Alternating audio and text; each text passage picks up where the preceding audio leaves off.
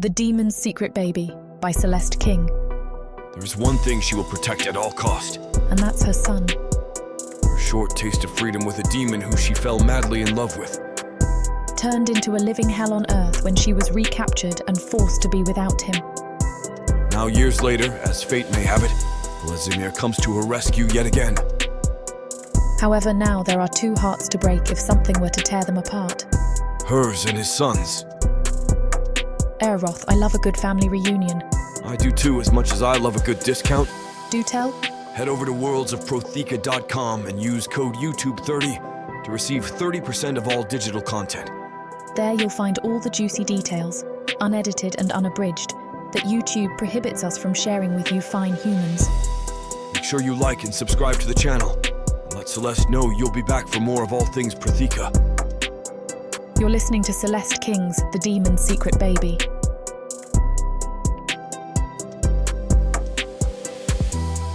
Chapter 1. Volezimir. I stride through the vacant corridors of the castle, my footsteps reverberating off the stone walls. The silence is deafening, a stark reminder of the absence that weighs heavily on my shoulders. My eyes scan the empty halls, searching for a purpose that seems to have vanished along with the royal family. The throne room looms ahead, its massive doors slightly ajar.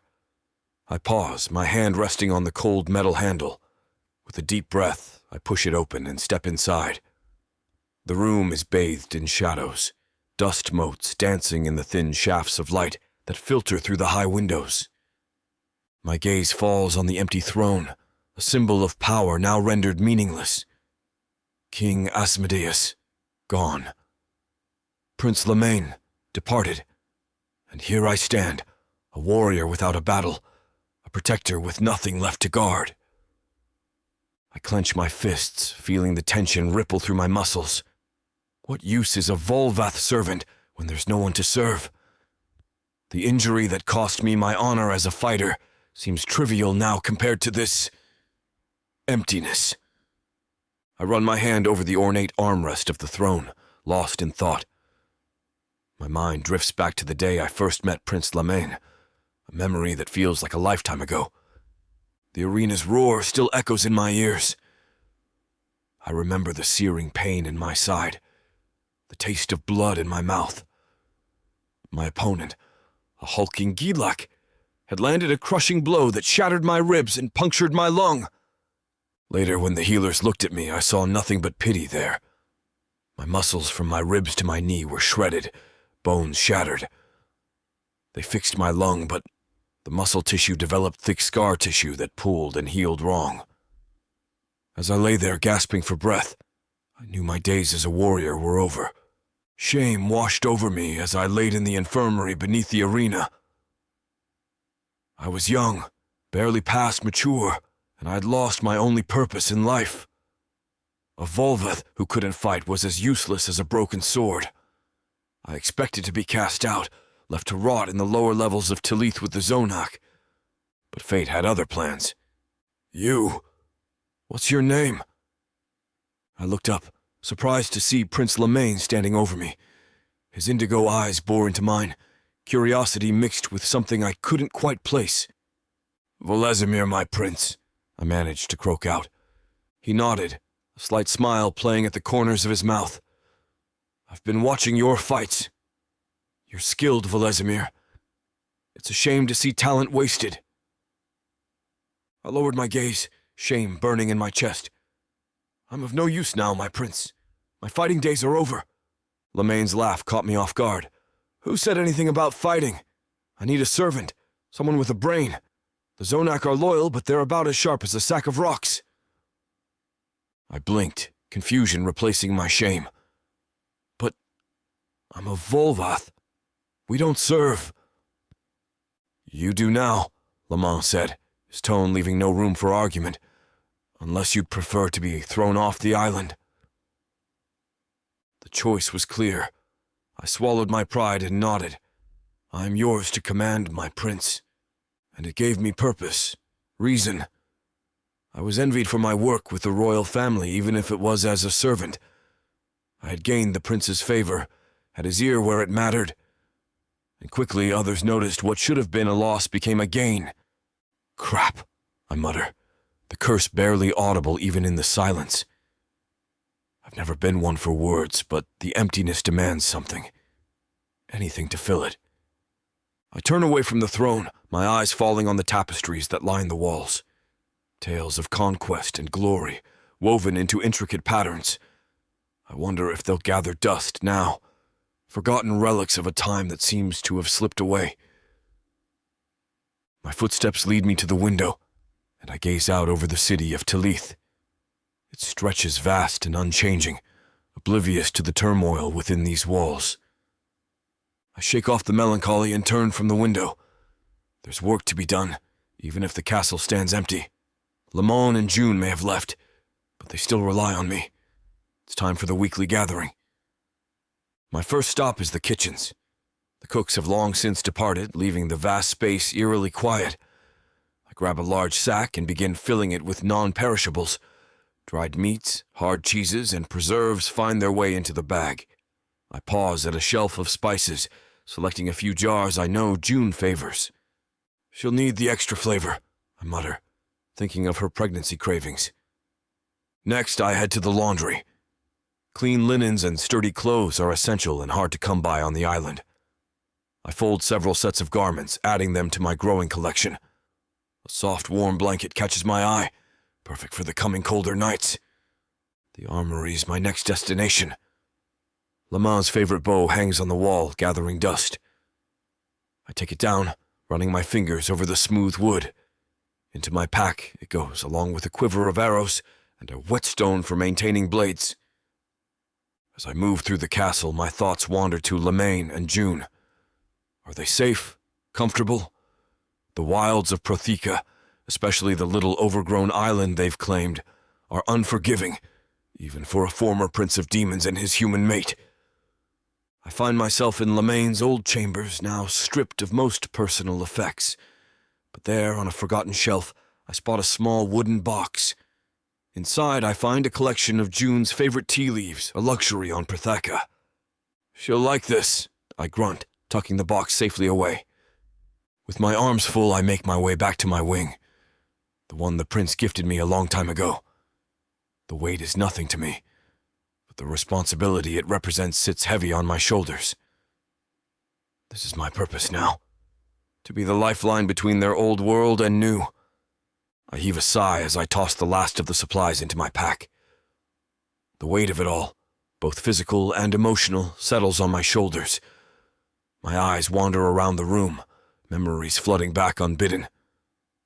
These halls used to buzz with life, demons of all types scurrying about, their voices echoing off the stone walls, the clash of training swords in the courtyard, the heated debates in the council chambers. Now it's all just empty. I remember the day Lemaine first brought June here. The shock on everyone's faces, the whispers that followed them. A human in our midst? Unheard of. But Lemaine stood tall, daring anyone to challenge him. And June? She held her head high, those green eyes flashing with a fire that matched any demon's. My hand absently traces the scar on my side, a reminder of the injury that cost me my place as a warrior. Lemaine could have cast me aside, left me to rot in shame. Instead, he gave me purpose. A servant, yes, but one he trusted above all others. Now what? The kingdom stands, but its heart is gone. The other demons mill about unsure, waiting for something. Direction? A sign? I don't have the answers they seek. I shake my head, pushing the thoughts aside. There's a task at hand, one that gives me focus when everything else seems adrift. Reaching into my pocket, I pull out the beacon. Such a small thing, barely larger than a pebble, yet it holds the power to bridge worlds. I turn it over in my palm, feeling the faint hum of magic within. It's a lifeline, not just for Lamont and June, but for me as well. I gather my supplies and make my way through the empty corridors one last time. Each step echoes, a stark reminder of what's been lost. But as I reach the castle's main entrance, I straighten my shoulders. This weekly journey, this connection to Lemaine and June, it's more than just a task. It's a promise. a thread of hope in an uncertain future. I cast one final glance at the silent halls behind me. The emptiness aches, but there's a flicker of something else. Determination, perhaps, or just plain stubbornness. Whatever comes next, I'll face it. For now, this is my purpose. It's enough. I activate the portal, watching as the shimmering veil of magic ripples before me. Taking a deep breath, I step forward, bracing myself for the sensation I know is coming. No matter how many times I do this, I swear I'll never get used to it. The moment I cross the threshold, reality warps around me. My stomach lurches as if I'm plummeting from a great height. Colors blur and swirl, melting into an incomprehensible kaleidoscope. The air feels thick, pressing against my skin from all directions. My body feels stretched and compressed simultaneously, as if I'm being pulled apart and squeezed through a tiny hole. The sensation is nauseating, and I grit my teeth against the discomfort. My ears pop, and a high-pitched whine fills my head, drowning out all other sounds. For a brief, terrifying moment, I lose all sense of up and down, left and right. I'm suspended in a void of swirling magic, untethered from the physical world. My heart races, pounding so hard I can feel it in my throat. Just when I think I can't stand it any longer, everything snaps back into focus. The world rushes back with dizzying speed, and I stumble as my feet touch solid ground again. The abrupt transition leaves me disoriented, my head spinning as I try to regain my bearings. I blink rapidly, my eyes adjusting to the sudden change in light. The musty air of the castle is replaced by the crisp, clean scent of Protheca's wilderness. The weight of the supplies on my back reminds me of my purpose, grounding me in the present. As the disorientation fades, I take in my surroundings. The lush greenery of the island comes into focus, a stark contrast to the stark stone walls I left behind. Chapter 2. Zilpha. I stumble forward, my feet dragging against the rough cobblestones as my captors pull me through the bustling marketplace at the port of Voig. The shackles around my wrists ache as they nearly crush the bone beneath from how tight they are. But I grit my teeth, refusing to give these dark elf bastards the satisfaction of hearing me cry out. "Move it, human filth!" one of them snarls, yanking on the chain. I shoot him a glare, wishing I could get out of these chains and wipe that smug look off his face. But the shackles keep me in place, keep me from lashing out and trying to slit his throat as I did when he first yanked me off the streets. Just another piece of merchandise to be sold off to the highest bidder. The marketplace teems with life around us. Merchants hawk their wares, their voices rising above the general din. The air is thick with the scent of spices, cinnamon, saffron, and others I can't name. Under different circumstances, I might have found it intoxicating. Now, it just makes my head spin. My eyes dart frantically from side to side, searching for any opportunity to break free. But the crowd parts easily for my captors, dark elves commanding respect and fear even in this chaotic setting. No one dares meet my gaze, let alone offer help. "Fresh stock here," the leader of my captors calls out, his voice booming. "Strong human female, perfect for hard labour or a good lay." He cast a look over at me with a grin, eyes roaming and making my skin burn. "A great one," he shouts. My stomach turns. I've heard whispers of what happens to human slaves in dark elf households. Death would be preferable. A potential buyer approaches, eyeing me like a piece of meat. I bare my teeth at him, earning myself a sharp slap across the face. "Feisty one, isn't she?" The buyer chuckles. "Might be fun to break her spirit." "Screw you," I spit, tasting blood in my mouth. Before either can react, a blinding flash of light suddenly erupts in the marketplace, dazzling colours dancing across my vision. I blink rapidly, trying to clear the spots from my eyes. The dark elves holding my chains curse and stumble, momentarily disoriented. Before I can process what's happening, I feel a presence at my side. Slim fingers work deftly at the locks on my shackles. There's a soft click, and the metal falls away from my wrists. "This way." A woman's voice hisses in my ear. A hand grabs mine, tugging me forward. My legs move on instinct, following the pull. We weave through the crowd, taking advantage of the chaos.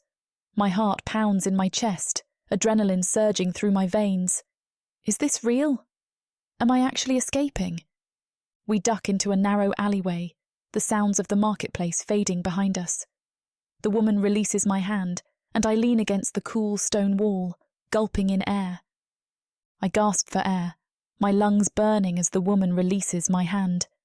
We're pressed against the cool stone of the alley, hidden in shadow.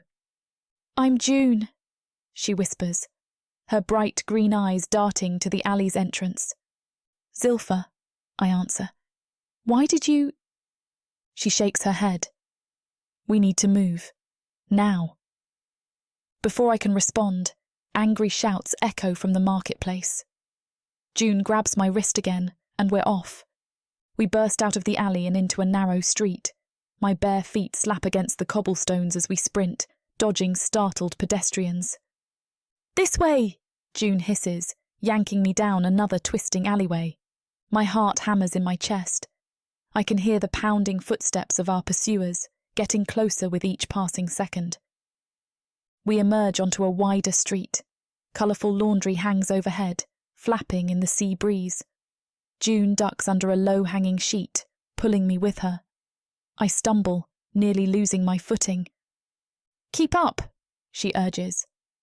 A dark elf's enraged face appears at the end of the street. "There!" he bellows. We veer sharply to the left, knocking over a cart of fruit. The vendor's angry cries fade as we plunge into the maze of back alleys. Left, right again.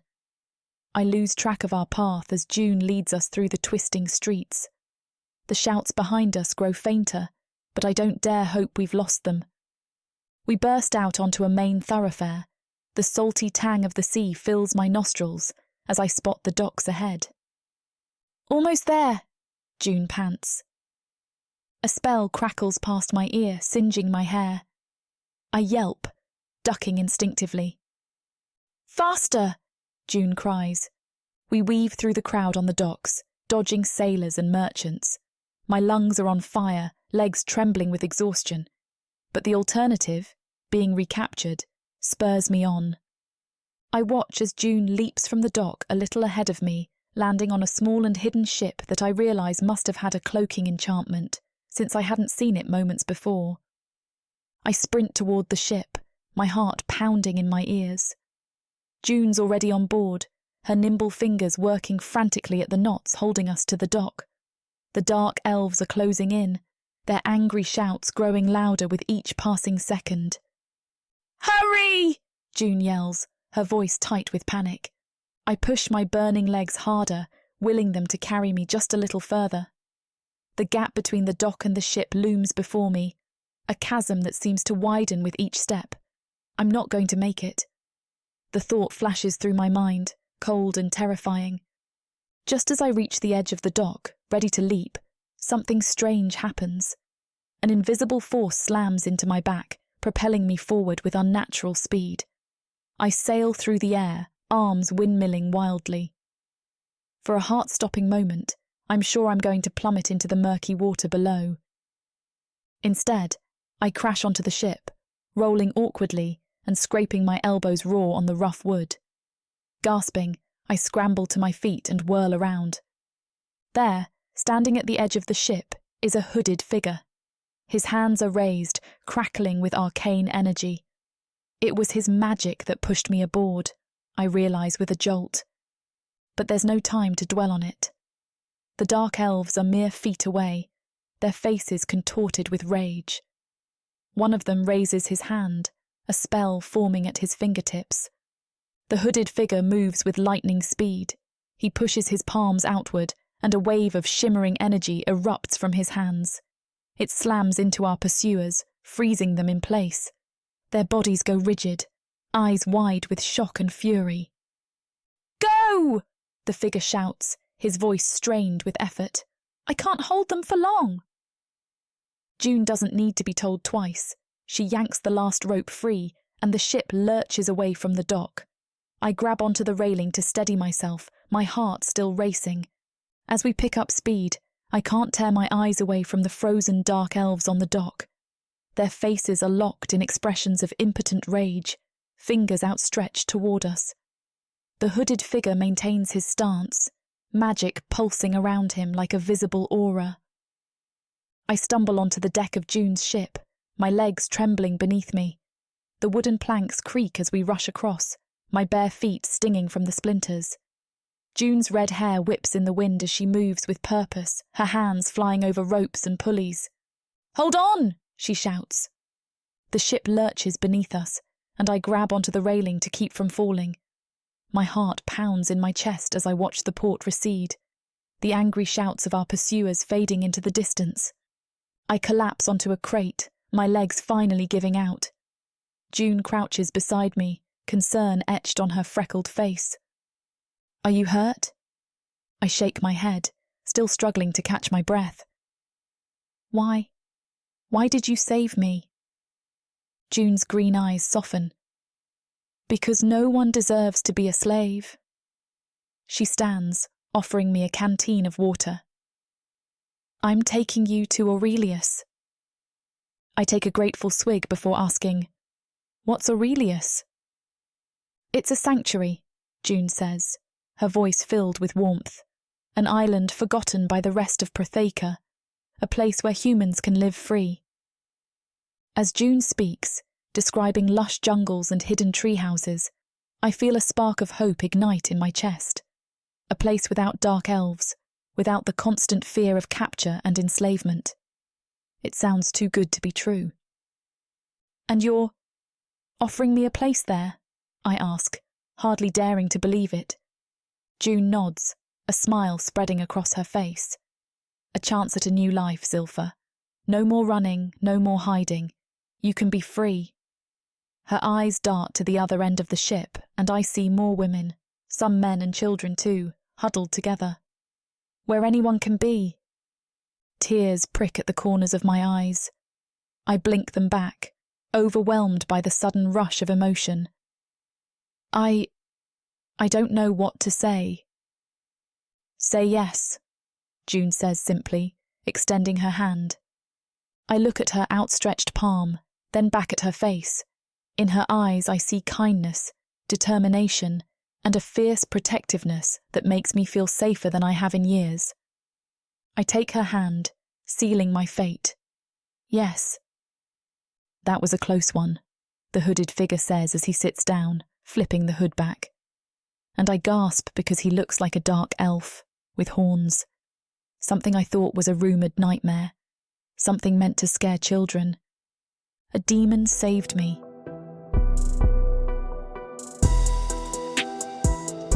Chapter 3. Volezimir. The lush jungle of Aurelius is always a welcome sight as I stand on the beach, only water on the horizon. The air here is thick with humidity, alive with the calls of strange creatures.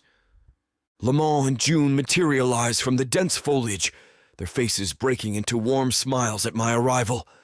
My chest tightens, a mix of relief and something I can't quite name. "Volezimir," Lamont clasps my forearm, his grip firm, right on time, as always. I nod, carefully setting down the supplies. "Your castle remains secure." June's scent is starting to tell of her pregnancy, which Lamont informed me of during my last visit. She looks no different, though, as she moves forward, placing a gentle hand on my arm. "Thank you for this. We'd be lost without your help."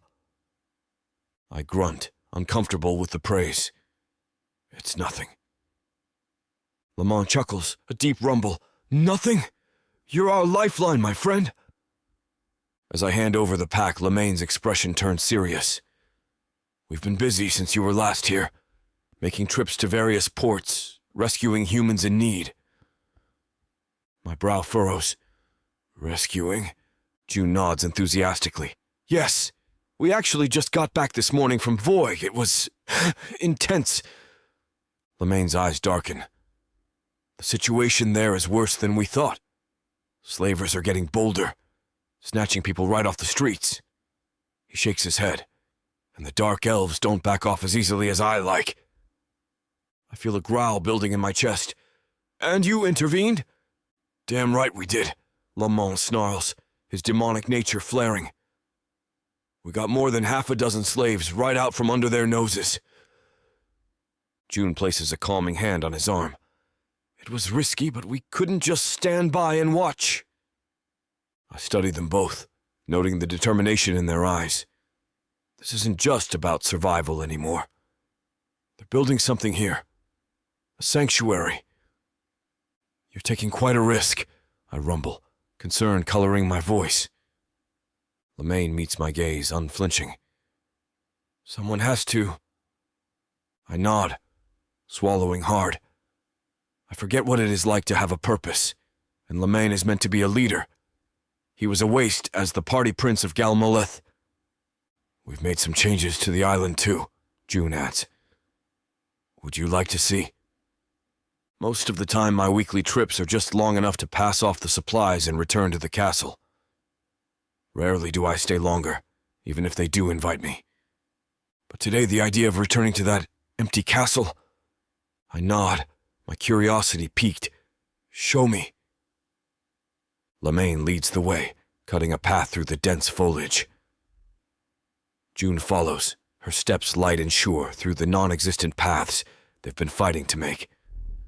I bring up the rear, my bulk making it harder to navigate the narrow trail. We emerge into a clearing where several wooden structures stand. They're simple but sturdy, blending seamlessly with the surrounding jungle. They're all built up off the ground to avoid the animals and any flooding.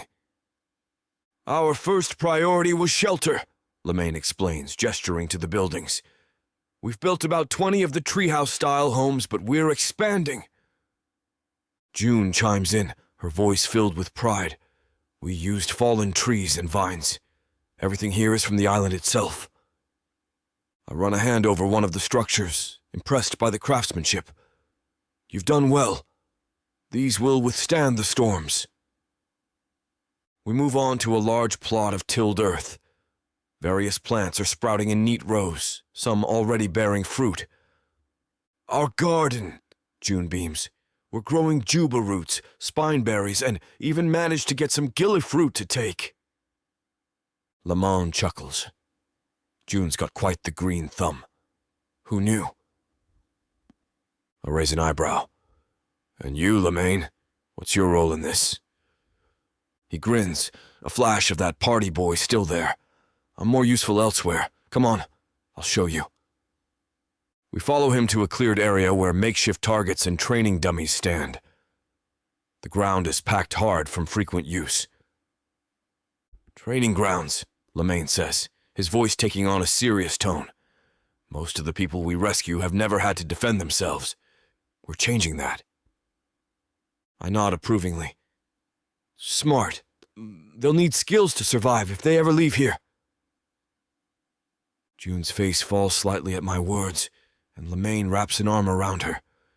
We hope they won't have to, he says softly, but we want them prepared just in case.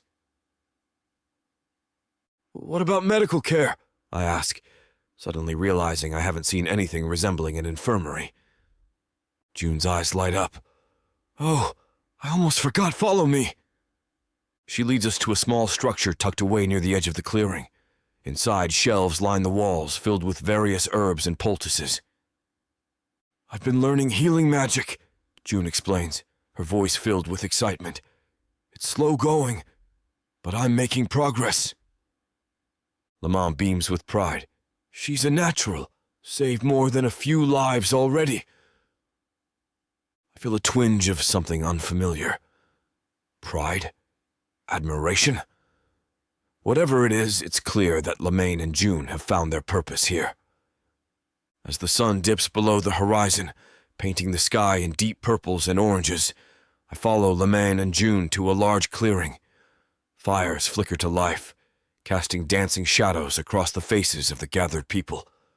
The scent of roasting meat and familiar spices fills the air. I hang back, leaning against a massive tree trunk as I watch the scene unfold. Lemaine moves through the crowd with ease, his presence commanding yet comforting. He clasps shoulders, offers words of encouragement, his deep voice carrying over the general chatter. June flits from person to person, her bright hair catching the firelight. She kneels beside a young woman, speaking softly as she checks a bandage on her arm. The woman's tense posture relaxes visibly under June's gentle touch. My gaze sweeps over the gathering, taking in the details. There's a mix of ages and races, all bearing the haunted look of those who've seen too much. But there's something else there too, a spark of hope in their eyes as they look to Lamon and June. A group of children dash past, laughing as they chase each other around the fires. One trips, skinning his knee.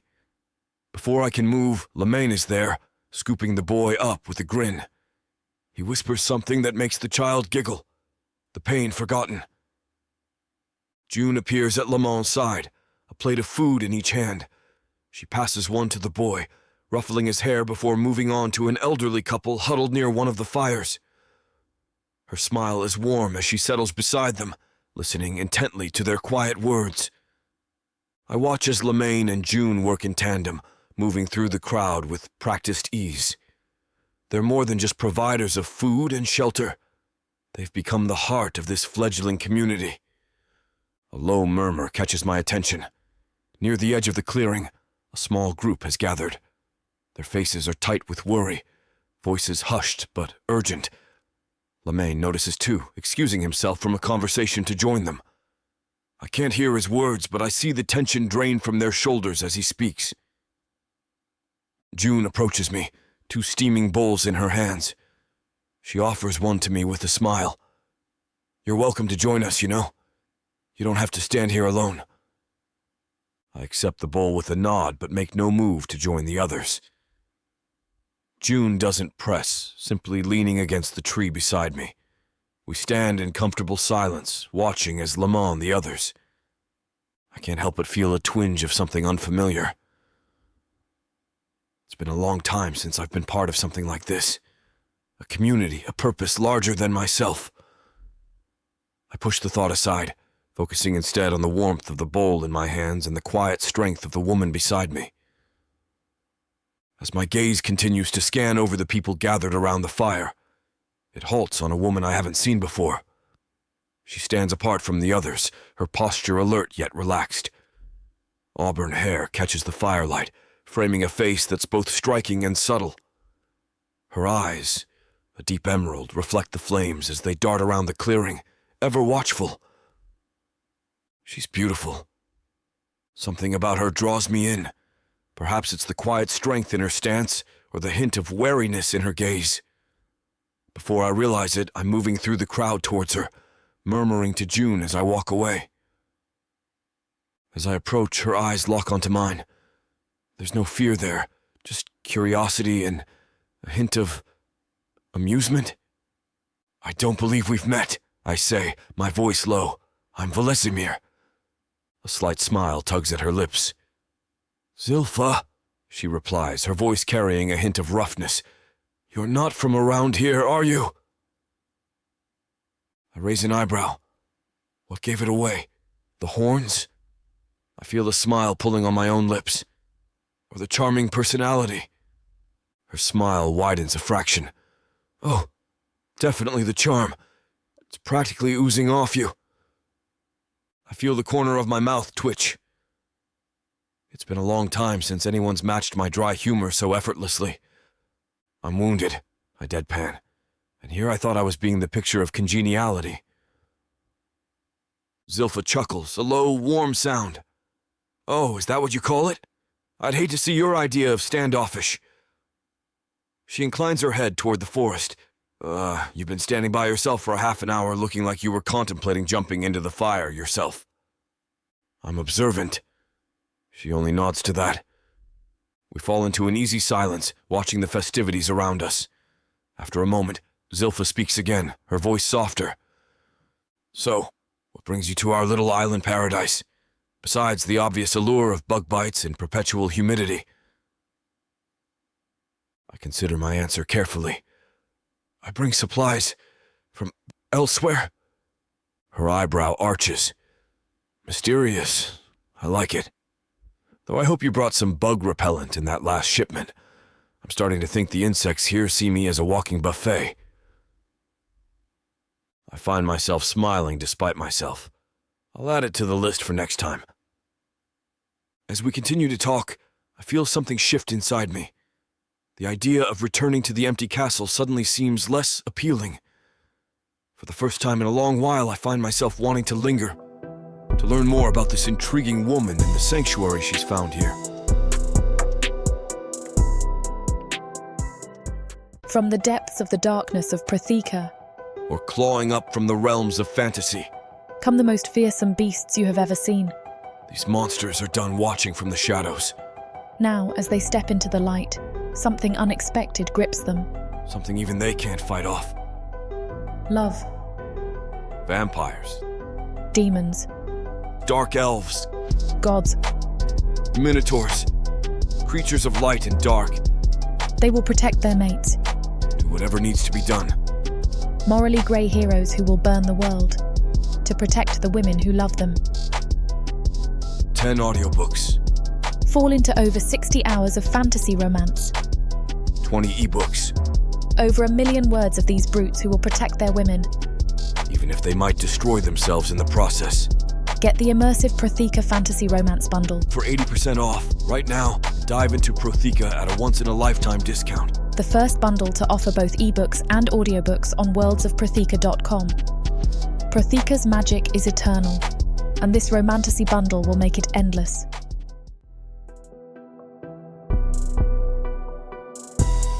Chapter 4. Zilfa.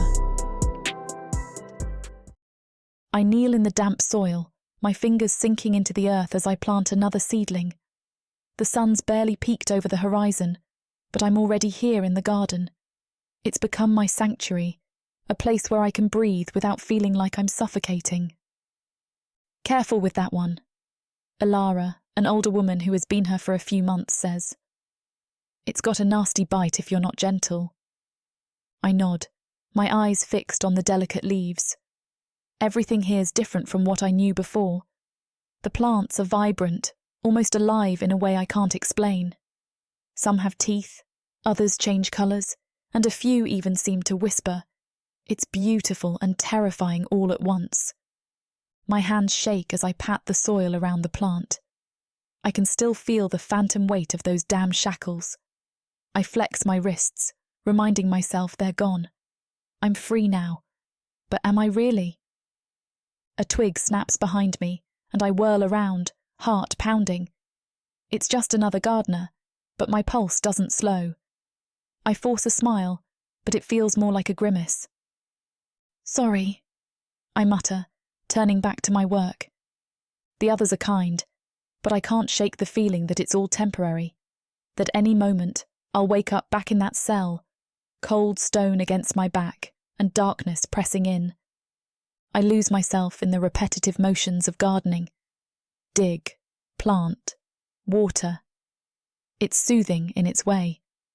The earth doesn't judge, doesn't expect anything from me. It just is.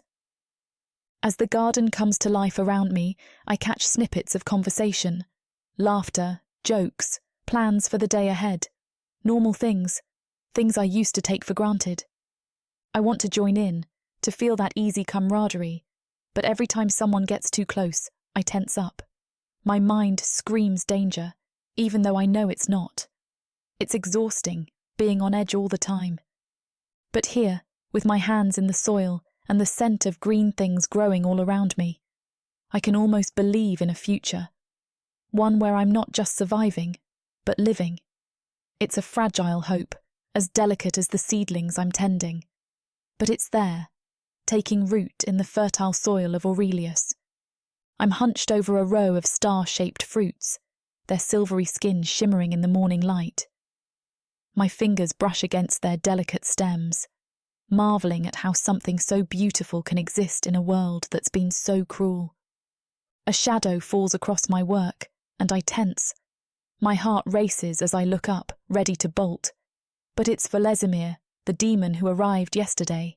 His massive frame, and yes, He is massive, at least 8 feet tall, blocks out the sun, yet there's something oddly comforting about his presence. And he's also so attractive it's hard to think straight around him. Tall, muscular, with those stunning eyes. I can only imagine how useful those horns must been when Strad. "Zilfa," he says, his deep voice rumbling like distant thunder. "Volezimir." I lean back and wipe my hands on my pants. "What brings you by the gardens?" A dangerous smirk dances across his lips. Dangerous to me because it makes my heart stutter. "I found a hidden waterfall while exploring, and I thought, would you like to see it?" I hesitate. Every instinct screams at me to refuse, to retreat to the safety of solitude. But there's something in his golden eyes that draws me in. They're nothing like the cold, cruel eyes of the dark elves who held me captive. I don't know," I stammer, hating how weak I sound. "Is it far?" He shakes his head, a small smile tugging at his lips. "Not too far. We'd be back before midday." I shouldn't trust him. He's a demon for crying out loud. But there's an earnestness in his expression that makes me want to believe him. And if I'm honest with myself, I'm curious about this waterfall. I never do something just for fun. I can be honest with how cautious I usually am. "Okay," I hear myself say, surprised by my own decision. "Let me just finish this row." As I work, I can't help but steal glances at Volezimir. He's intimidating, sure, with his towering height and those impressive horns. But there's a grace to his movements that belies his size. And his deep charcoal skin. It reminds me of the dark elves, yet it's different. Warmer somehow. It doesn't strike the fear in me that I thought it would, like Lemaine did at first. I shake my head, trying to clear these confusing thoughts. I shouldn't find him attractive. I shouldn't want to trust him. But I do, and that scares me more than anything. When I'm done, I dust off my hands and stand. "Lead the way," I say, hoping my voice doesn't betray my nerves. As we leave the garden, I feel a flutter of excitement in my chest. It's been so long since I've felt anything but fear and resignation. This tiny spark of adventure, of connection. It's terrifying and exhilarating all at once. I follow Volezimir through the lush jungle, my senses on high alert. The path is narrow, forcing us to walk single file. His massive form parts the foliage ahead, making it easier for me to navigate. "Watch your step," he rumbles, glancing back at me. "The roots here are tricky." I nod, focusing on my footing. The air grows heavy with moisture, and I can hear the distant roar of falling water. Suddenly, the jungle opens up, revealing a breathtaking sight. A waterfall cascades down a cliff face, mist rising in an ethereal cloud. Rainbows dance in the spray, where sunlight breaks through the canopy. "It's beautiful," I breathe, momentarily forgetting my wariness. Volezimir grins, revealing sharp teeth that should terrify me but somehow don't. "I thought you might like it." We settle on a sun-warmed rock near the pool at the base of the falls. The mist cools my skin, a welcome relief from the jungle's oppressive heat. "So," I start, unsure how to break the silence. "Demon life? Lot of stealing children and raising villages?" He barks out a laugh, startling a flock of colourful birds from a nearby tree. "Oh yes, that's our breakfast, lunch and dinner. How'd you know?" I can't help but smile. "Oh, I've just heard things here and there. Though I imagine you'll run out of villages one of these days." "Perhaps," he quips, "but that's a risk I'm just going to have to take." We fall into an easy silence, broken only by the thundering of the falls. I should feel uncomfortable, alone with this massive demon. But there's something safe about his presence. I've spent my entire life on high alert, trying to defend myself. But for the first time, with Volezimir, I can feel myself relaxing.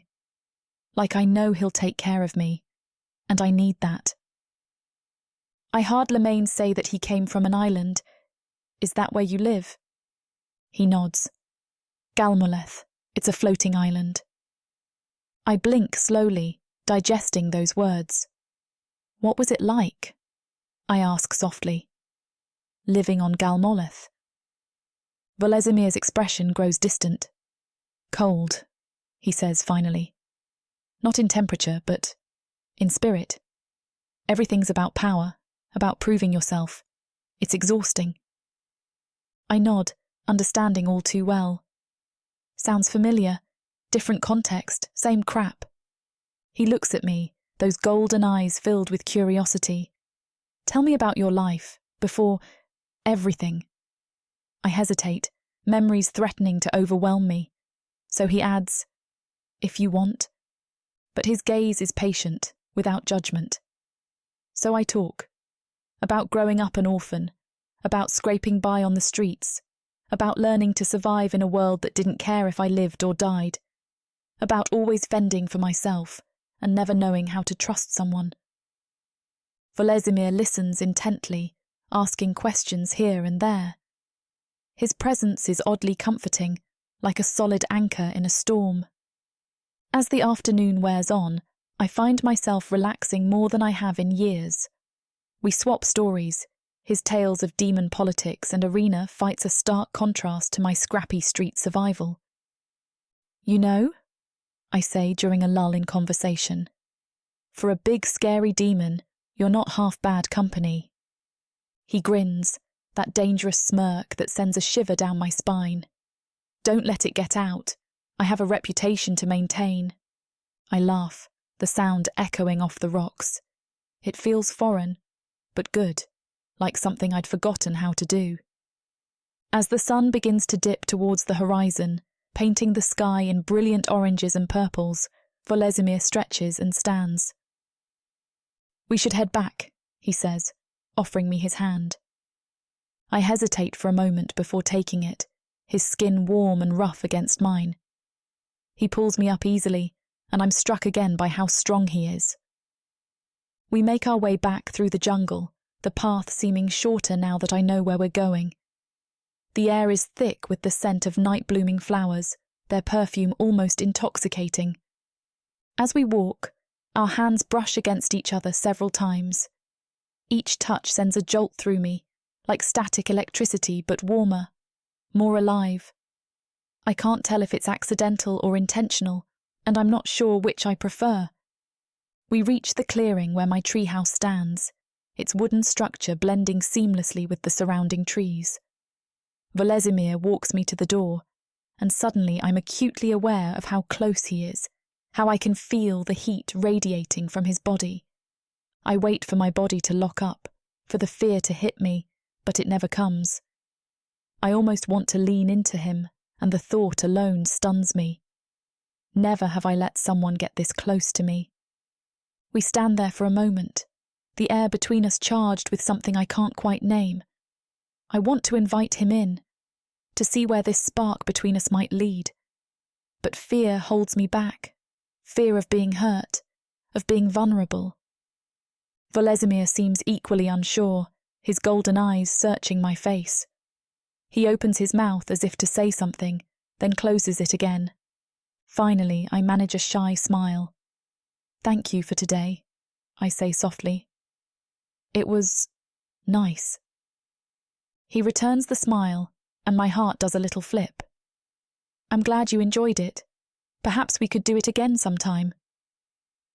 I nod, probably too eagerly. I'd like that. We linger for another moment, neither wanting to be the first to leave. Finally, Volezimir takes a step back. Good night, Zilfa, he says, his voice deepening, and I'm surprised that I like it. Good night, Volezimir, I reply. As I watch him disappear into the gathering darkness, I can't help but feel a mix of excitement and trepidation. Something's changing, and I'm not sure if I'm ready for it. But for the first time in a long while, I'm looking forward to tomorrow.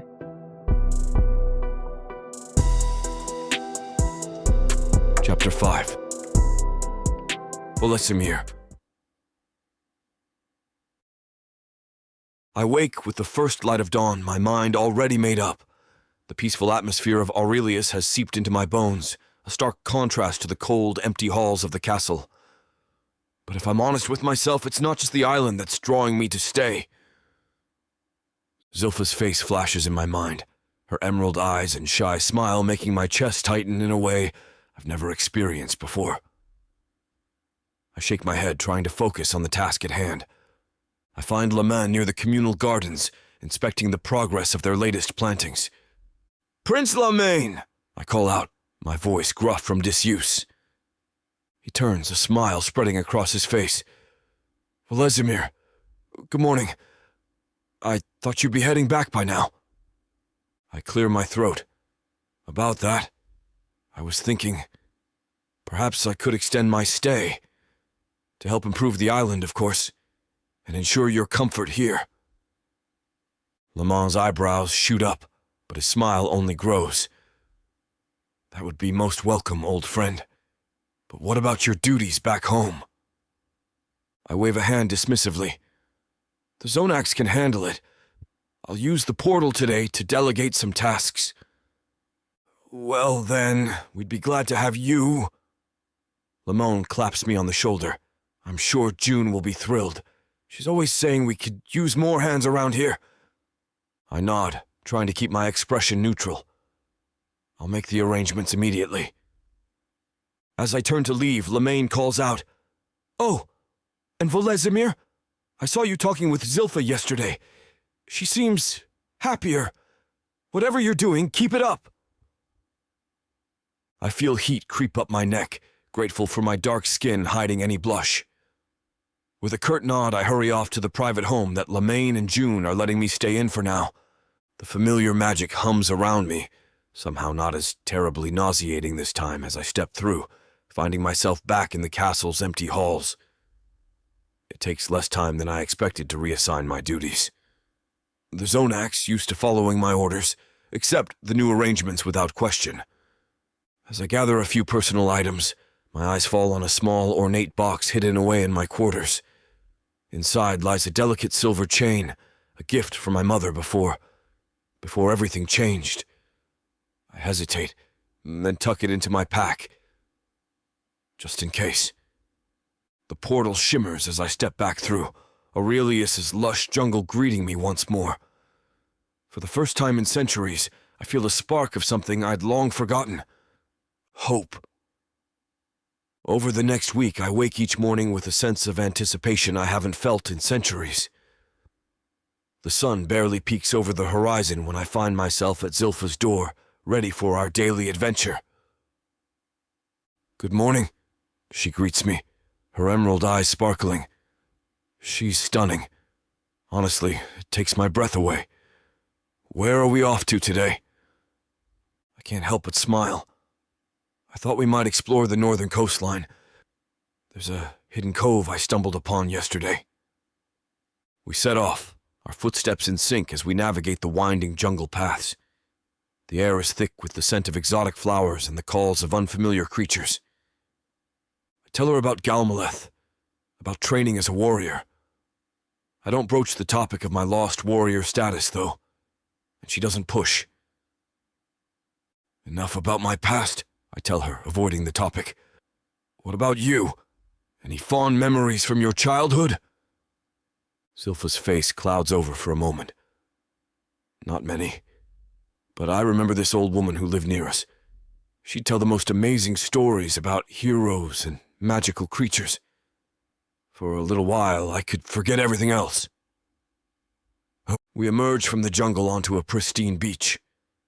The sand is soft beneath our feet as we make our way to the hidden cove. Crystal clear water laps gently at the shore, revealing colorful fish darting about. "I love it here," Zilpha breathes, her eyes wide with wonder. I find myself staring at her profile, struck by how the sunlight catches her auburn hair. "Me too, sunshine." Her eyes jerk to mine as the nickname slips out, but it feels so perfect.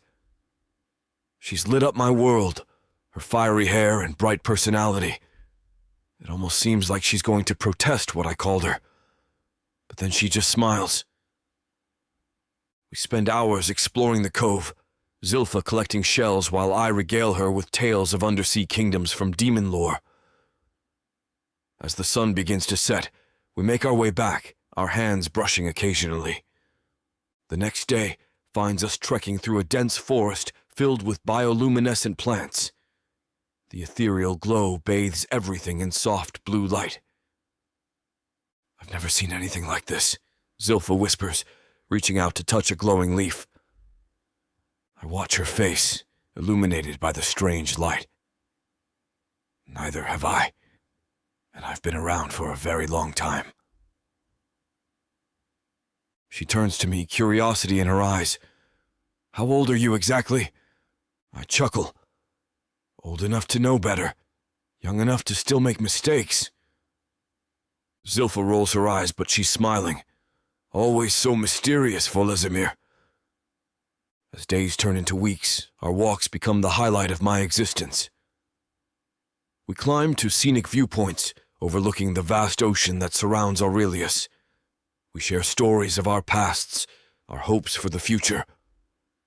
With each passing day, I find something I thought I was missing: purpose.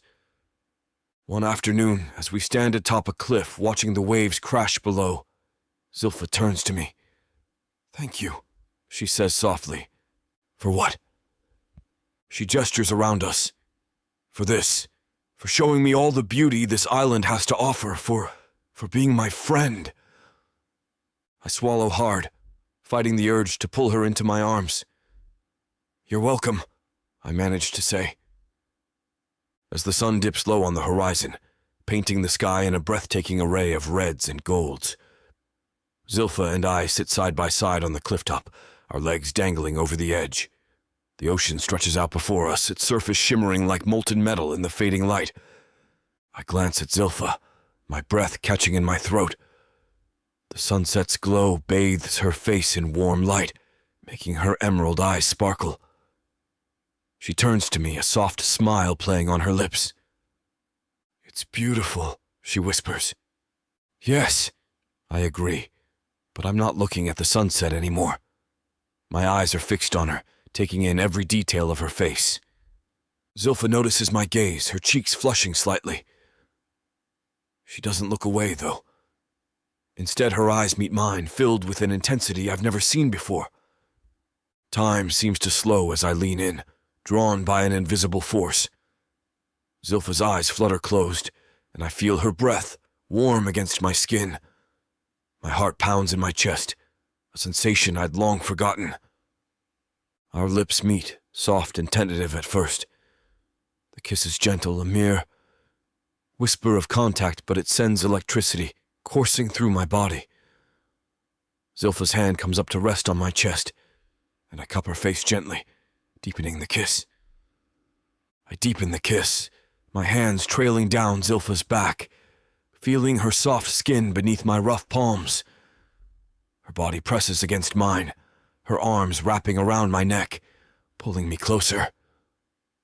The heat between us intensifies, a fire stoked by our shared desire. Suddenly, she shifts, her hands gripping my shoulders as she climbs onto my lap, her legs straddling me. Her eyes meet mine, filled with a hunger that mirrors my own. I kiss down her neck, tasting her sweet skin, feeling her pulse quicken beneath my lips. I've never wanted anything more than I want her in this moment. She lets out a soft moan, her head tilting back, exposing more of her delicate throat. Her fingers find the hem of her top, and she pulls it off in one swift motion. I lean back, my eyes roaming over her, taking in every curve, every freckle. She's breathtaking. "Sunshine," I murmur, my voice hoarse with desire. "Do you want this?" Her eyes meet mine, filled with determination. "Yes," she whispers. "I want you, Volezimir." I swallow hard, my heart pounding in my chest. Have you done this before?" Memories cloud her gaze, shadows of a past she'd rather forget. Biting down on her lip, she whispers, "Never that I wanted." I cup her face gently, my thumb brushing away a stray tear. "We don't have to." She cuts me off, her voice steadier now. "I want to, Volezimir. I want you to give me a good memory. Sorry for the interruption. I know you were gearing up for a steamy scene, but it's way too hot for this platform." If we want to keep sharing our stories for free, we have to abide by this platform's guidelines. To get the full unabridged audiobook, go to worldsofprothika.com. Browse through unabridged audiobooks, countless ebooks and bundles offered at a discount. If the thought of me whispering all the dirty details into your ear isn't enticing enough, use discount code YouTube30 to get 30% off of all digital products. Story after story, audiobook after audiobook, the worlds of Prothika are waiting for you. Prothika's magic is eternal. But unabridged, it's unforgettable. In that moment, everything becomes clear. This is where I belong. This is my purpose. Not the empty halls of the castle, not the duty to my king. It's her. It's Zilfa. It's the sunshine she brings into my life. Chapter 6. Zilfa. I wake up to the sound of waves lapping against the shore, a gentle reminder of my new life on Aurelius.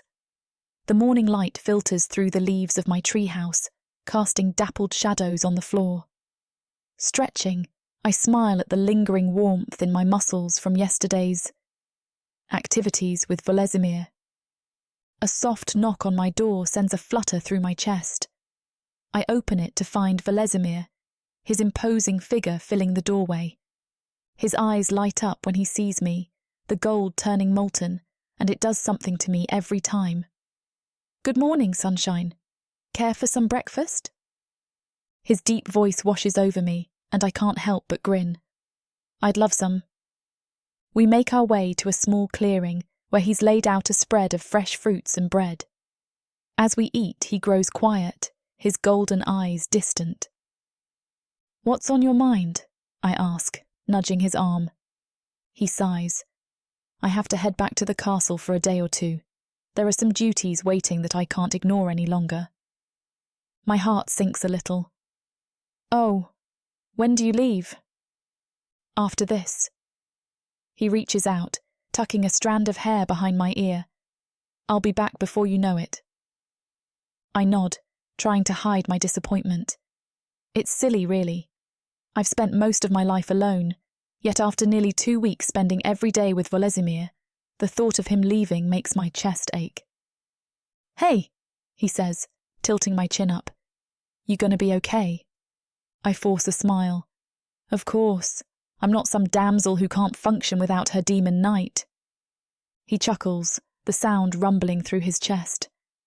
"Never thought you were, sunshine." After breakfast, I walk with Volezimir to his temporary home. As he prepares to leave, I realise something. I don't want to be alone, but I don't have to be. With a final kiss, Volezimir steps through the portal, leaving me alone but not lonely. Later that day, I find myself in a room with other Aurelians. Maps and plans are spread across a large table, and the air buzzes with anticipation. June stands at the head of the table, her face serious. "All right, folks," she says. "We've got intel on a ship docking in Orthani tomorrow night. It's carrying human captives." My stomach clenches at the memory of my own captivity, but I push it aside. This is why I'm here. "Zilfa," June calls, catching my eye. "You've been through this. Any insights?" I step forward, my voice steady as I begin to share what I know. For the first time in a long while, I feel like I'm part of something bigger than myself. And as we dive into the rescue plans, I realise that even without Volezimir, I'm not alone anymore.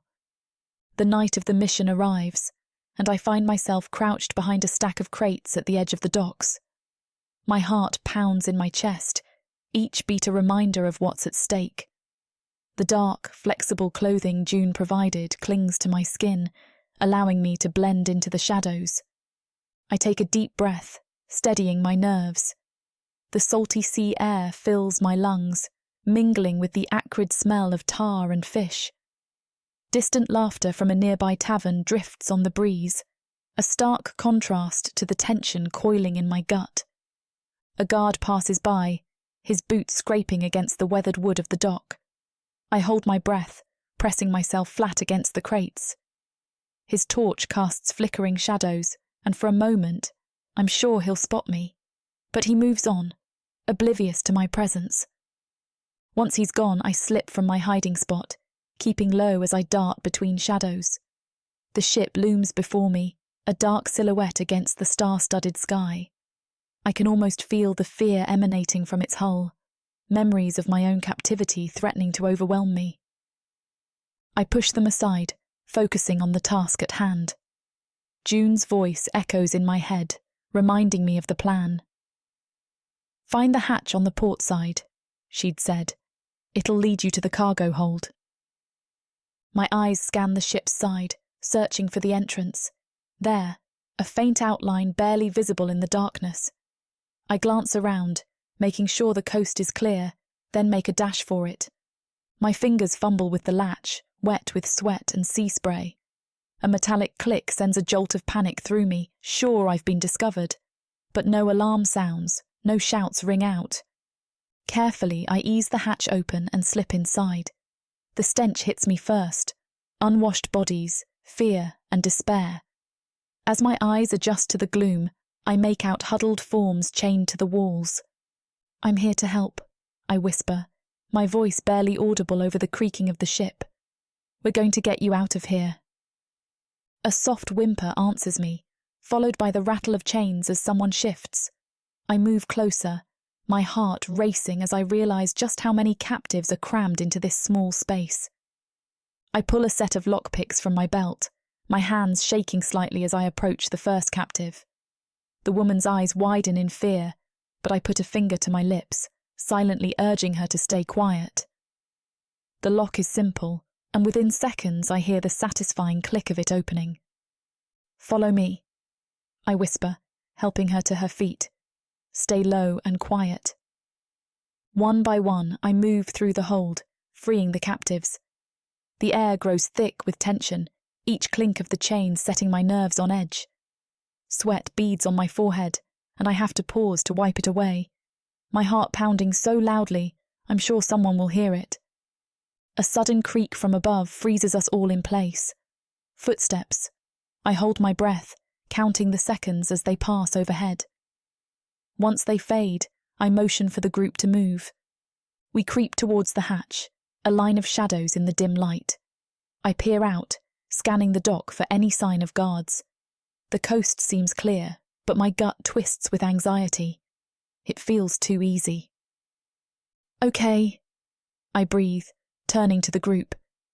Their faces are etched with fear and hope. "We're going to move fast and quiet. Stay close." I lead them out onto the dock, my eyes darting everywhere at once. The night air feels cool on my skin after the stuffy hold, but I can't relax. Not yet. "Okay, go!" I hiss. They move down the dock, keeping their footsteps light, but it still sounds loud in the quiet of the night. At the other end of the dock, another person is waiting to guide people down onto the ship, dark against the inky water. Another woman stands at the helm, helping people onto the boat as fast as she can. Once I see that most have filed on, I double back, wanting to make sure I got everyone. There's no shouts, no sign that anyone has caught what we've done, and I'm not taking any chances.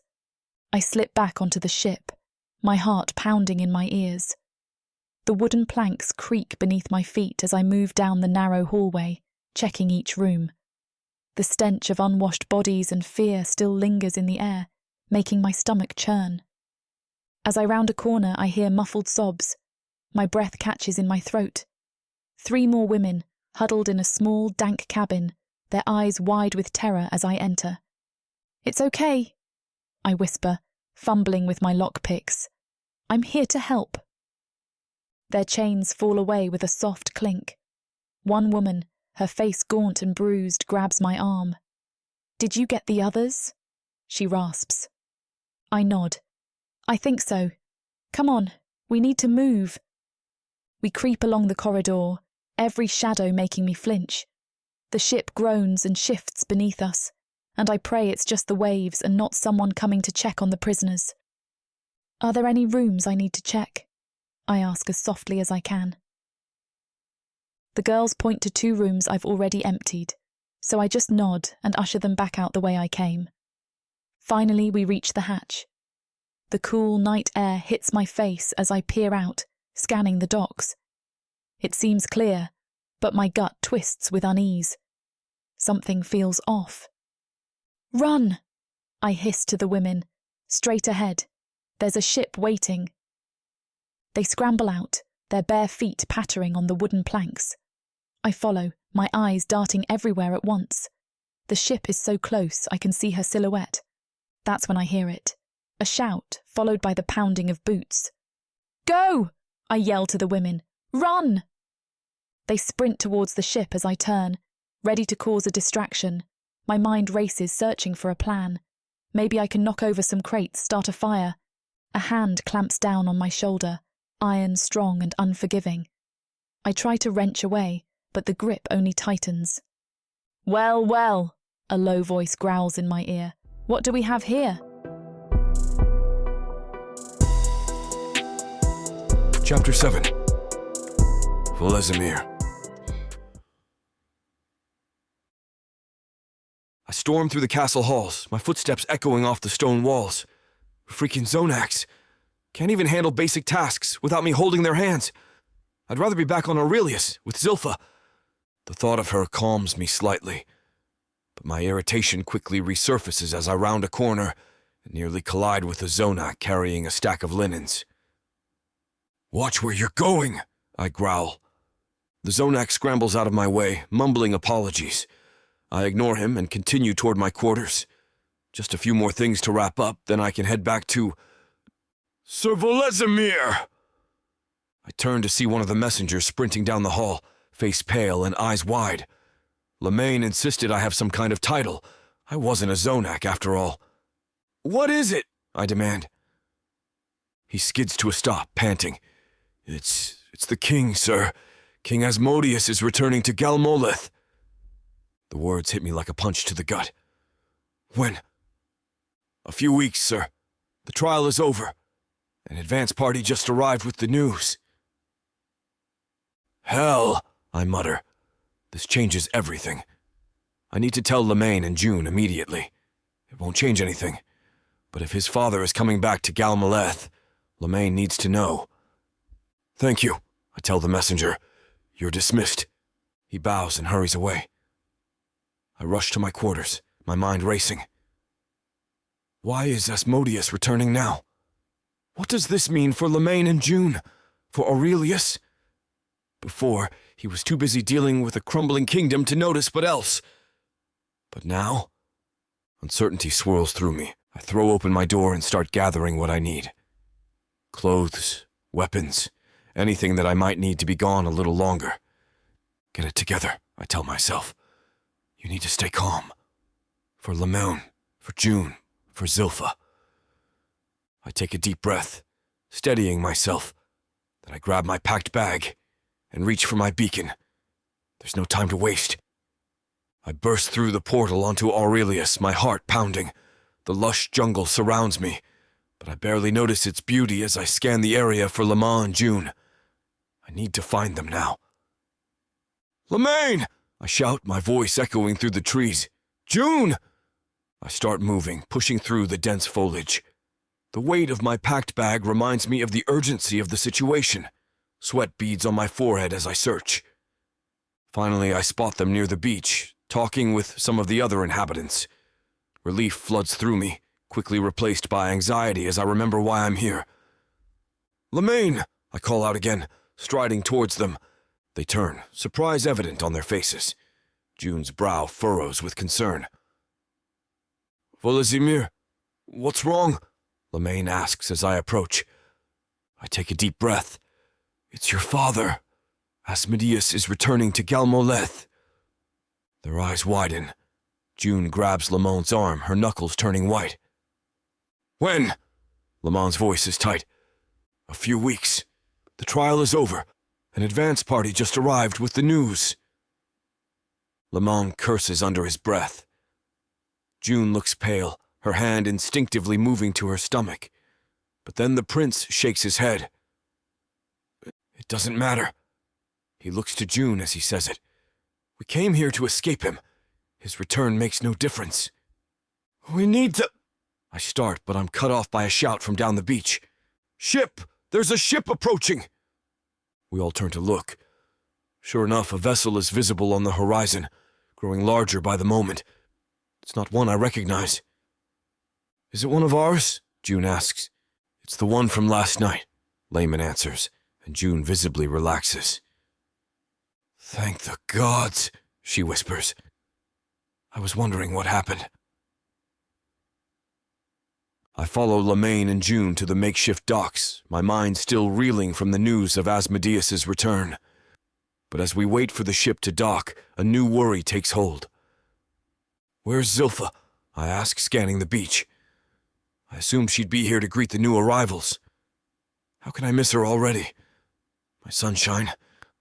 I've been feeling a heavy cloud over me without her. June turns to me, her eyes widening. Oh, Volezimir, I thought you knew. Zilpha's on that ship. What? I growl, my fists clenching at my sides. What the hell do you mean she's on that ship? Lemaine steps between us, his voice low and calm. Easy, Volezimir. It was a rescue mission. Zilpha volunteered. And you let her? I snarl, my anger rising. She's barely been here a month. She's not ready for something like that. She insisted, June says softly. She wanted to help others escape like she did.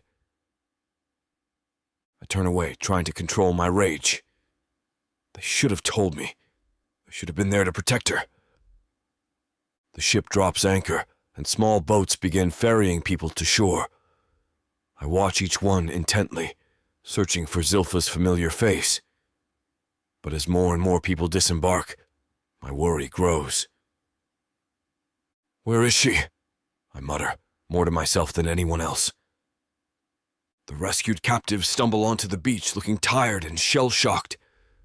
But soon the ship is empty, the volunteers stepping off too. And Zilpha isn't among them. I turn to Lemaine and June, my heart pounding. She's not here. Where the hell is she? Lemaine's brow furrows as he scans the crowd. I don't understand. She should be with them. June's face pales. Something must have gone wrong. Panic claws at my chest. I grab the nearest rescuer, a young man with haunted eyes. Where's Zilpha? The woman who helped free you? He shakes his head, fear flickering across his face. I don't know. There was a commotion. Someone grabbed her. We didn't see what happened after that. I release him, my mind racing. Grabbed her? Who? What happened to her? We need to go back, I growl, already moving towards the ship. Now? Lemaine catches my arm. Volezimir, wait! We need a plan! I whirl on him, barely containing my rage. Every second we waste is another second she's in danger. I'm going after her, with or without you. I can't believe this. My hands shake as I clench them into fists, rage and fear battling inside me. Zilpha's gone. She's in danger, and I wasn't there to protect her. What the hell were you thinking? I roar, rounding on Lemaine and June. Sending her on a mission like that? She's not trained for this crap. June flinches, but Lemaine stands his ground. Volezimir, calm down. Don't tell me to calm down, I snarl, getting in his face. You let her walk into a freaking death trap. She volunteered, Lamont says, his voice tight. We didn't force her. You should have stopped her, I shout, my voice echoing across the beach. The rescued captives shrink away, fear in their eyes. I don't care. All I can think about is Zilpha, alone and in danger. She's not a warrior, she's not a freaking spy! She's barely recovered from her own captivity, and you let her go back into that hellhole? Volezimir, please, June pleads, her hand on her belly. We didn't know. You didn't know? I laugh, the sound harsh and bitter. Of course you didn't know. You didn't think. You just sent her off like some expendable pawn. I pace back and forth, my mind racing. Do you have any idea what they might do to her? The kinds of monsters that prowl those docks? The images flashing through my mind make me want to vomit. Zilpha, chained and bleeding. Zilpha, screaming in pain. Zilpha, broken and lifeless. I should have been here, I growl, more to myself than anyone else. I should have protected her. We couldn't have known, Lemaine starts, but I cut him off. That's crap! You know the risks. You know what's out there. And you let her go anyway. I turn back to the ship, my decision made. I'm going after her. Now. And if anything's happened to her, I swear to all the gods. Volezimir, Lemaine's voice is firm now. We'll find her. We have people at the docks every week. June nods, stepping closer but not daring to touch me. We'll get her back. She's resourceful. I'm sure she's okay. But even her hands are trembling. I think we both know it's a lie. Chapter 8. Zilpha. I wake with a splitting headache, the world spinning as I try to focus my eyes. The first thing that hits me is the stench, a nauseating mix of salt, sweat, and despair. I'm in some kind of hold, the wooden planks creaking beneath me with each roll of the waves. Crap, I mutter, tugging at my wrists. Cold metal bites into my skin. I'm chained to the wall like a dog. My eyes adjust to the dim light filtering through the cracks above. Bodies crowd the space around me, hunched figures with hollow eyes and tear-stained faces. Some whimper softly, others stare blankly ahead. We're all prisoners here. I scan the hold, searching for anything I can use. My daggers are gone, along with the lockpicks I'd had tucked along my body. They've stripped me of everything useful. The air is thick, almost suffocating. It reeks of piss and vomit, making my stomach churn. I swallow hard, fighting the urge to retch. Where are we? I ask, my voice hoarse. A woman beside me lifts her head. Minotaur ship, she whispers, and I doubt we are heading for Milthar. My blood runs cold. I yank at my chains again, ignoring the pain as the metal digs deeper. There has to be a way out of this. I refuse to end up in another cage, to lose the freedom I've only just begun to taste. The ship lurches suddenly, sending us sprawling. Someone screams. In the chaos, I catch a glimpse of our captors through the hatch above, massive, muscled forms with curved horns jutting from their skulls. Their laughter booms down to us, a reminder of how small and powerless we are. I grit my teeth, anger burning away my fear. I've survived dark elf slavers and brutal slums. I'll be damned if I let these overgrown Tauras beat me. I work my fingers along the edge of my boot, feeling for the small pin I'd hidden there. My heart races as I fumble with it, praying to whatever gods might be listening that the Minotaurs missed this one thing. Got it. I almost sob with relief as I pull the tiny metal sliver free. Careful not to draw attention, I start working on the lock. The chains are crude but effective. It takes all my concentration to manipulate the pin in the darkness. A soft click. The manacle springs open. I freeze, waiting to see if anyone noticed. The other prisoners remain huddled in misery, oblivious to my efforts. No alarm sounds from above. Slowly I start on the second lock. Sweat trickles down my back as I work, every creak of the ship making me jump. I'm so focused on the task that I almost miss the change in atmosphere. The air grows thick, oppressive. It's like all the warmth has been sucked out of the hold. Heavy footsteps thud above, coming closer. I shove the pin back into my boot just as the hatch swings open. A massive figure descends the stairs, ducking to avoid hitting his horns on the low ceiling. the Minotaur captain. His presence fills the cramped space, radiating cold authority. I shrink back against the wall, trying to make myself invisible. But his gaze sweeps the hold, landing on me with unnerving precision. He strides forward, stopping just inches away.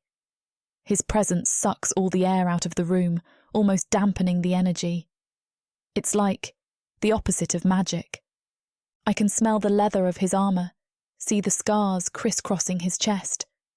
When he speaks, his voice is a low rumble that vibrates through my bones. You, human. I'm screwed. I hold my breath as the captain's massive hand clamps around my arm, hauling me to my feet. My heart hammers against my ribs as I fumble behind my back, snapping the manacles shut just before he yanks me forward. The metal bites into my wrist, but I barely notice the pain. All my focus is on the hulking Minotaur looming over me. His eyes rake over my body, cold and calculating. I fight the urge to shrink away as his hands roam, checking for hidden weapons or valuables. His touch lingers a moment too long on my hips, my shoulders. I clench my jaw, silently willing him to move on. He grunts, his breath hot on my face. This one might fetch a decent price. I keep my expression neutral, even as bile rises in my throat. The captain turns away, moving to inspect the other prisoners. I sag against the wall, legs trembling with relief and pent-up fear. The Minotaur's heavy footsteps echo through the hold as he makes his rounds. Each pause, each grunt of consideration sends a fresh wave of dread through the cramped space. We're nothing but cargo to him, our lives measured in coins and profit. I watch through lowered lashes as he prods at a young man, ignoring the boy's whimpers. An older woman catches his eye next, her silver hair glinting in the dim light. The captain's lip curls in disgust, and he moves on. The tension in the air is suffocating. Every creak of the ship, every muffled sob feels magnified. I strain my ears, listening for any hint of what might await us at our destination.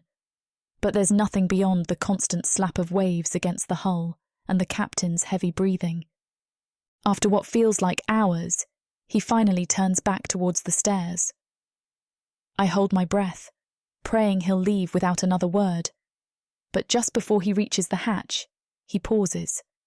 His massive head swivels, those cold eyes locking onto me once more. For a heart-stopping moment, I'm certain he's seen through my ruse, that he knows about the lockpick, about my partially freed wrist. I brace myself for his fury, for the punishment that will surely follow. Instead, he simply grunts and climbs the stairs, the hatch slamming shut behind him. I huddle close to the others, our whispered conversations barely audible over the creaking of the ship. The Minotaur captain's visit left us all shaken, but it also broke down some of the barriers between us. Now, in the depths of our shared misery, stories begin to flow. They came at dawn. A gaunt woman named Mira murmurs, "Our village never stood a chance. The Minotaurs, they were like a force of nature." I nod, encouraging her to continue. Every detail could be crucial.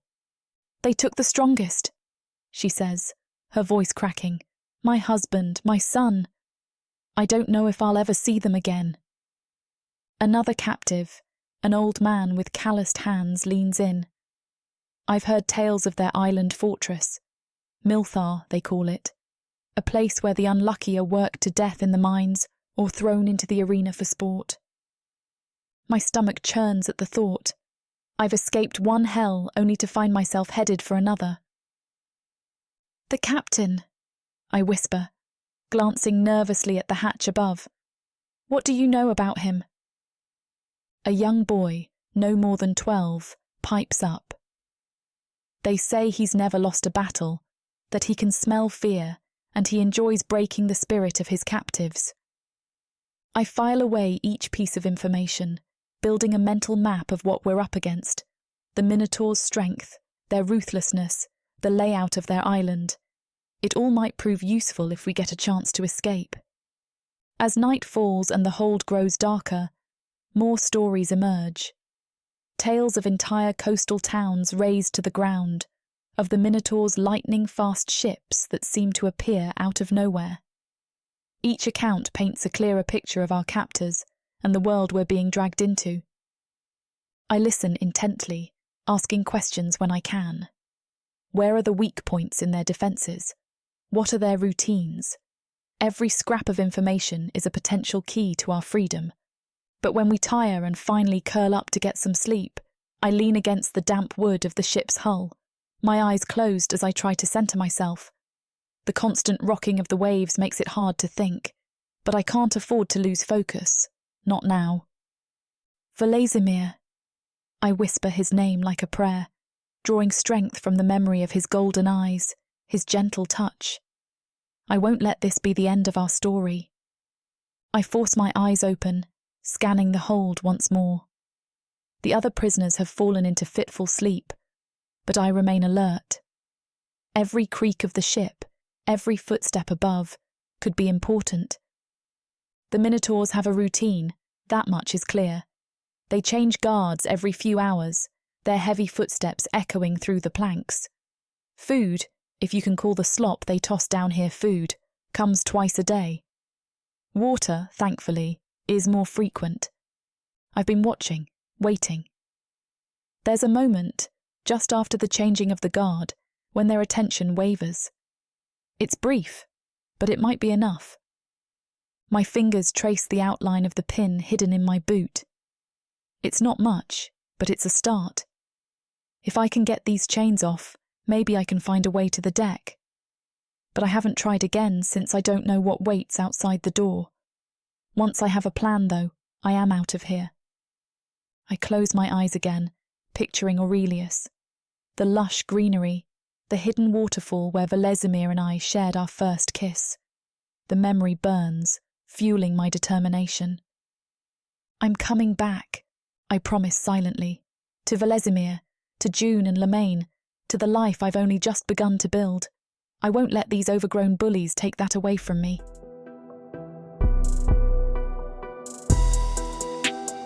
Chapter 9.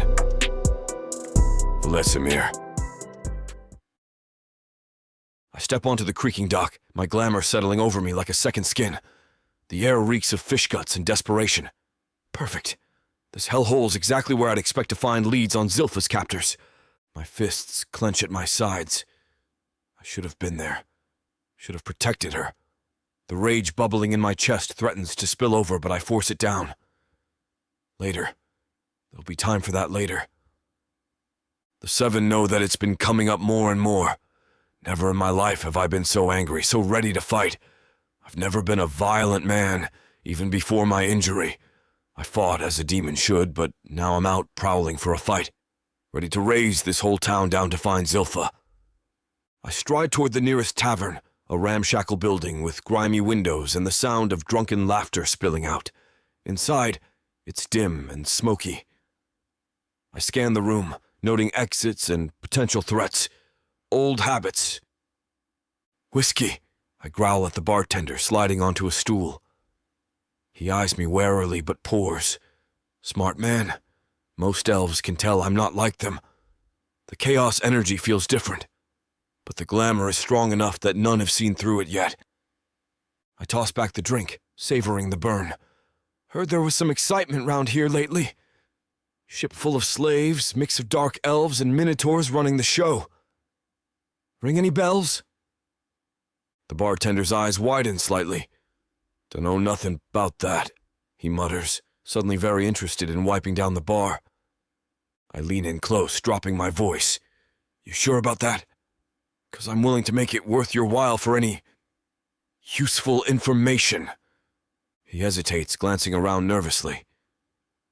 I slide a pouch of coins across the bar. His hand darts out, snatching it up. All right, he whispers. There was a ship. Came through about a week ago. Real nasty bunch. Monitor captain. One that usually doesn't come into the ports, if you know what I mean. My blood runs cold. Freaking Minotaur pirate by the sounds of it. Where? I demand, my voice a low growl. The bartender swallows hard. That's all I heard. I nod, tossing back the rest of my drink. As I stand to leave, the bartender calls out, "Hey, you didn't hear none of this from me, yeah?" I fix him with a cold stare. Hear what? Outside, I duck into a shadowy alley, my glamour flickering as I struggle to maintain control. And then I head to the next. If word is out that some pirates dared to come up to the Sorcerer King's shores, then there must be more information out here. I prowl through the seedier parts of the port town, rage simmering beneath the surface. Every dead end, every useless bit of information pushes me closer to the edge. But I can't lose control. Not yet. Not until I find her. In a dingy alleyway, I corner a nervous-looking elf with shifty eyes and clothes that reek of cheap booze. "You!" I growl, letting a hint of my true form show through the glamour. "You know things about ships coming in and out of this port? Any nearby? I don't know where all they've taken her, or they've tried to sell her." The thought makes my magic flare, and I know he sees it in my eyes. The elf tries to bolt, but I'm faster. My hand shoots out, pinning him against the grimy wall. "I'm not asking again," I snarl, my eyes glowing with barely contained power. "Tell me what you know about a ship that came through here recently. Minotaur captain, mixed crew, human cargo." I don't know nothing," he stammers, eyes wide with fear. I lean in close, letting my glamour slip just enough to reveal my true nature. "Wrong answer," I hiss. "I can smell the lies on you. And trust me, you don't want to know what happens to liars." The elf's resolve crumbles. All right. There was a ship, like you said. Came through about a week ago. Real nasty piece of work, that captain. Goes by the name of Bloodhorn." I loosen my grip slightly. "Go on." "Captain keeps to himself. That's all I know." I release him, tossing him to the street. "You hear something? You come to me, you understand?" I don't need to finish the threat. The elf nods and scurries away, leaving me with very little to go off of. But at least now I have a name. Over the next few hours, I repeat this process with various lowlifes and dock workers. Some require more persuasion than others. I use a combination of intimidation, bribery, and subtle magic to loosen tongues and pry out every scrap of information I can. I'm stalking through another dingy alleyway when I hear footsteps behind me. Too many. Too coordinated. Damn it. I spin around, finding myself face to face with a group of rough-looking bounty hunters. Their leader, a scarred dark elf, grins nastily. Well, looks like we found ourselves someone with a good bit of money," he sneers. "Heard you could line our pockets." "For information." I let my cool gaze scrape over the leader of the group, but I can already tell you're more brawn than brains. I let the insult sink in, and the elf's face twists. "I'll make you pay for that." Something inside me snaps. All the rage, the self-loathing, the fear for Zilpha, it comes boiling to the surface. A feral snarl rips from my throat as I let the glamour drop completely. "You want me!" I growl, shadows writhing around me like living smoke. "Come and get me!" They charge, and I meet them with unbridled fury. My fists connect with flesh, the satisfying crunch of bone beneath my knuckles. I'm not holding back anymore. Every blow is fueled by my anger at myself for failing to protect Zilpha, for letting her slip away. A knife flashes in the dim light. I grab the attacker's wrist, twisting until I hear a sharp crack. He screams, but I'm already moving on to the next. The shadows respond to my rage, lashing out like whips to trip and entangle my opponents. I roar as I throw one bounty hunter into another, their bodies slamming against the alley wall. It feels good to unleash this pent-up fury, to let the demon inside me loose. Part of me knows I should be ashamed of this violence, but right now, I don't give a damn. Blood splatters the cobblestones as I slam my fist into the orc leader's face. He goes down hard, and I stand over him, chest heaving. The rest of his crew is either unconscious or fleeing. "Next time," I snarl, "pick an easier target." As the rush of battle fades, I'm left feeling hollow, all that anger, and I'm still no closer to finding Zilpha. I lean against the alley wall, letting out a ragged breath. The shadows recede, leaving me alone with my thoughts in the blood-stained alley. "Whiskey," I say as I walk into the tavern. It's the same bartender it's been all week, and he pushes a dingy glass toward me. "You found her yet?" I glare at him as I knock the glass back and slam it on the bar top. That's what I thought. Seems like it's time to give it up. I slam my fist on the bar, the wood creaking under the force. "I'm not letting her go," I snarl, baring my teeth at the bartender. He sighs, shaking his head. "Look, man, it's been 4 nights. Your slave is long gone. Humans are a dime a dozen. Just get yourself another one." The rage bubbles up inside me, threatening to spill over. I want to reach across the bar and shake some sense into this idiot, but I can't blow my cover. He's given it to me easily, clearly taking me for a pissed slave master. I take a deep breath, forcing myself to calm down. "You should know better than to just let someone do you wrong," I growl, my voice low and dangerous. But I'm not talking about Zilpha. I'm after this damned Minotaur captain. I can't forgive that. The bartender raises an eyebrow. "Well, she's probably halfway across the continent by now. Minotaur ships move fast, and they don't exactly leave a trail." I lean in close, letting a hint of my true nature seep through the glamour. I don't care if I have to search every port on this planet. I'm not stopping until I find her. The bartender takes a step back, his eyes widening slightly. All right. Your business is your own, but don't say I didn't warn you." I toss back the rest of my drink, slamming the empty glass on the bar. As I stand to leave, the bartender calls out, "Hey, if you're really set on this, there's a guy down by the docks. Goes by the name of Salty Pete. If anyone knows anything about ship movements, it'd be him." I nod curtly, tossing a few coins on the bar before heading out into the night. The air is thick with the stench of fish and unwashed bodies, but I barely notice it anymore. My mind is focused on one thing, finding Zilpha. As I make my way towards the docks, I can't help but replay the bartender's words in my head. "Just get yourself another one." The thought makes my stomach churn. These people treating humans like they're disposable. Like Zilpha is replaceable. But she's not. She's everything. The way her eyes light up when she laughs. The determined set of her jaw when she's working in the garden. The softness of her skin against mine.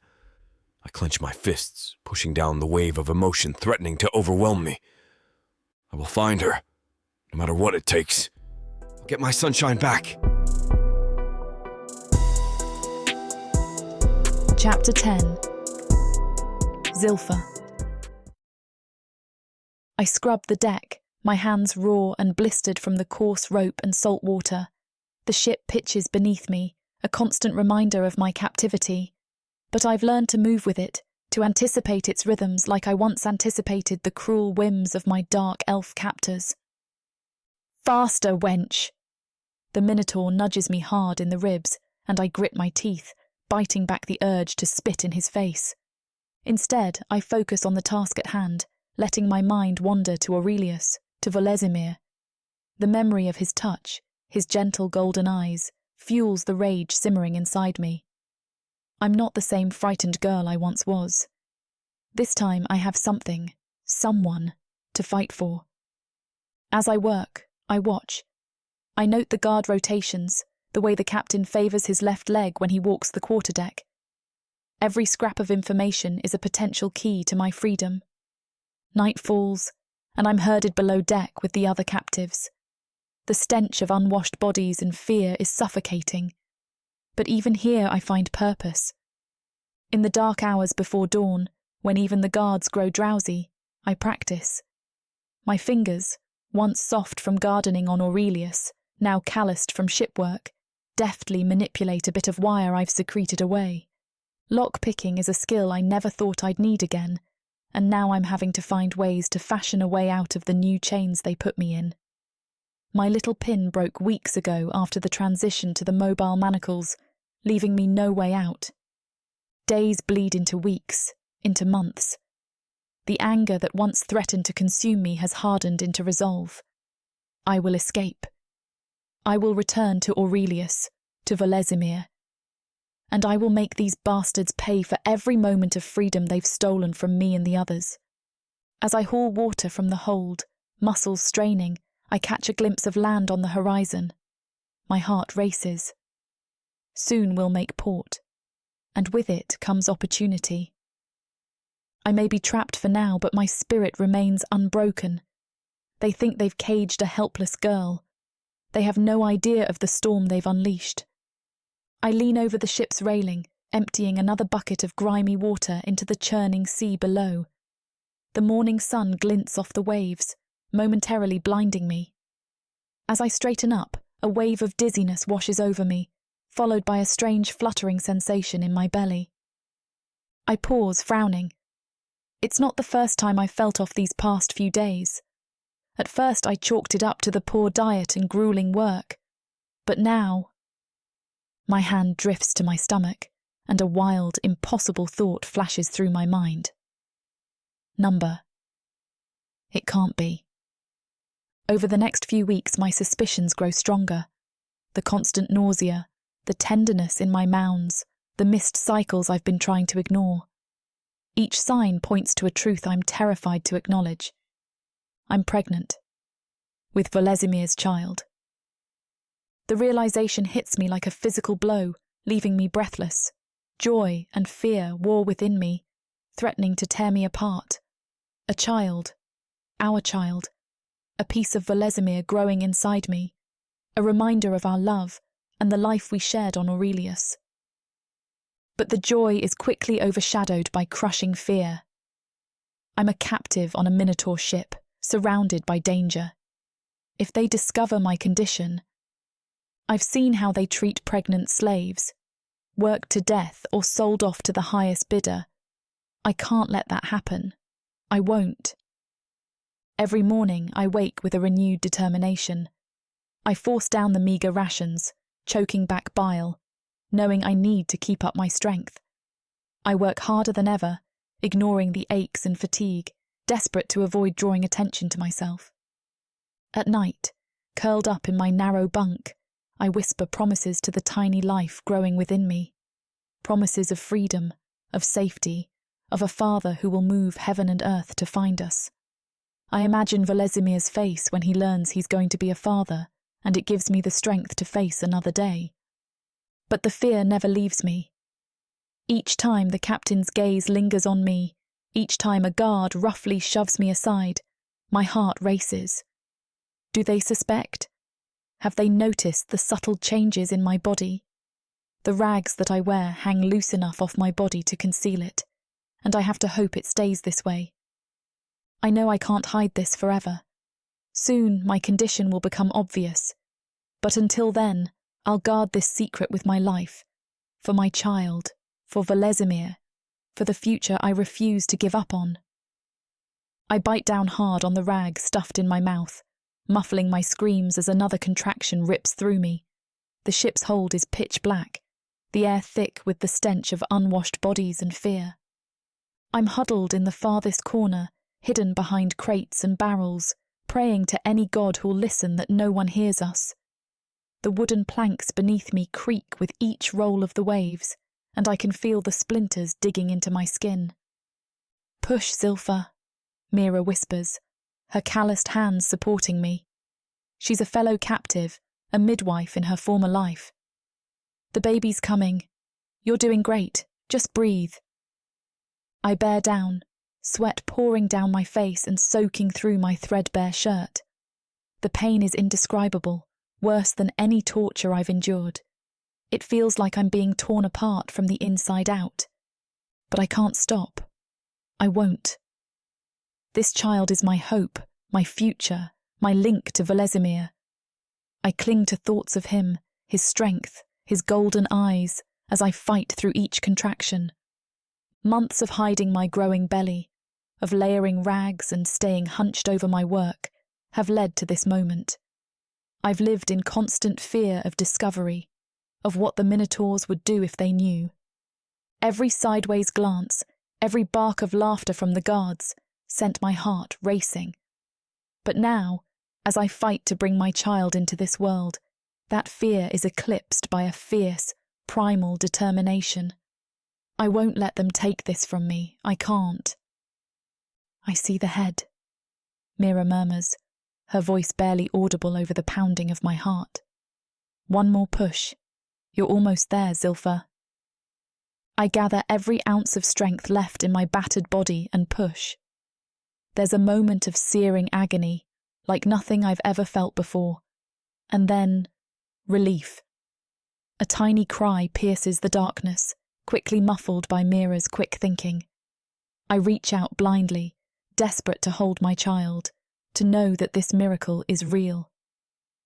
It's a boy, she says, placing the squirming bundle on my chest. I look down at my son, this miracle born in the bowels of a slave ship. I want more for him, more than I ever had. But if nothing else, I'll give him this, someone to fight for him, to protect him. Hello, Kalox, I whisper, the name we'd chosen together feeling right on my tongue. I'm your mama. I cradle Kalox against my chest, my heart swelling with a love so fierce it threatens to consume me. As I gaze down at his tiny face, I notice details that send a shiver of both fear and pride through me. Beneath the soft fuzz of his hair, I feel 2 small bumps, the beginnings of horns. His eyes, when they flutter open, flash with an otherworldly light that reminds me so much of Volezimir. My little demon, I whisper, pressing a kiss to his forehead. We're going to get out of here, I promise. With Kalox's arrival, my resolve hardens into something unbreakable. I can't afford to wait for rescue anymore. We need to escape, and soon. I start by watching the crew more closely. There's a young Minotaur, Huma, who seems less hardened than the others.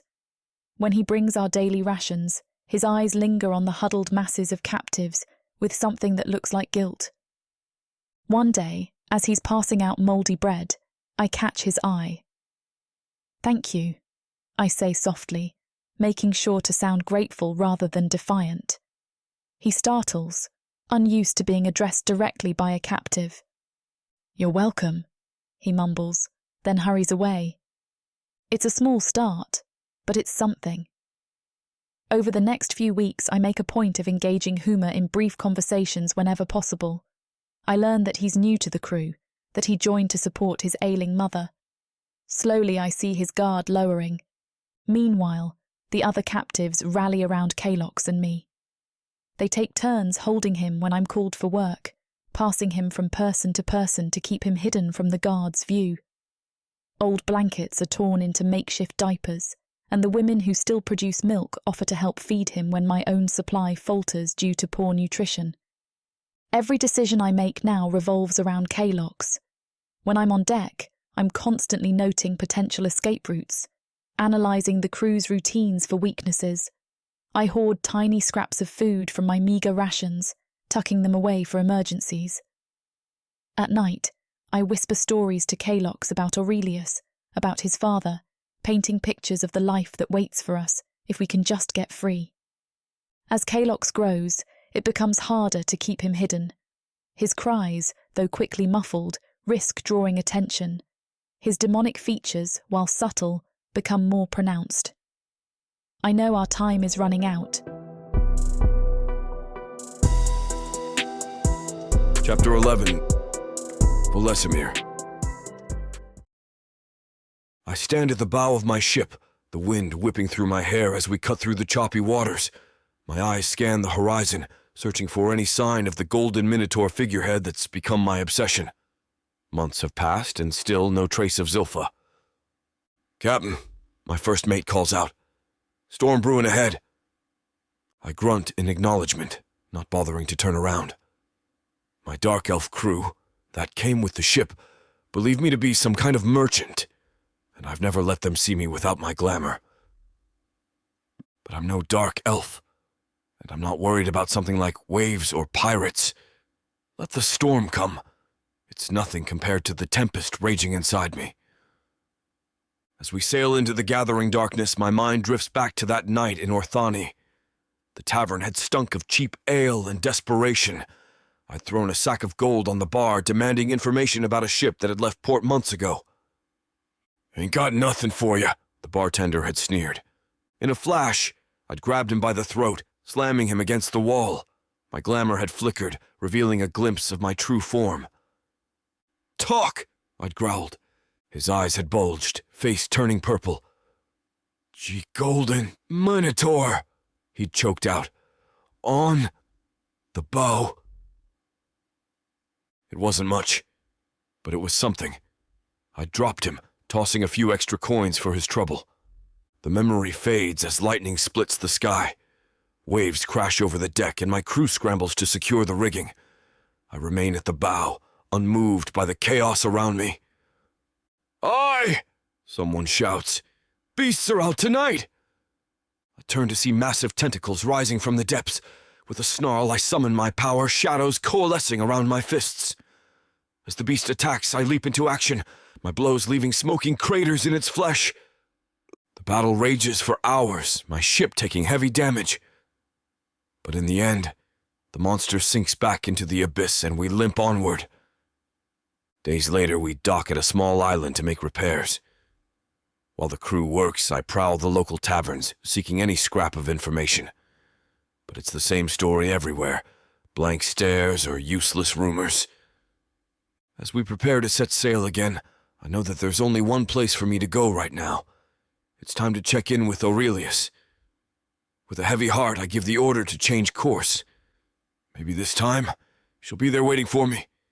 But deep down, I know she won't be. And so my search continues. June has now had their firstborn. I dock at Aurelius, my heart heavy with both hope and dread as I step down on the full-built docks. The familiar scent of jungle flowers and sea salt hits me, but it brings no comfort. As I make my way to Lemaine and June's treehouse, I rehearse what I'll say if Zilpha isn't there. June spots me first, her face lighting up. "Volezimir, you're back!" But her smile fades as she takes in my appearance. I know I look different, ragged, unkempt, my eyes haunted. I haven't bothered maintaining my usual polished demeanor. "Any news?" I ask, my voice hoarse from disuse. June's face falls. "I'm sorry, Volezimir. We haven't found her either." Ooh, the words hit me like a physical blow. I stumble, catching myself against a nearby tree. June reaches out to steady me, her touch gentle but hesitant. "We've been searching every port," she continues softly. "Lemaine's used every contact he has. It's like she just vanished." I close my eyes, fighting back the rage and despair threatening to overwhelm me. When I open them again, I see Lemaine approaching, his expression grim. "Volezimir," he nods in greeting. "You look different." I laugh, a harsh, bitter sound with no humor in it. "Do I? I hadn't noticed." Lamont exchanges a worried glance with June. I know they're concerned, but I can't bring myself to care. "Perhaps you should rest," Lemaine suggests carefully. "You've been searching for months. We can continue." "No!" I cut him off sharply. I can't stop! I won't!" June steps forward, her eyes filled with compassion. "Volezimir, we're worried about you. This isn't like you at all. The Volezimir we know is always so composed, so in control. But now..." "Now what?" I snarl, my temper flaring. "Now that I actually care about someone, I'm not allowed to show it?" Lemaine moves protectively in front of June, his stance wary. "That's not what she meant, and you know it. We're your friends, Volezimir. We want to help." My anger builds, and I grit my teeth as I try to maintain control. I know, it's just... I can't give up on her. I won't. June nods, her eyes shining with unshed tears. We understand. We'll keep looking, I promise. But please, at least stay the night. Rest. Eat something. You're no good to Zilpha if you run yourself into the ground. I have to find her! And we all will. No. I clench my fists, rage boiling over. There's no we. If you'd stop sacrificing humans to play out your own fantasies on this damn island, this never would have happened. The words explode from me, echoing through the clearing. LeMay's eyes flash dangerously, his own temper flaring to match mine. Sacrificing? He snarls, stepping towards me. Is that what you think we're doing here? If I wasn't out there saving humans, you never would have met Zilpha or saved her either. His words hit me like a physical blow, but I'm too far gone to back down now. Saved her? Look how well that turned out. She's gone, LeMay. Gone. June steps between us, her hands outstretched. Please, both of you, calm down. This isn't helping anyone, least of all Zilpha. But the dam is broken, and years of pent-up emotion come pouring out. You don't understand, I growl, my voice low and dangerous. None of you do. You sit here in your perfect little world, playing house while the rest of us suffer. Lamont's face contorts with fury. You think this is easy? You think we don't risk everything every time we go out there? Before he can continue, a thin wail cuts through the air. June's eyes widen. The baby, she whispers, turning to rush back to their treehouse. I watch her go, a fresh wave of pain and jealousy washing over me. They have everything, each other, a child, a purpose. And what do I have? Nothing but an empty ship and a hole in my chest where Zilpha should be. Unable to bear it any longer, I turn and stalk away, my footsteps heavy on the packed earth. I hate this.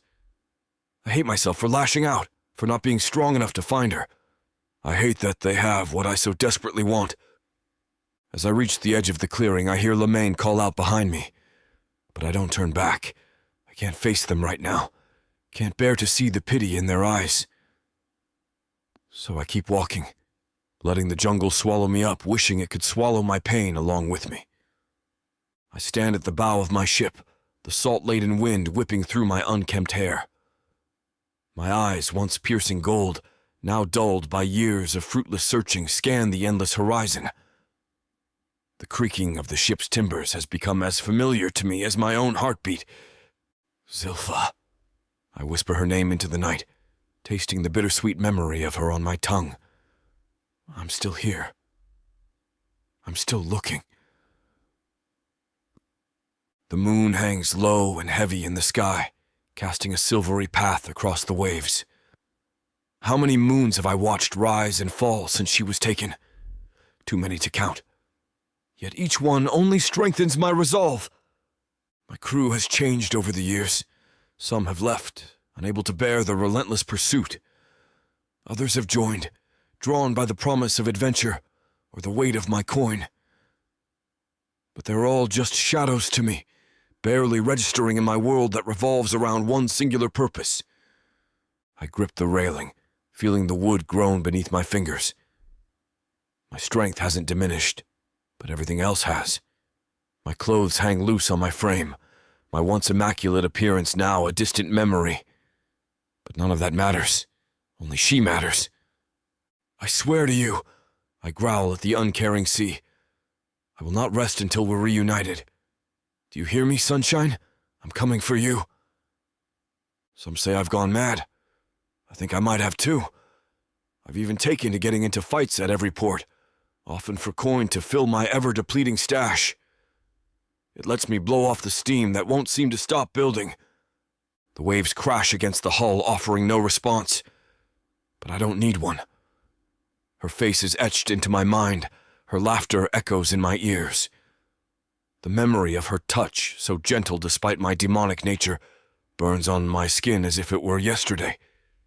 Each port we visit, each lead we chase, ends in disappointment. But I can't stop. Won't stop.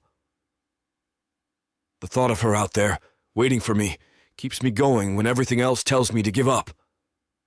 I've sacrificed everything for this search.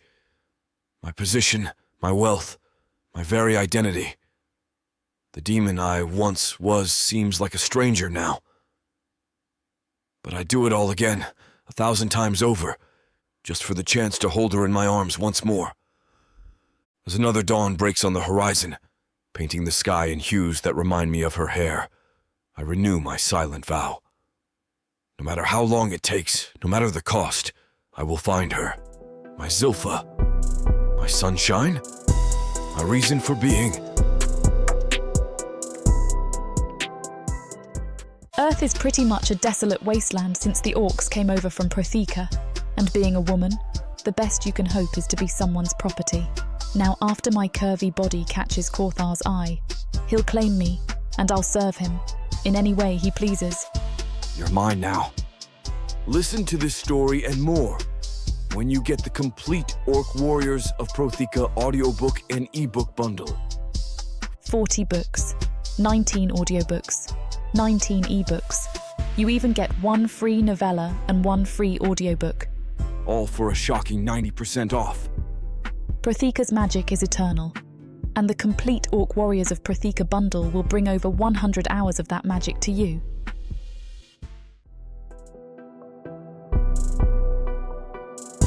Chapter 12. Zilpha.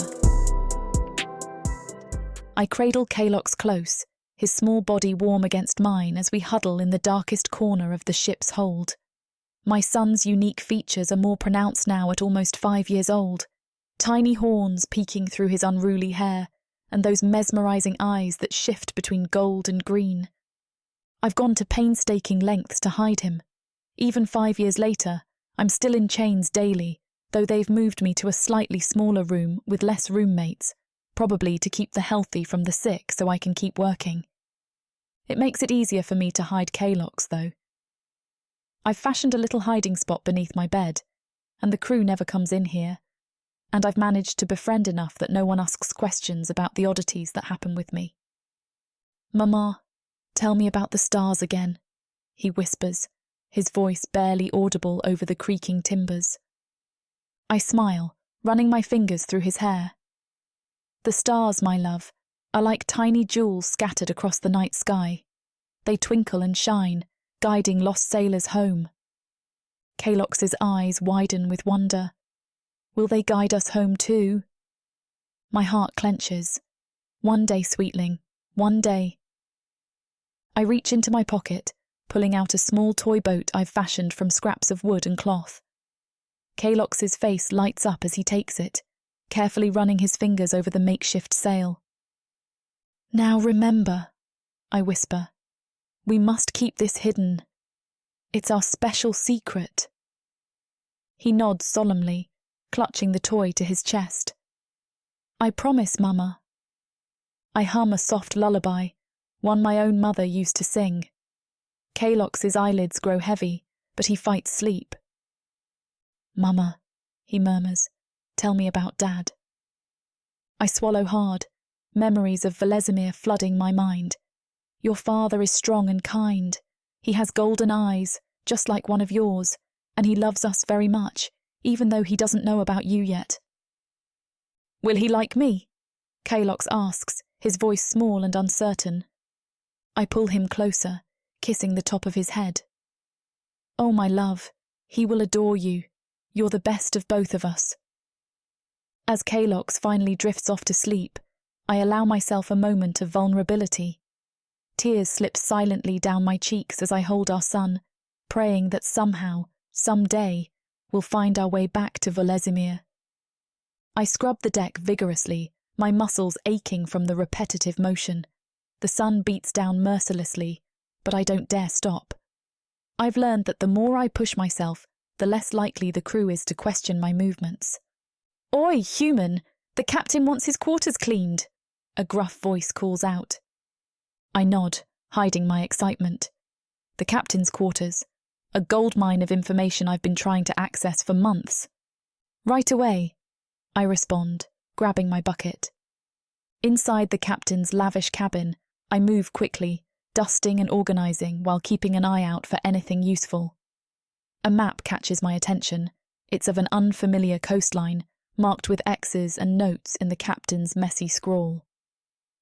I commit as much of it to memory as I can before returning to my cleaning. As I polish an ornate mirror, the captain himself enters. "You're thorough," he grunts, eyeing my work. "Thank you, sir," I reply, keeping my eyes lowered. "I take pride in my work." He snorts. "Pride? You humans are strange creatures, but you've proven useful.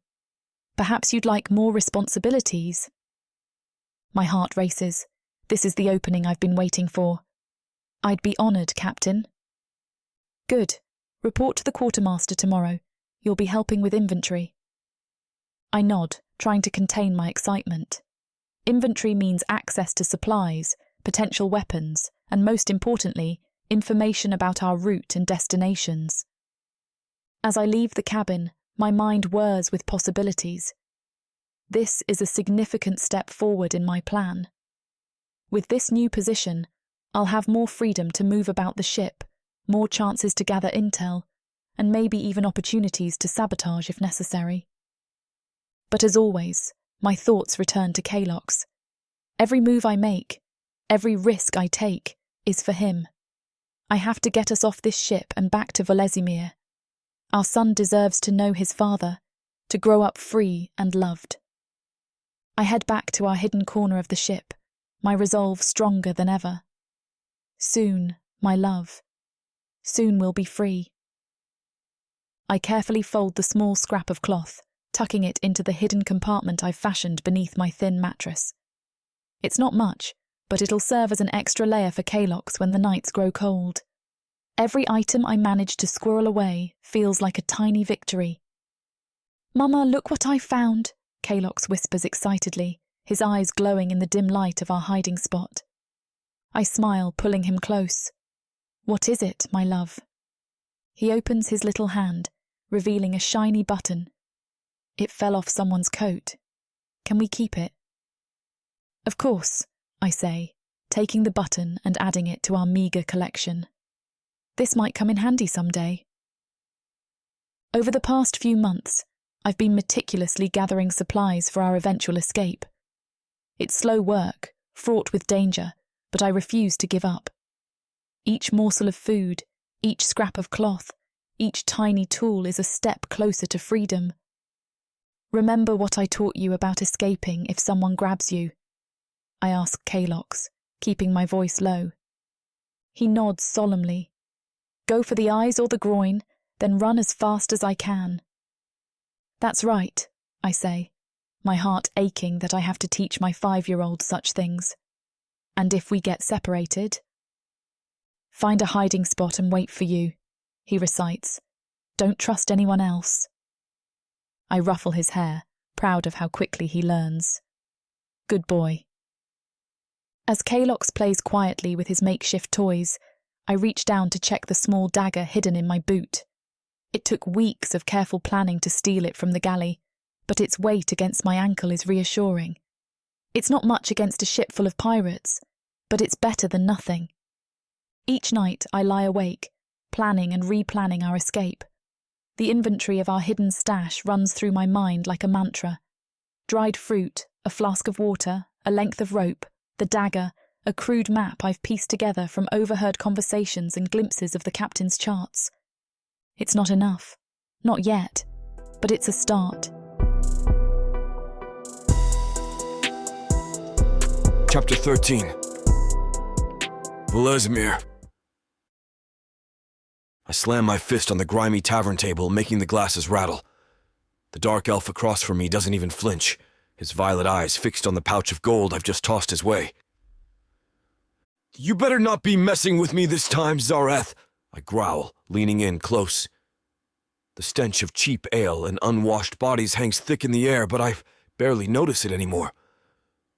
I've chased too many dead ends already.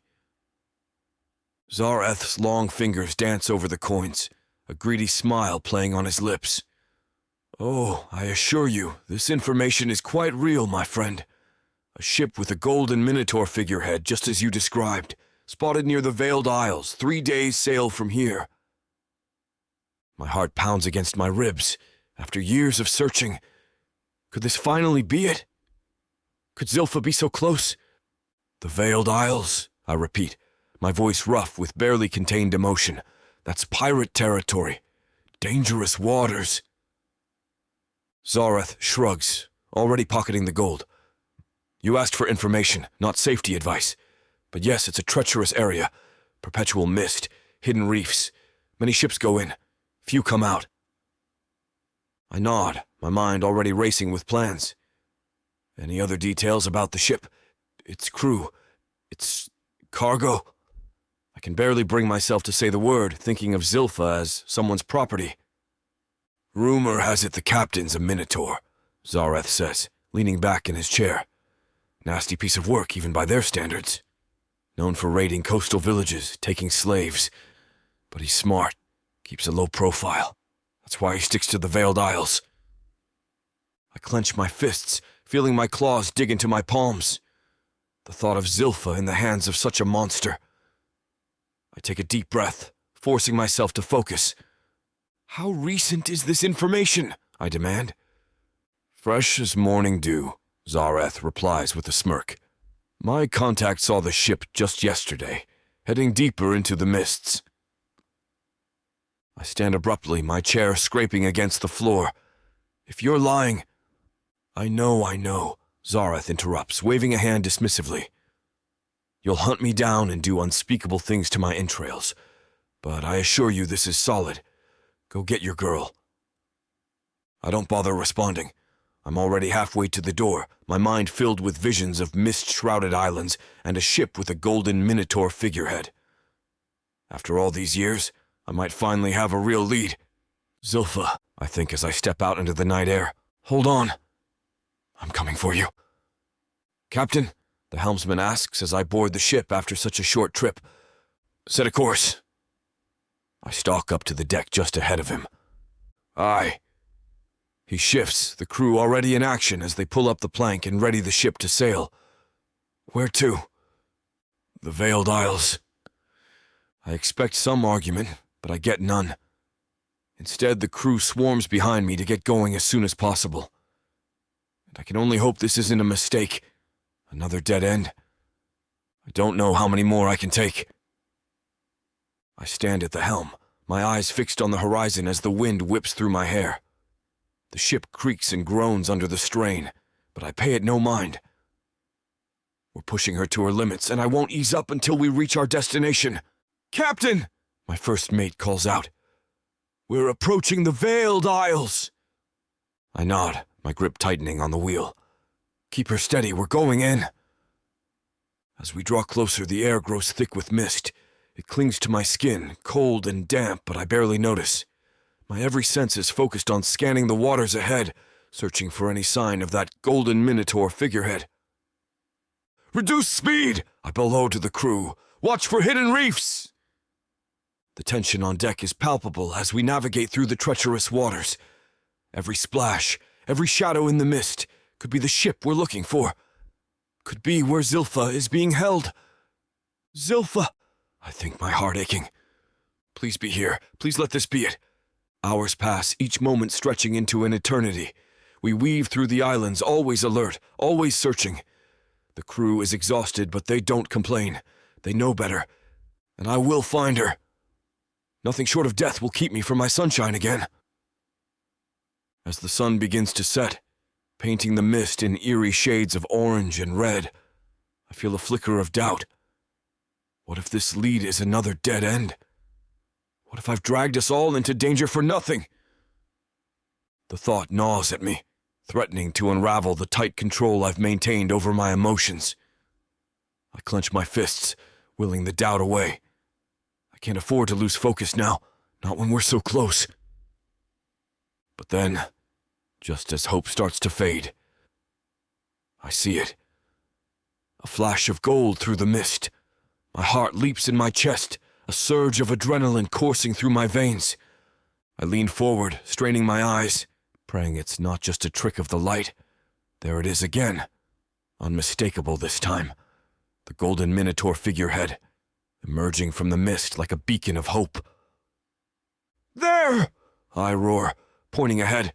"Full sail! Don't let them out of our sight!" My heart pounds as we give chase. After all these years, all the false leads and disappointments, could this finally be it? Could Zilpha be so close? As we near the island, I strain my eyes, peering through the thick mist that blankets everything. My demonic sight kicks in, allowing me to see what others can't. That's when I spot it. The Minotaur's ship, anchored in a hidden cove. It's partially obscured by overhanging cliffs, but there's no mistaking that golden figurehead. My heart pounds in my chest, a mixture of excitement and rage coursing through my veins. Zilpha is so close, I can almost feel her presence. "Hard to port," I bellow, my voice carrying over the wind. "Bring us in quietly." The crew scrambles to obey, their movements precise despite the tension in the air.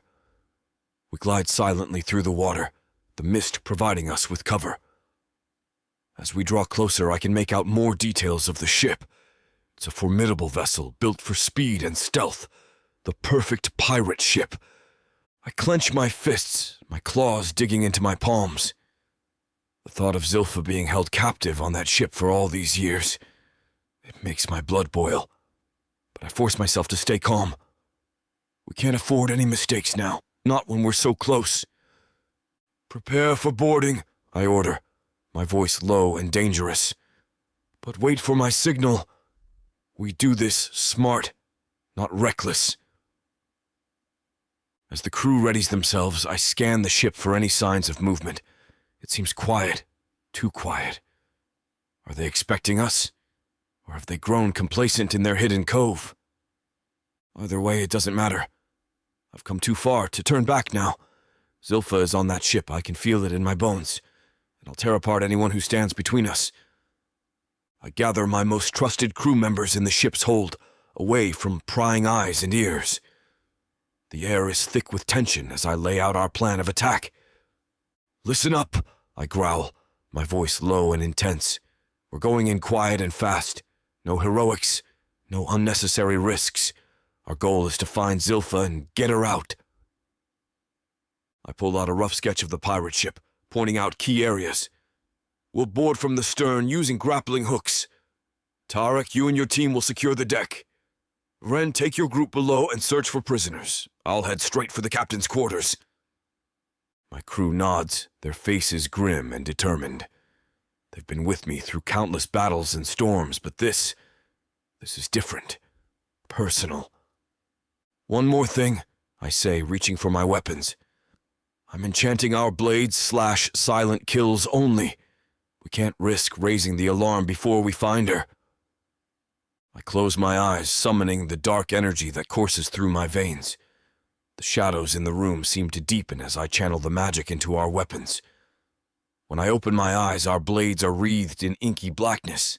"Remember," I warn, "these enchantments won't last forever. Make every strike count." With our weapons ready, I lead my crew to the deck. The pirate ship looms before us, shrouded in mist. I raise my hands, feeling the familiar tingle of magic as I weave a spell of concealment around our vessel. As the spell takes hold, I turn to face my crew one last time. Their eyes are locked on me, waiting for the final word. In that moment, I make a silent vow to myself and to Zilpha. "I'm coming for you, sunshine. I'll get you out of there, or die trying." "Let's move," I whisper, and we begin our silent approach towards the enemy ship. Chapter 14. Zilpha. I jolt awake, my eyes snapping open in the darkness of the ship's hold. Something's wrong. The air feels thick, heavy with an eerie stillness that sets my nerves on edge. Gone are the familiar creaks and groans of the ship, the constant soundtrack of my captivity for the past 5 years. It's as if the very breath of the vessel has been stolen away, leaving nothing but a suffocating silence. My ears strain, picking up muffled thumps from above. A strangled cry pierces the silence, abruptly cut short. My heart pounds against my ribs, threatening to burst from my chest. I hold my breath, listening intently, afraid that even the sound of my own breathing might betray me. More thuds, the clash of metal, hushed voices. The sounds of violence filter down, each one sending a fresh wave of fear through my body. My mind races, conjuring up a dozen terrifying scenarios. Is it a rival pirate crew, come to claim the ship and its cargo? Or could it be... Number I squash that dangerous spark of hope before it can take root. I've learned the hard way that hope is a luxury I can't afford. Hope is what kept me going in the beginning, but it's also what nearly broke me. I fumble in the darkness, fingers closing around the small dagger I've kept hidden all these years. The metal is cool against my palm, a comforting weight. It's not much, but it's all I have. My lifeline. My one chance at survival if things go south. A scream echoes from above, closer this time. Footsteps thunder across the deck, a chaotic drumbeat of fear. The attack is moving deeper into the ship, and I know it's only a matter of time before they reach us. I scan the hold, searching for a place to hide. We're surrounded by crates and barrels, the familiar prison of our daily lives. But now, they might be our salvation. My eyes dart from one potential hiding spot to another, weighing my options. I need to move, and fast. Whatever's happening up there, I refuse to be a sitting target when it reaches me.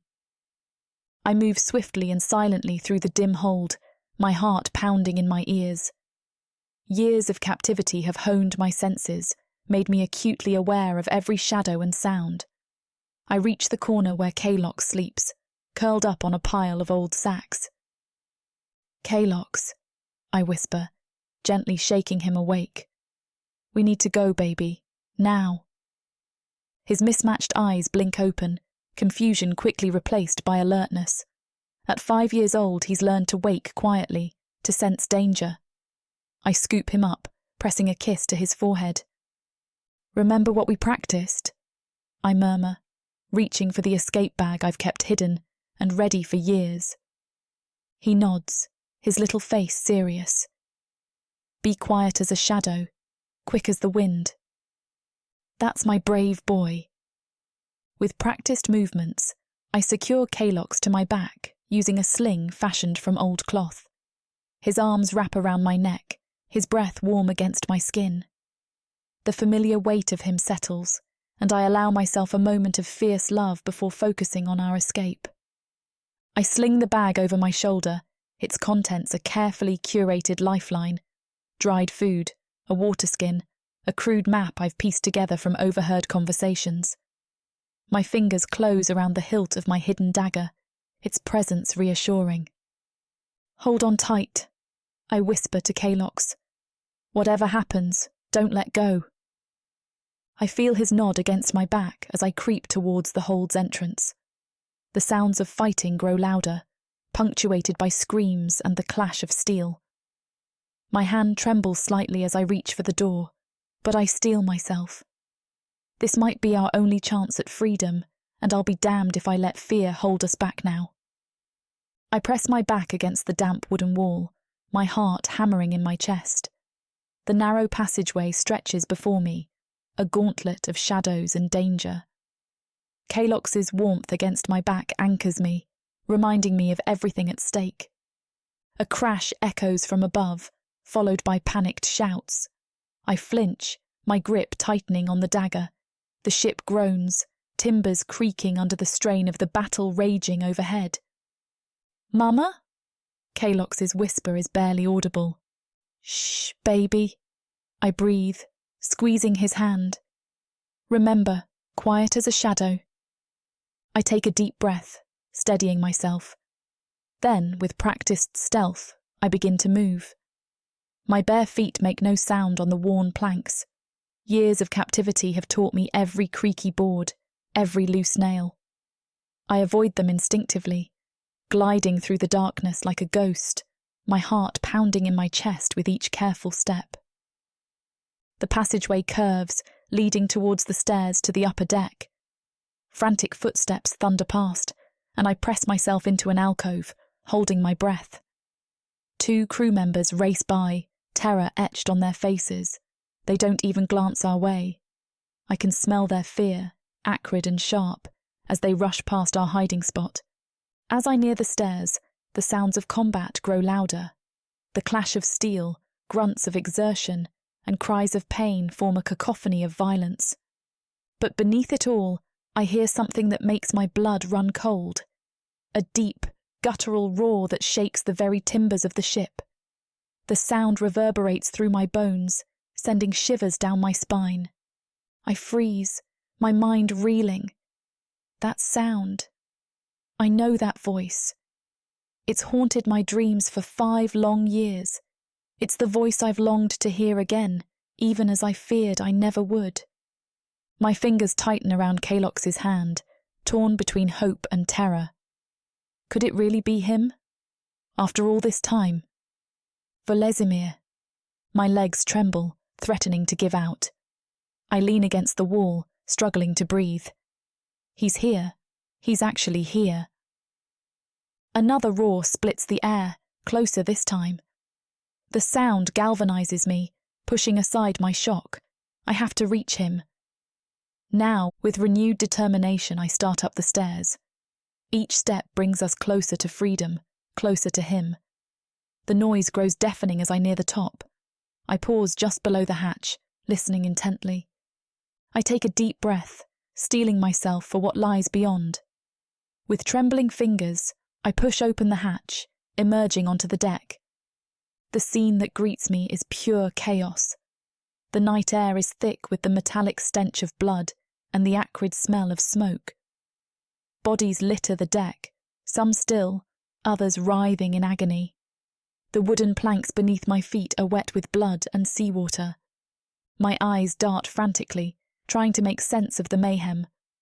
Volezimir's crew clashes with the Minotaur's men, their weapons flashing in the moonlight. The air crackles with magic, dark tendrils of shadow weaving through the fray. And there, in the eye of this storm, is Volezimir. My breath catches in my throat as I see him. He's even more imposing than I remember, his massive frame radiating raw power. His violet hair whips wildly in the sea breeze, and his golden eyes burn with an otherworldly intensity. He's locked in fierce combat with the Minotaur captain, their massive forms grappling in a deadly dance. My heart pounds against my ribcage, a mix of fear and something else I can't quite name. Volezimir moves with a grace that belies his size, each strike precise and devastating. The Minotaur captain, formidable in his own right, struggles to match my demon's ferocity. I can't tear my eyes away from the spectacle, even as the chaos of battle rages around me. The clash of steel on steel rings out, punctuated by grunts of exertion and cries of pain. The deck beneath my feet trembles with each thunderous impact of their titanic struggle. Volezimir's fists are wreathed in shadows, each blow leaving trails of darkness in its wake.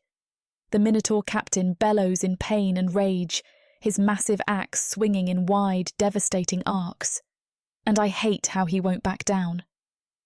My heart pounds so hard I fear it might burst from my chest. 5 years of longing, of hoping against hope, and here he is, so close, yet still beyond my reach. I can't tear my eyes away from Volezimir's powerful form, his every movement a reminder of the strength and protection I've missed for so long. My fingers itch to touch him, to make sure he's real, and not just another cruel dream taunting me in the depths of night.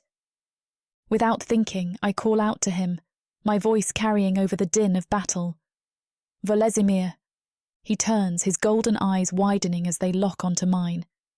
I see the shock ripple across his face, his expression shifting from fierce determination to utter disbelief.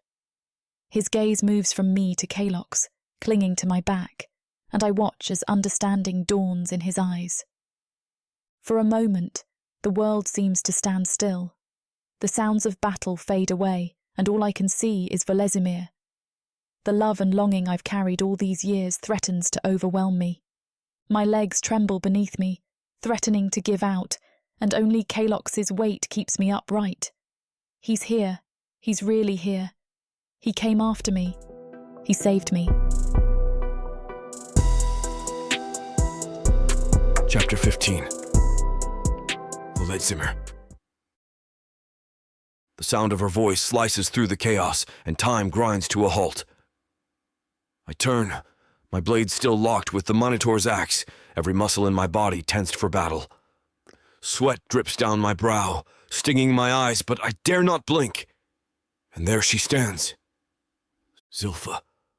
My breath catches in my throat. She's even more beautiful than I remembered, her emerald eyes blazing with a fierce determination I'd fallen in love with years ago. Her auburn hair whips around her face in the wind, and I can see the slight tremble in her hands. But it's not just her. Cling to her as a child. My child! The realization hits me like a punch to the gut, knocking the air from my lungs. My grip on my sword falters, and the world around me blurs into insignificance. The clash of steel and the bellows of the Minotaur fade away. All I can see is them, Zilfa and our son. His eyes, one gold like mine, one green like hers, lock on to me. I see my own features reflected in his tiny face, the slight points of horns just visible beneath a mop of dark hair. My heart threatens to burst from my chest. He's perfect. A miracle I never dared hope for. I want to run to them, to scoop them both into my arms and never let go. But I'm rooted to the spot, overwhelmed by a tidal wave of emotions I can barely comprehend. Joy, fear, love, and a fierce protectiveness unlike anything I've ever known crash over me. But first, I need to get us all out here. Snapping back to the fight, I turned toward the Minotaur captain, more than ready to rip him to shreds now. There was always a slight doubt, a small fear, that Zilfa wouldn't even be here. And now that I know she is, I'm bringing this whole ship down. The Minotaur's hot breath washes over my face as we grapple, his massive form towering over me. I bare my teeth, channeling every ounce of rage and frustration from years of searching into this moment. My muscles strain against his inhuman strength, but I refuse to yield. You took her from me, I snarl, my voice barely recognizable. You'll pay for every second she suffered. The captain's eyes narrow, a sneer twisting his bovine features. Your woman. She's been quite useful these past years. Perhaps I'll keep her around a bit longer. His words ignite an inferno within me. With a roar that shakes the very planks beneath our feet, I summon a surge of demonic power. Shadows writhe around my arms, lending me strength beyond mortal limits. I shove hard, breaking his grip and sending him stumbling back. I press my advantage, my blade becoming a blur of deadly precision. The Minotaur parries desperately, his axe a clumsy defense against my onslaught. Each clash of steel rings out across the deck, punctuated by the sounds of battle as my crew engages the remaining pirates. The captain swings his axe in a wide arc, aiming to cleave me in two. I duck beneath the blow, feeling the rush of air as it passes inches from my head. In that moment of overextension, I lash out, my sword biting deep into his thigh. He bellows in pain and fury, his free hand swinging in a massive backhand. I'm not quite fast enough to dodge completely, and his fist catches me in the ribs. The impact sends me flying, my back slamming against the ship's railing. Pain explodes through my body, but I force myself to my feet. I can't fail now. Not when Zilfa and our son are so close. The thought of them gives me renewed strength, and I charge back into the fray. The Minotaur limps towards me, his injured leg leaving a trail of blood on the deck. His eyes burn with hatred, but I can see the first flickers of fear. He knows he's outmatched. Our weapons clash once more, the impact sending shockwaves up my arms. We're locked in a deadly dance, neither willing to give ground.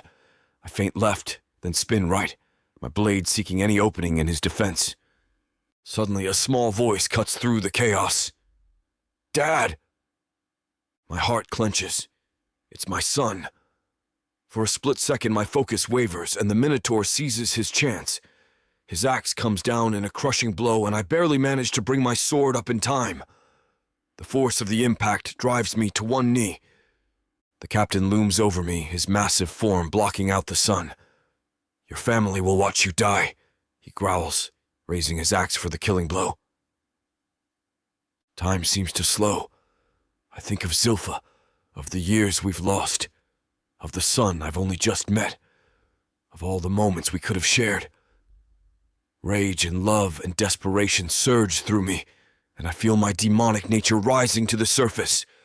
With a primal scream, I unleash every ounce of power within me. Shadows explode from my body, coalescing into razor-sharp tendrils. They lash out, wrapping around the Minotaur's limbs and weapon, holding him in place. I rise, my eyes blazing with unholy fire. The captain's face contorts in terror as he realizes his fate is sealed. With a single fluid motion, I drive my blade through his heart. I shove the captain back, letting him fall. Around me, my crew has already subdued the others, and everyone falls silent as I rise, my eyes fixed on the woman I haven't stopped thinking about for 5 years. I approach Zilpha and Kylox, my steps faltering. The deck beneath my feet feels unsteady, or maybe it's just my legs threatening to give out. My heart pounds so hard I can barely hear anything else. They're here, they're real. After all this time. I reach out, my hand trembling. Part of me is terrified they'll vanish if I touch them, that this is some cruel trick of my desperate mind. But when my fingers brush Zilpha's cheek, I feel her warmth, the softness of her skin. A choked sound escapes me, somewhere between a laugh and a sob. "Zilpha," I whisper, her name a prayer on my lips. "I found you." Her eyes shine with unshed tears as she leans into my touch. "Volezimir," she breathes, and hearing my name in her voice again nearly breaks me. I want to pull her into my arms, to never let go, but there's someone else I need to meet. Zilpha reaches behind her, undoing some kind of carrier. My breath catches as she shifts our son forward. "This is Kylox," she says softly. "Our son." I stare at him, drinking in every detail. His eyes, one gold like mine, one green like Zilpha's, peer up at me with curiosity. I see hints of myself in his features, but there's so much of Zilpha there too. He's perfect. He's ours. "Kylox," I repeat, tasting the name. My son. The child I never dared hope for. I bend down, bringing myself to his eye level. "Hello, little one," I say, my voice thick with emotion. "I'm your father." Kylox tilts his head, studying me intently.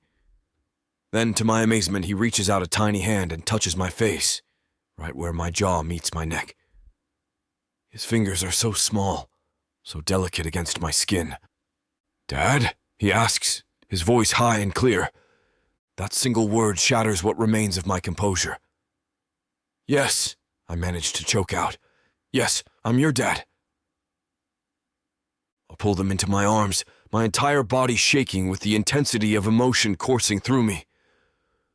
Zilpha's familiar scent envelops me, a mix of sea salt and something uniquely her that I've dreamed about for years. It's home. It's everything. Between us, Kylox squirms slightly, his tiny body warm and solid. Real. My son. The thought hits me again like a physical blow, stealing my breath. I never dared hope for this, never imagined I could have a family of my own. Yet here they are, flesh and blood in my arms. I bury my face in Zilpha's hair, inhaling deeply. 5 years of anguish, of relentless searching, of hoping against hope.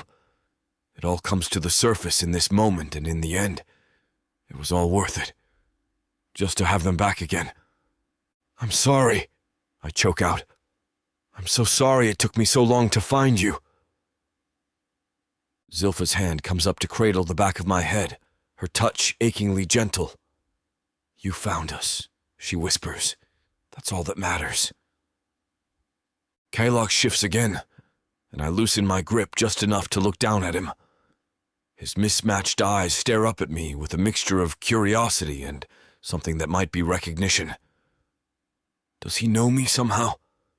Has Zilpha told him about me?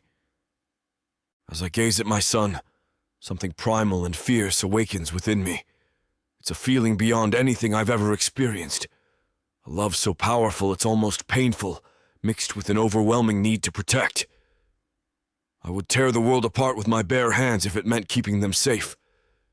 In that moment, I make a silent vow.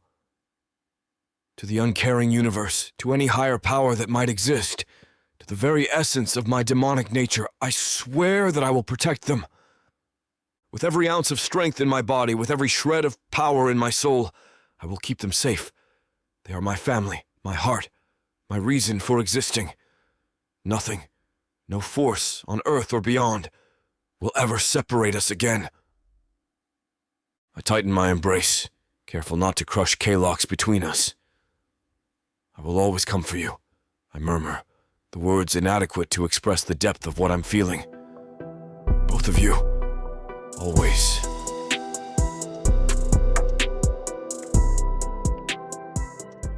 My parents sold me to the dark market. I am the avatar of chaos, and nothing will stop me from fulfilling the prophecy. Looks like you're the only one left. Take a step forward. It's her. She's the woman from the prophecy. My key to godhood. This is Delia. Starting price is 3 ducats. You will wed soon and restore the Enoch family name. Okay. I'll lower it down even more.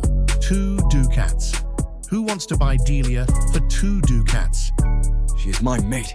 Destiny has foretold it. You don't know anything about me, and you want me to marry you? You're nothing but a human toy to be used and discarded. Hold on. How about 1 ducat? Does anyone want her? A gilded cage is still a cage. 6 ducats. 6 ducats for Delia. I'll give you revenge on your parents if you marry me. Okay, I'll marry you. Godhood is mine for the taking.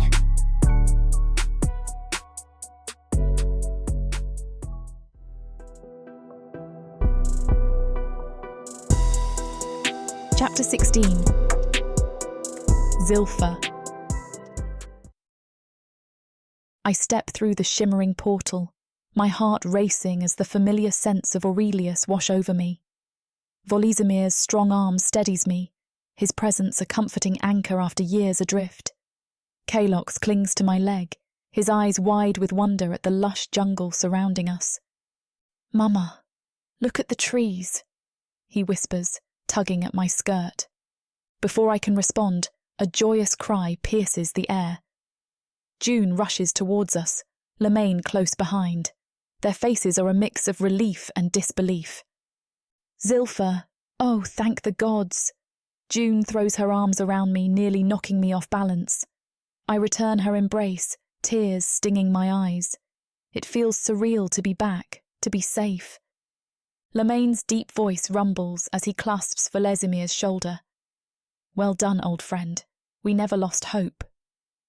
As June releases me, her gaze falls on Kalox. Her eyes widen, darting between the child and Volezimir. "Is this—" I nod, gently urging Kalox forward. "This is our son, Kalox." Lemaine kneels, bringing himself to eye level with the boy. "Hello, young one. Welcome to Aurelius." Kalox, usually shy around strangers, surprises me by stepping forward. "Are you the prince from Mama's stories?" A chuckle escapes Lemaine's lips. "I suppose I am. Your mother told you about us." I swallow hard, memories of countless nights whispering tales of Aurelius flooding back. Every day, it kept us going. June's hand finds mine, squeezing gently. "Zilpha, what happened? We searched for so long." I take a deep breath, steeling myself. "It's a long story. We were captured by a Minotaur captain, forced to work on his ship. I found out I was pregnant shortly after." Volezimir's arm tightens around me, a low growl rumbling in his chest. I lean into him, drawing strength from his presence. "We're just so relieved you're safe," June says, her eyes brimming with tears. "Both of you. And to think we have a new little one in our midst." Lemaine nods solemnly. "You've been through so much, Zilpha. Know that you're home now. You and Kalox are safe here." I feel a weight lifting from my shoulders, years of tension finally beginning to uncoil. "Thank you," I whisper, my voice thick with emotion. "It's good to be home." "You need rest," June says. Lemaine turns around, starting down the path. "I'll show you the way. We have some open houses." I take in the changes of the island as we walk. It's expanded, the island thriving like a small city. I'm in awe, especially as we stop below a gorgeous 2-story home. "You can stay here. We'll send some food your way." Volezimir claps Lemaine on the shoulder. "Thank you, friend." He nods. "I'm glad that you all are back, and safe." And with that, he leaves, Kalox already falling asleep in my arms. I haven't been ready to let him go yet. There's too much change. I follow Volezimir into the cosy treehouse, my heart fluttering with a mix of exhaustion and excitement. After years of dreaming about this moment, it feels surreal to be alone with him again. I settle Kalox into a nearby room. He doesn't even stir as I tuck him in, and for the first time in his life, I leave him in the room alone and meet Volezimir in the other bedroom. "I can't believe we're really here," I murmur, running my fingers along the smooth wooden walls. Volezimir turns to me, his golden eyes soft in the dim lamplight. "Neither can I, sunshine. I never stopped searching for you." That word, it twists up my insides in the best way. We stand there awkwardly for a minute, and then I clear my throat. It's not like when I left we were that close, but I'm glad that he cared for me as much as I did for him. Evident in the way he searched for me. "Lemaine just assumed," he starts, already shifting back. "Stay with me," I whisper. I can already tell what he's going to say, and I don't care.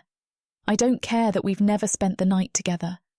I don't care that we haven't seen each other in 5 years. I want his arms wrapped around me while I sleep. I want him protecting me all night, and I want him right next to me when our son wakes up and wants to lay with us. He reaches out and cups my face. I'm not going anywhere. But as he begins to undress for bed, my breath catches. A jagged scar runs from his ribcage to his knee, the tissue puckered and dark against his grey skin. How had I never noticed it before? I guess I'd only see him without clothes once, and I was preoccupied at the time. "Volezimir," I whisper, reaching out to touch the mark. "What happened?" He glances down, a rueful smile tugging at his lips. "Ah, that old thing. It's from an arena fight years ago. A Gilak demon caught me off guard, shattered my ribcage." I wince, imagining the pain. It looks like it was terrible. Volezimir nods, covering my hand with his own. It was. For a long time the memory haunted me. The pain, the shame of being injured so badly. He pauses, his gaze meeting mine. "But now, after losing you for so long, it seems insignificant." My throat tightens with emotion. "Oh, Volezimir." He pulls me close, his arms enveloping me in warmth. "Having you here, safe, makes everything else fade away. You and Kalox are all that matters now." I lean into his embrace, feeling truly at peace for the first time in years. As we settle into bed, Volezimir's steady heartbeat lulls me towards sleep. The past may have left its scars on both of us, but here in each other's arms, we can finally begin to heal. I wake to the gentle sound of birdsong filtering through the treehouse windows. For a moment I'm disoriented, unused to such peaceful mornings after years at sea. Then I feel Volezimir's warm body next to mine, and relief washes over me. We're safe. We're home. Volezimir stirs, his golden eyes blinking open. A smile spreads across his face as he sees me. "Good morning, sunshine," he murmurs, pulling me closer. We lay there for a while, savouring the quiet moment. Eventually I hear Kalok stirring in the next room. "I should check on him," I say, reluctantly pulling away. Volezimir nods, sitting up. "Of course. I'll start on breakfast." After getting Kalok settled with some fruit and bread, I join Volezimir on the small balcony overlooking the jungle. He seems deep in thought, his brow furrowed slightly. "Zilfa," he begins, turning to face me. "I've been thinking about our future." I tilt my head, curious. "What do you mean?" He takes a deep breath. "I want to ask you something. Would you consider coming home with me? To the royal castle in Galmoleth?" He swallows hard. "Prathika, it..." He sighs, shaking his head, but I understand perfectly. He holds too much hurt, at least right now. My eyes widen in surprise. Galmoleth, but I thought... "Things have changed," Volezimir explains quickly. "There's a human queen now. The king's return has been good to the city. And I still have my position helping with the royal staff. Asmodeus granted it to me for life. We'd have spacious accommodations, and I promise you'd be safe. No other demon would dare touch you or Kalok's." I bite my lip, considering his words. The idea of living in a demon castle is intimidating, but the thought of staying with Volezimir, of building a life together, it's tempting. "What about Kalok's?" I ask. "Would he be accepted there?" Volezimir nods earnestly. "He's my son, our son. He'd be protected just like you." I glance back at Kalok's, happily munching on his breakfast, oblivious to the weight of this moment. Then I look out at the lush beauty of Aurelius, the place I've dreamed of for so long. But as I turn back to Volezimir, I realise that home isn't just a place. It's wherever we're together. "Okay," I say softly, a smile tugging at my lips. "Let's do it. Let's go to Galmoleth."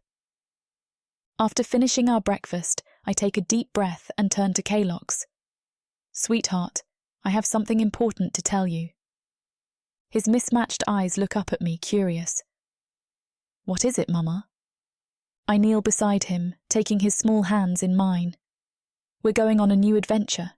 We're going to live in your father's home, in a castle." Kalok's eyes widen. "A castle?" I nod, smiling. "That's right. It's going to be very different from here, but we'll be together. Are you excited?" He nods enthusiastically, then pauses. "Will we come back?" "Of course," Volezimir assures him, ruffling his hair. "We'll visit often." We gather our meagre belongings, mostly just the clothes on our backs, and a few small treasures I'd collected for Kalok's over the years. As we prepare to leave, June and Lemaine meet us at the edge of the village. June pulls me into a tight hug. "I can't believe you're leaving already," she whispers, her voice thick with emotion. "We'll be back to visit," I promise, squeezing her hand. "Thank you for everything." Lemaine nods solemnly to Volezimir. "Take care of them, old friend." "With my life," Volezimir responds, his voice filled with conviction. With final hugs and farewells, Volezimir activates the portal. I take a deep breath, holding Kalok's close as we step through the shimmering gateway. The world shifts around us, and suddenly we're standing in a vast, ornate hall. The ceiling towers above us, adorned with intricate carvings and glowing crystals. Kalok's gasps in wonder, his grip on my hand tightening. "Welcome to Galmoleth," Volezimir says, his voice echoing slightly in the grand space. "This is the royal castle." He leads us straight inside, up to a wing that he says is only his. As soon as we are settled, Volezimir springs into action. "I'm calling for the healers," he says, his voice laced with concern. You both need to be checked over after everything you've been through. I nod, grateful for his thoughtfulness. Kalox clings to my side, overwhelmed by the grandeur of our new surroundings. Within minutes, a team of healers arrives. They are some kind of demon, though different than Volezimir, but their gentle demeanour puts me at ease. They usher us into a nearby chamber, filled with strange instruments and glowing crystals. Don't worry, one of the healers assures me, noticing my apprehension. We just want to make sure you and the little one are healthy. They examine us thoroughly, using a combination of magic and more traditional methods. Kalox is fascinated by the colourful spells they cast, momentarily forgetting his shyness. You're both in remarkably good health, considering the circumstances, the lead healer announces, after what feels like hours. A bit malnourished, perhaps, but nothing some good meals won't fix. Volezimir visibly relaxes at the news, the tension leaving his broad shoulders. As the healers pack up their equipment, Volezimir turns to me. I'll show you to your rooms now. He leads us down a long corridor, ornate tapestries lining the walls. He says his room is at the end, and just across from it, he shows Kalox his own room. Our son is overjoyed, content to play with his toys as Volezimir takes me to the room next door. We stop in front of a beautifully carved door. These will be your chambers, Volezimir says, pushing the door open to reveal a luxurious suite. I hope you'll be comfortable here. I step inside, taking in the plush furnishings and expansive windows overlooking the city below. It's more opulent than anything I've ever seen. But as Volezimir turns to leave, panic grips my heart. Wait, I call out, my voice sharper than I intended. Volezimir pauses, looking back at me with concern. I take a deep breath, steeling my nerves. I don't want to be separated from you. Not again. My cheeks flush, but I hold his gaze. Can I stay with you? He steps closer, his face softening as he cups my cheek. I would want nothing more.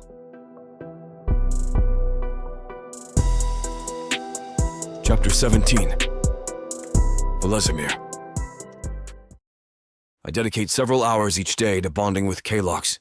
Today I'm taking him to the sacred Grove of Shadows, one of the most revered sites in demon culture.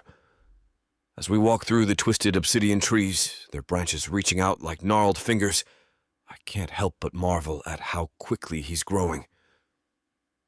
This grove has stood since we first came to Galmaleth, I explain, my voice low and reverent. Some demons gather here to commune with the God of Whispers. Kalox's mismatched eyes widen, one golden like mine, the other green like Zilpha's. Really? Do you? I nod, a smile tugging at my lips. Sometimes. The Whispers can guide you through times of strife and uncertainty. We pause before an ancient altar, its surface etched with runes that glow faintly in the dim light. Kalox reaches out, his small fingers tracing the symbols. "What's these?" he asks, his voice filled with curiosity.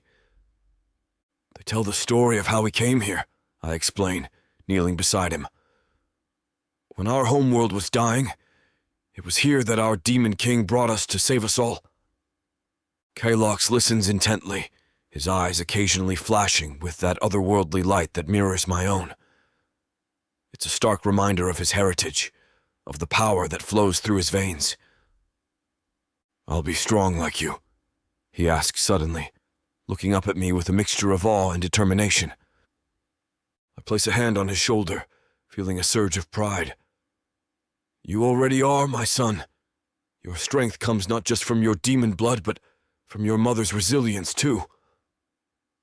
As we continue our tour, I share more stories of demon history, tales of great battles, of magic beyond imagination, and of the honor that binds our people. Kalox drinks it all in, and I answer every question, loving this moment. The next day I ask Zilpha to join us, and even though I can tell she's reluctant, she agrees. I stand tall, my chest swelling with pride as I lead Zilpha and Kalox through the winding streets of Galmaleth. The city pulses with raw energy, a testament to our demon heritage. "This way," I gesture, guiding them towards the bustling marketplace. "Watch your step, Kalox." Our son's eyes widen as we enter the sprawling bazaar. Demons of all types haggle over glowing crystals, shimmering fabrics, and artifacts that crackle with barely contained power. "Dad, what's that?" Kalox points excitedly at a vendor selling what looks like writhing shadows in glass jars. "Those are shadow essences," I explain, ruffling his hair. "Very dangerous. Don't touch." Zilpha tightens her grip on Kalox's hand, eyeing the crowd warily. I place a reassuring hand on her shoulder. "No one will harm you here. You're under my protection." We move on, passing stalls filled with exotic fruits that change color as we watch, and weapons that hum with dark energy. Kalox tugs at my hand, his attention jumping from one marvel to the next. "Can I have?" he asks, pointing at a small, iridescent orb. "That's a demon's eye, little one," the vendor chuckles. "Bit advanced for you yet?" I shake my head, steering Kalox away. "Maybe when you're older." We leave the market behind, heading towards the towering spires of the council chambers. Kalox cranes his neck, trying to see the top. "It's so big!" he exclaims, stumbling a bit as he walks backward. "Careful," Zilpha warns, steadying him. "These are where the demon lords meet," I explain, "to make decisions that affect all of Galmaleth." I feel the air crackle with energy as the sky darkens ominously. A familiar tension builds, signaling the approach of one of Galmaleth's infamous lightning storms. It's near constant here, but this one, however, feels different, more intense, more primal. "Watch this," I say, wrapping an arm protectively around Zilpha's waist. She leans into me, her body tense but trusting. The first bolt splits the sky, illuminating the city in a blinding flash of purple-white light. The boom that follows shakes the very ground beneath our feet. Kalox jumps, startled, but his eyes remain fixed on the spectacle above. "Wow," he breathes, his voice filled with wonder. More bolts follow in quick succession, painting intricate patterns across the dark canvas of clouds. The raw power of demon chaos magic manifests in each strike, a reminder of the forces that shape our world. I pull Zilpha closer, feeling her warmth against me. Her eyes, too, are wide with a mix of fear and awe. "It's beautiful," she whispers, "and terrifying." "Like much of our world," I reply, a hint of pride in my voice. Kalox tugs at my hand, pointing excitedly. "Look, Dad, it's dancing." He's right. The lightning seems to move with purpose, weaving complex designs in the sky. It's a light show unlike any other, a display of nature's fury guided by demonic influence. "This is why we rarely see the sun here," I explain, raising my voice to be heard over the continuous rumble of thunder. "Our magic shapes the very weather." Kalox nods, absorbing this new information with the eagerness I've come to expect from him. His mismatched eyes reflect the flashes of lightning, giving him an otherworldly appearance that reminds me of his unique heritage. As we stand there, my family bathed in the glow of raw demonic energy, I feel a sense of completeness I've never known before. This is my world, and now, finally, I can share it with the ones I love. I stride through the castle halls, Kalox's small hand in mine. His excitement is palpable, and I can't help but feel a surge of pride. Today marks the beginning of his magical training with Tolmund, a Sulzgaroth demon known for his expertise in various magical disciplines. "Remember, son," I say, my voice low and serious, "magic is a powerful tool, but it requires discipline and respect." Kalox nods, his mismatched eyes wide with anticipation. I'm powerful. We arrive at Tolmund's home, a large place out on the edge of the city. The air crackles with latent energy, and I feel Kalox's grip tighten slightly. Tolmund greets us, his white hair gleaming in the dim light. Ah, young Kalox, are you ready to unlock your potential? I watch as Tolmund begins the lesson, starting with the basics of energy manipulation. Kalox listens intently, his brow furrowed in concentration. As Tolmund demonstrates a simple light spell, I see a spark of recognition in my son's eyes. Now focus on the energy within you, Tolmund instructs. Visualize it flowing through your body and out through your fingertips. Kalox closes his eyes, his face a mask of determination. For a moment, nothing happens. Then suddenly, a small orb of light flickers to life above his outstretched hand. It's weak and unsteady, but it's there. Pride swells in my chest. Well done, Kalox, I exclaim, unable to contain my excitement. Tolmund nods approvingly. Impressive for a first attempt. You have a natural affinity for magic, young one. As the lesson continues, Kalox's confidence grows. He manages to maintain the light for longer periods, even changing its color with concentration. I watch, fascinated, as Tolmund guides him through more complex exercises.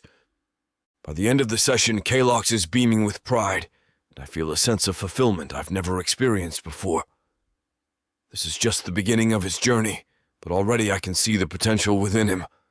By the end of the lesson, I can tell the magic has drained Kalox. He makes it all the way home, but when we enter the castle, I scoop up a sleepy Kalox in my arms, his small body warm against my chest, as we make our way back to our quarters. His eyelids droop, heavy with the exertion of his first magical lesson. You did well today, little one, I murmur, pressing a gentle kiss to his forehead. Once home, I tuck Kalox into bed, watching as he drifts off almost immediately. Pride swells in my chest, remembering the spark of magic he conjured earlier. With our son peacefully napping, I seek out Zilpha. She's reading by the window, the dim light of the thunderstorms outside casting shadows across her face. Care for a walk in the private gardens? I ask, extending my hand. She looks up, a smile tugging at her lips. Trying to impress me? I chuckle, pulling her to her feet. Always. We stroll hand in hand through the twisted paths of the demon gardens. Black roses with petals sharp as razors line the walkways, their thorny vines writhing slowly in the perpetual twilight. Kalox showed incredible potential today, I say, unable to keep the pride from my voice. He conjured light on his first try. Zilpha's eyes widen. Already? He's growing up so fast. Too fast, I agree, squeezing her hand. Soon he'll be summoning chaos storms and turning me into a Urgan. She laughs, the sound like music in the eerie quiet of the garden. I'd pay good money to see that. We pause by a fountain of swirling shadows, its inky depth seeming to whisper secrets. Zilpha reaches out, her fingers hovering just above the surface. It's beautiful, she murmurs, in a terrifying sort of way. I wrap an arm around her waist, pulling her close. Much like demon society itself, I suppose. She leans into me, her warmth a stark contrast to the cool air around us. I never thought I'd find beauty in a place like this, she admits, but here we are. I tilt her chin up, meeting her gaze. Here we are indeed. Who would have thought a demon and a human could make such an adorable little sorcerer? Zilpha smirks. Well, with your looks and my brains, how could he not be exceptional? I feign offense, clutching my chest dramatically. Are you implying I lack intelligence, sunshine? Never, she says, her eyes twinkling with mischief. Just that I have enough for both of us. I can't help but laugh, the sound echoing through the garden. It's moments like these, filled with love and gentle teasing, that make all the hardships we've faced worth it. Chapter 18. Zilpha. I smooth down my dress, nervously adjusting the neckline. The candlelight flickers across the table, casting warm shadows over the carefully prepared meal. Volezimir enters, his massive frame filling the doorway. My heart skips a beat, just like it did the first time I saw him. "Sunshine," he rumbles, a smile playing at the corners of his mouth. "What's all this?" I gesture for him to sit. "I thought we could use some time alone." He settles into the chair across from me, his golden eyes studying my face. We've been spending time around each other since our reunion, but it feels like there's something keeping us from fully reconnecting. Probably because we are both worried about waking up from this dream and finding it's not real.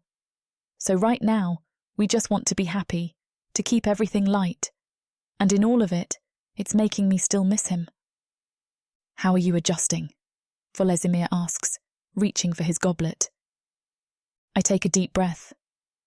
It's been overwhelming, but wonderful too. Having Kalox here, safe. I can finally breathe easy. Volezimir nods, his expression softening. He's an incredible child. You did an amazing job with him, under impossible circumstances. It was terrifying, I admit, the words tumbling out. Giving birth on that ship, hiding him, keeping him safe. There were days I thought we wouldn't make it. It's the first time I've said it, but I'm tired of holding back.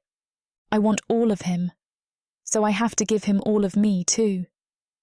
Volezimir's hand covers mine, his touch gentle despite his immense strength.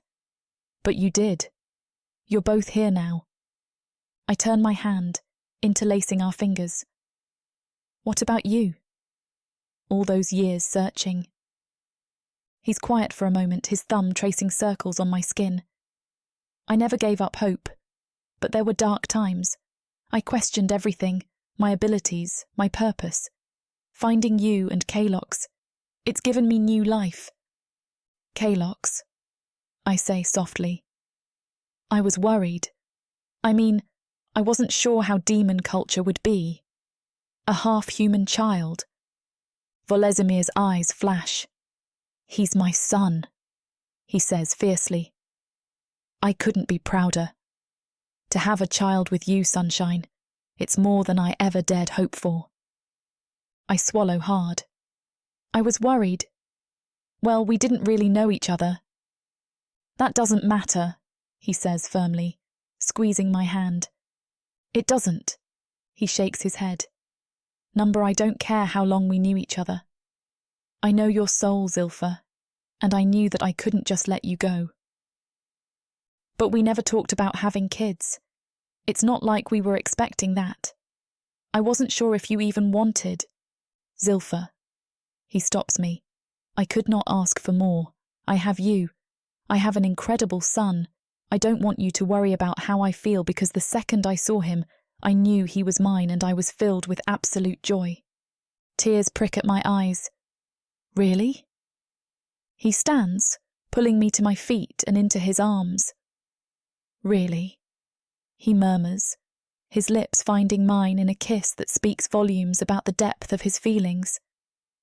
Needing the connection, I wrap my arms around Volezimir's neck and kiss him deeper. A low growl rumbles in his chest as he lifts me, carrying me into the adjoining bedroom. He lays me down, his golden eyes never leaving mine, intense and hungry. His lips find mine again, urgent and passionate. He trails kisses down my neck, slow and deliberate, sending shivers down my spine.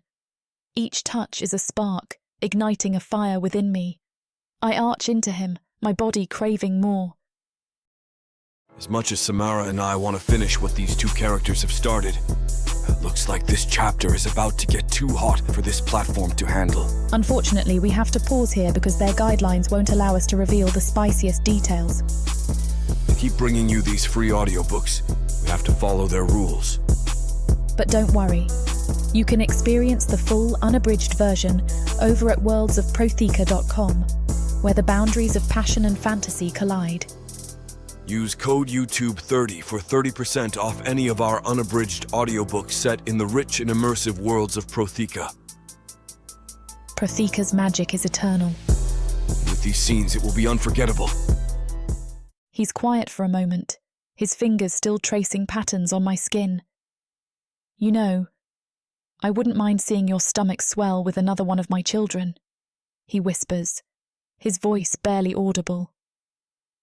The thought sends a thrill through me, a warmth spreading from my core. I look up at him, my eyes meeting his. Really? I ask, my voice soft. He nods, a slow smile spreading across his face. Really? He confirms. He leans closer, pressing a kiss to my temple. I can't get enough you. It's hard not to keep myself buried in you. I sigh, even as the words stir desire inside of me. This is what I was missing. It feels like the last of what was holding us back has shattered, and now I have him, all of him. I wouldn't mind. A growl erupts from him, and, faster than I can follow, he's flipped me on my back and is hovering over me. Be careful, sunshine. I might just stay inside the hole permanently with words like that. I give him a grin, reaching up to stroke his horns, pulling him closer. Please do. Chapter 19. Volezimir. As we walk through Teelith, Kalox's small hand in mine. His mismatched eyes dart around, taking in the imposing architecture and magical runes etched into the walls.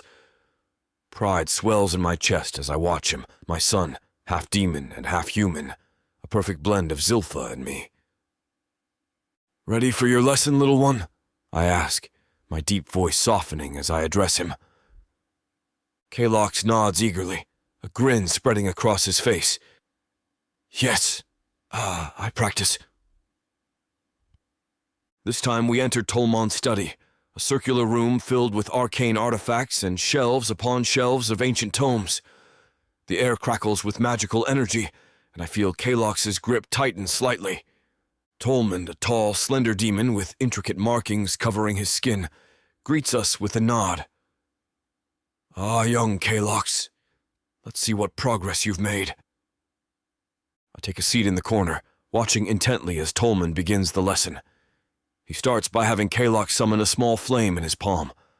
My son's face scrunches in concentration, and for a moment, nothing happens. Then, a tiny spark ignites, growing into a flickering flame. Excellent, Tolmond praises. Now let's try something new. Can you change its color? Kalox's brow furrows, and the flame wavers. Slowly, it shifts from orange to a deep, royal purple. My chest swells with pride. At his age, I could barely maintain a flame, let alone manipulate its properties. The lesson progresses, each exercise more complex than the last. Kalox levitates small objects, creates illusions of butterflies that flutter around the room, and even manages a rudimentary shield spell. His power grows with each success, and I can't help but marvel at his potential. As the lesson nears its end, Tolmond presents a final challenge. Let's see if you can combine what you've learned today, he says, placing a feather on the table. I want you to levitate the feather, surround it with your colored flame, but keep the feather from burning. Kalox's eyes widen, but he nods determinedly. He extends his hand, and the feather rises slowly into the air. The purple flame appears around it, carefully controlled. Sweat beads on Kalox's forehead as he concentrates, keeping the delicate balance between fire and protection. For a full minute he maintains it, but the strain overwhelms him, and the fire engulfs the feather, and then burns out. Kalox deflates, but I kneel beside him. That was incredible. His eyes turn up to look at me, and then dart to Tolmond, who nods. I'm very impressed. This brings a smile to Kalox's face, and the demon says, I think that's enough for today. I stand up, taking Kalox's hand, and Tolmond watches us. He's really improving, a faster learner. I grin down at my son. He's amazing. As Kalox and I make our way back to the castle, the streets of Teelith buzz with demonic activity. I keep a protective hand on my son's shoulder, guiding him through the throng of ebony-skinned demons going about their daily business. Dad, look! Kalox points excitedly at a street vendor selling glowing crystals. I'm about to respond when a familiar voice cuts through the noise. Well, if it isn't Volezimir and his offspring. My jaw clenches as I turn to face Azrael. The demon towers over us, his obsidian skin gleaming in the dim light, multiple sharp horns forming a crown-like structure on his head. His red eyes bore into mine, a false smile playing on his lips. Azrael, I nod curtly. What brings you to this part of the city? He shrugs, his carapace shifting with the movement. Oh, business as usual. His gaze drops to Kalox, and I feel my son press closer to my leg. And who might you be? I tighten my grip on Kalox's shoulder. This is my son, Kalox. Azrael's eyes widen with interest, and he crouches down to Kalox's level. My. Aren't you a fascinating little creature? His voice drips with honeyed venom. Tell me, boy, what sort of magic can you do? Kalox looks up at me, uncertainty clear in his mismatched eyes. I give him a reassuring nod, but every instinct screams at me to get him away from Azrael. I can make fire, Kalox says quietly. Azrael's smile widens, revealing sharp teeth. Fire, you say? How delightful. And at such a young age, too. He reaches out as if to touch Kalox's face, but I swiftly step between them. I step forward, placing myself firmly between Azrael and Kalox. My voice drops to a low growl. We need to be going, Azrael. It's been a long day of training. Azrael's eyes gleam with interest. Training, you say? How fascinating. What kind of training does a half-breed require? I clench my fists, fighting to keep my temper in check. That's none of your concern. Oh, but it is, Azrael purrs, his gaze sliding past me to Kalox. A child with both demon and human blood. The potential is intriguing. Tell me, boy, what other magic can you do besides fire? I feel Kalox grip my leg tighter, his small body trembling slightly. Before he can answer, I cut in. Enough, Azrael. We're leaving.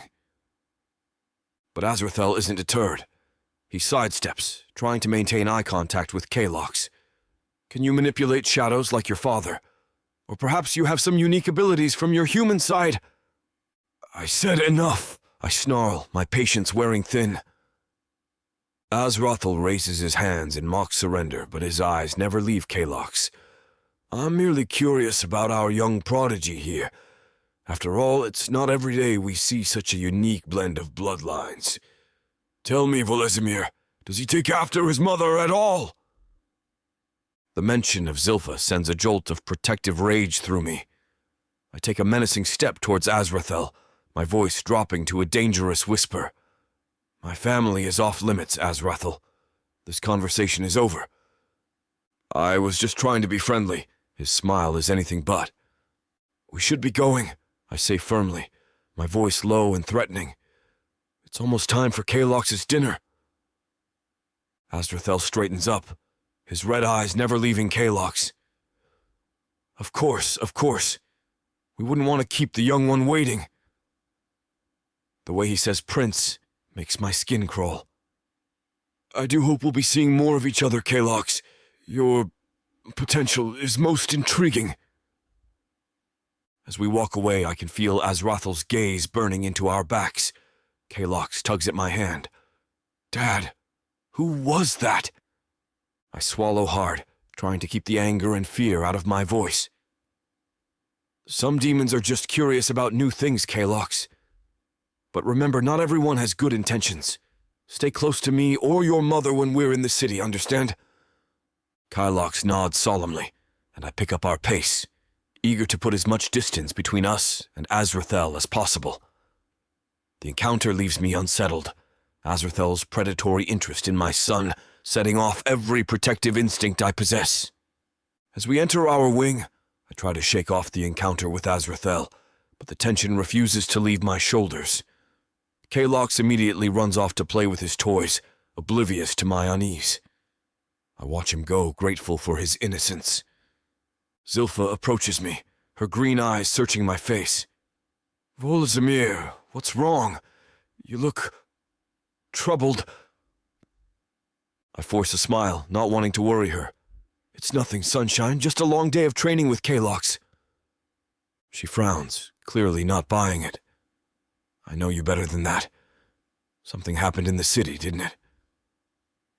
I sigh, running a hand through my hair. "We ran into another demon, and he was just interested in Kalox. Demons and humans do mate here, but it's not that common yet." Zilpha steps closer, placing a hand on my arm. "Did he threaten Kalox?" I shake my head. "No." I can still see the worry on her face, so I pull her into an embrace, trying to reassure her as much as myself. "No, I won't let anything happen to either of you. Azrael's just curious. It's probably nothing." But even as I say the words, I can't shake the feeling that this encounter with Azrael is just the beginning of something much larger. Zilpha turns to me, and I can already see she's not letting this go. So I lean down and pinch her chin between my thumb and finer. "I've got you, sunshine." And then I kiss her. Zilpha's lips are soft and yielding under mine, her body pressing against me with a need that matches my own. She tastes like sweet wine and desire, a combination that drives me wild. I deepen the kiss, one hand cupping the back of her neck, the other pulling her flush against me. She whimpers, a soft, needy sound that sends a jolt of pure heat through me. Her fingers dig into my shoulders, clinging to me as if I'm the only thing keeping her grounded. I walk her backwards, our lips never parting, until we're in our room. The door slams shut behind us, a loud final sound that echoes through the chamber. Zilpha's breath hitches, her eyes wide with anticipation as I break the kiss, only to press her gently but firmly onto the bed. Her auburn hair fans out around her, a stark contrast against the dark silk sheets. She's a vision, my sunshine, radiant and so damn tempting. I want to ease her worry. I want to make her relax. And damn it, I need a freaking taste. This woman has been driving wild for years, and now I can't seem to stop myself where she's involved. This scene is about to get too steamy for this platform's comfort, and as much as we'd love to keep going, their guidelines say we need to stop here. To continue releasing these free audiobooks on this platform, we've got to play by the rules. The passion doesn't end here. Visit worldsofprothika.com to hear the full, uncut version of this fantasy romance, and every daring moment that YouTube can't handle. Use code YouTube30 for 30% off unabridged audiobooks in the worlds of Prothika. Don't let YouTube hold you back. Immerse yourself in a world of magic, danger, and unfiltered passion. Prothika's magic is eternal. Listen unabridged and you'll never want to go back.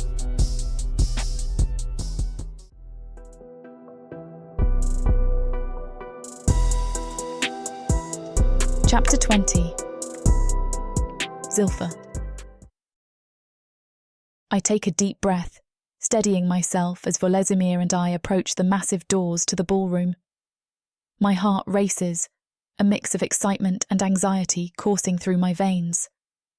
His hand on the small of my back is reassuring, grounding me in this whirlwind of new experiences. The warmth of his touch seeps through the thin fabric of my gown, a stark contrast to the cool air around us. I feel panicked having left Kalox with two of the other servants. My son's face flashes in my mind, and I fight the urge to turn back. Volezimir assured me that he will be fine, but I still feel on edge. My fingers fidget with the hem of my sleeve, a nervous habit I can't seem to shake. And I know he can tell. His golden eyes flicker to my restless hands, concern etched in the set of his jaw. "Ready, sunshine?" he murmurs, his golden eyes searching mine. His deep voice rumbles through me, soothing some of my frayed nerves. I take another steadying breath, drawing strength from his unwavering presence beside me. Nodding, I muster a smile that I hope appears more confident than I feel. "As I'll ever be," I reply, my voice barely above a whisper. I square my shoulders, preparing myself for whatever lies beyond those ornate doors. With Volezimir at my side, I feel like I can face anything, even a room full of demons. The doors swing open, and we step into a scene straight out of a fever dream. The ballroom stretches impossibly high, its ceiling lost in swirling shadows and glittering lights. Demons of every shape and size mill about, their conversations a cacophony of guttural growls, lilting purrs, and everything in between. The air itself seems to pulse with an otherworldly energy, making my skin tingle and my heart race. My gown, a gift from Volezimir, shimmers with subtle enchantments. It's beautiful, hugging my curves in all the right places and flowing like liquid starlight. But I can't help feeling more like I'm a spectacle to watch than a guest. I swallow back my nerves, my fingers instinctively brushing over the scar on my left forearm, a reminder of how far I've come. Volezimir told me that normally a servant wouldn't be invited here, but for a Volvath demon, especially one that has the royal family's favour, he exists outside society's rules. And I'm grateful for his presence, a towering pillar of strength beside me. His golden eyes scan the room, ever vigilant, and I draw comfort from his protective stance. As we make our way through the crowd, I feel eyes on me. Some gazes are merely curious, others openly hostile. A particularly nasty-looking demon with serrated horns curls his lip at me in disgust, and I have to fight the urge to shrink back. Instead, I lift my chin, determined not to show weakness. Volezimir's presence beside me is a constant reminder that I belong here, human or not. I take a deep breath, steeling myself for whatever this night might bring. After all, I've faced dark elves, minotaur pirates, and being orphaned and survived. I can handle a demon ball, right? Volezimir, a booming voice calls out, and a towering demon with spiralling horns approaches us. So good to see you, and this must be your companion. I feel Volezimir tense slightly beside me. Lord Malathrix, he greets, his voice carefully neutral. May I present Zilpha, mother of my son and cherished partner. Well, I guess that's one thing to call me, better than slave, though we've never really talked about how I would be introduced. Lord Malathrix's eyes narrow as they sweep over me. Charmed, he rumbles, though his tone suggests anything but. Tell me, human, how are you finding our little gathering? I swallow hard, acutely aware of the weight of this moment. It's quite impressive, I manage, proud that my voice doesn't waver. The architecture alone is breathtaking. A flicker of surprise crosses the demon lord's face, quickly replaced by a calculating look. Indeed. And what would a human know of demon architecture? Before I can respond, Volezimir smoothly interjects. Zilpha has been studying our culture extensively. Her insights are refreshing. I squeeze Volezimir's hand in silent thanks as Lord Malathrix grunts non-committally. The conversation is short, and soon we are moving again, more and more people turning to us. I try to keep my composure as we move through the crowded ballroom, but it's hard to ignore the constant murmurs and stares. Volezimir's hand on my back is reassuring, but I can't help feeling like a curiosity on display. Did you hear? That's Volezimir's human, a silky voice whispers nearby. I heard their child is quite unusual. Another replies, their tone dripping with disdain. My cheeks burn, but I force myself to keep my head high. Volezimir notices my discomfort and pulls me closer. Pay them no mind, sunshine, he murmurs in my ear. They're just jealous. I manage a small smile, grateful for his support. But the whispers continue as we make our way through the crowd. A tall, elegantly horned demoness approaches us, her golden eyes gleaming with interest. Volezimir, darling, you simply must introduce me to your companion. Volezimir nods politely. Lady Buer, this is Zilpha, mother of my son and my cherished partner. Lady Buer's eyes widen slightly. How fascinating. I've heard such intriguing things about your little one. Tell me, dear, how does he fare with his unique heritage. I stiffen, unsure how to respond. Before I can formulate an answer, another demon chimes in from nearby.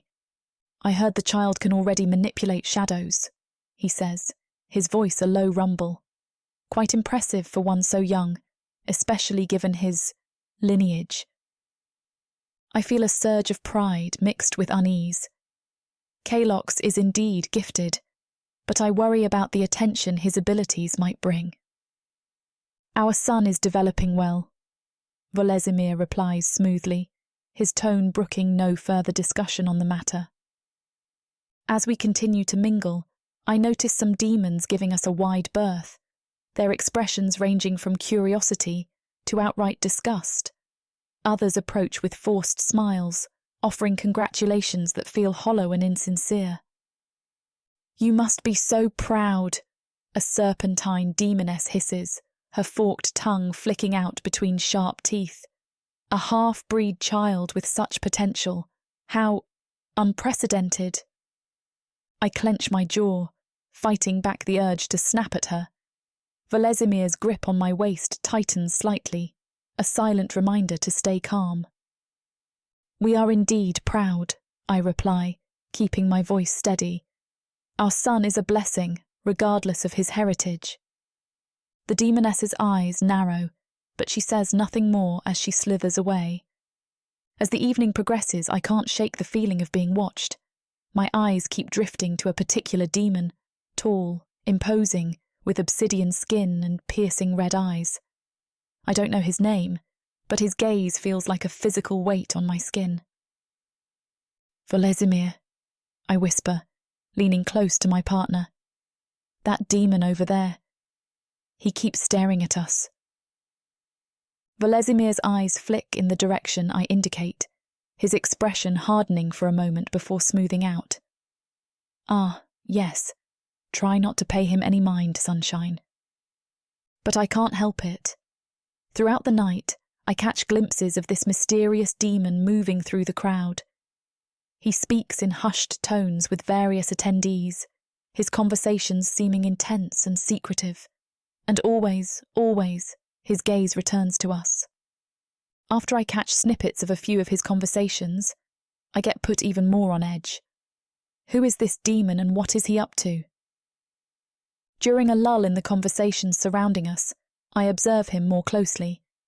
He's speaking with a group of demons, his back to us, but I can see him gesture subtly in our direction. The demons he's talking to look our way, their expressions a mix of curiosity and something darker. A chill runs down my spine as the demon turns, his red eyes locking with mine. There's something predatory in his gaze, a hunger that makes me want to run and hide.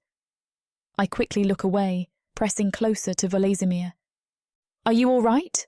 Volezimir asks, concern evident in his voice. I don't want to worry him further, but I can't shake the unease that's settled in my stomach. Throughout the night, I found myself constantly aware of where this demon is, my body tensing whenever he draws near. So instead of brushing it away, I pull Volezimir into a quiet alcove, away from prying eyes and ears. My heart's racing, and I can't shake the feeling of unease that's been building all night.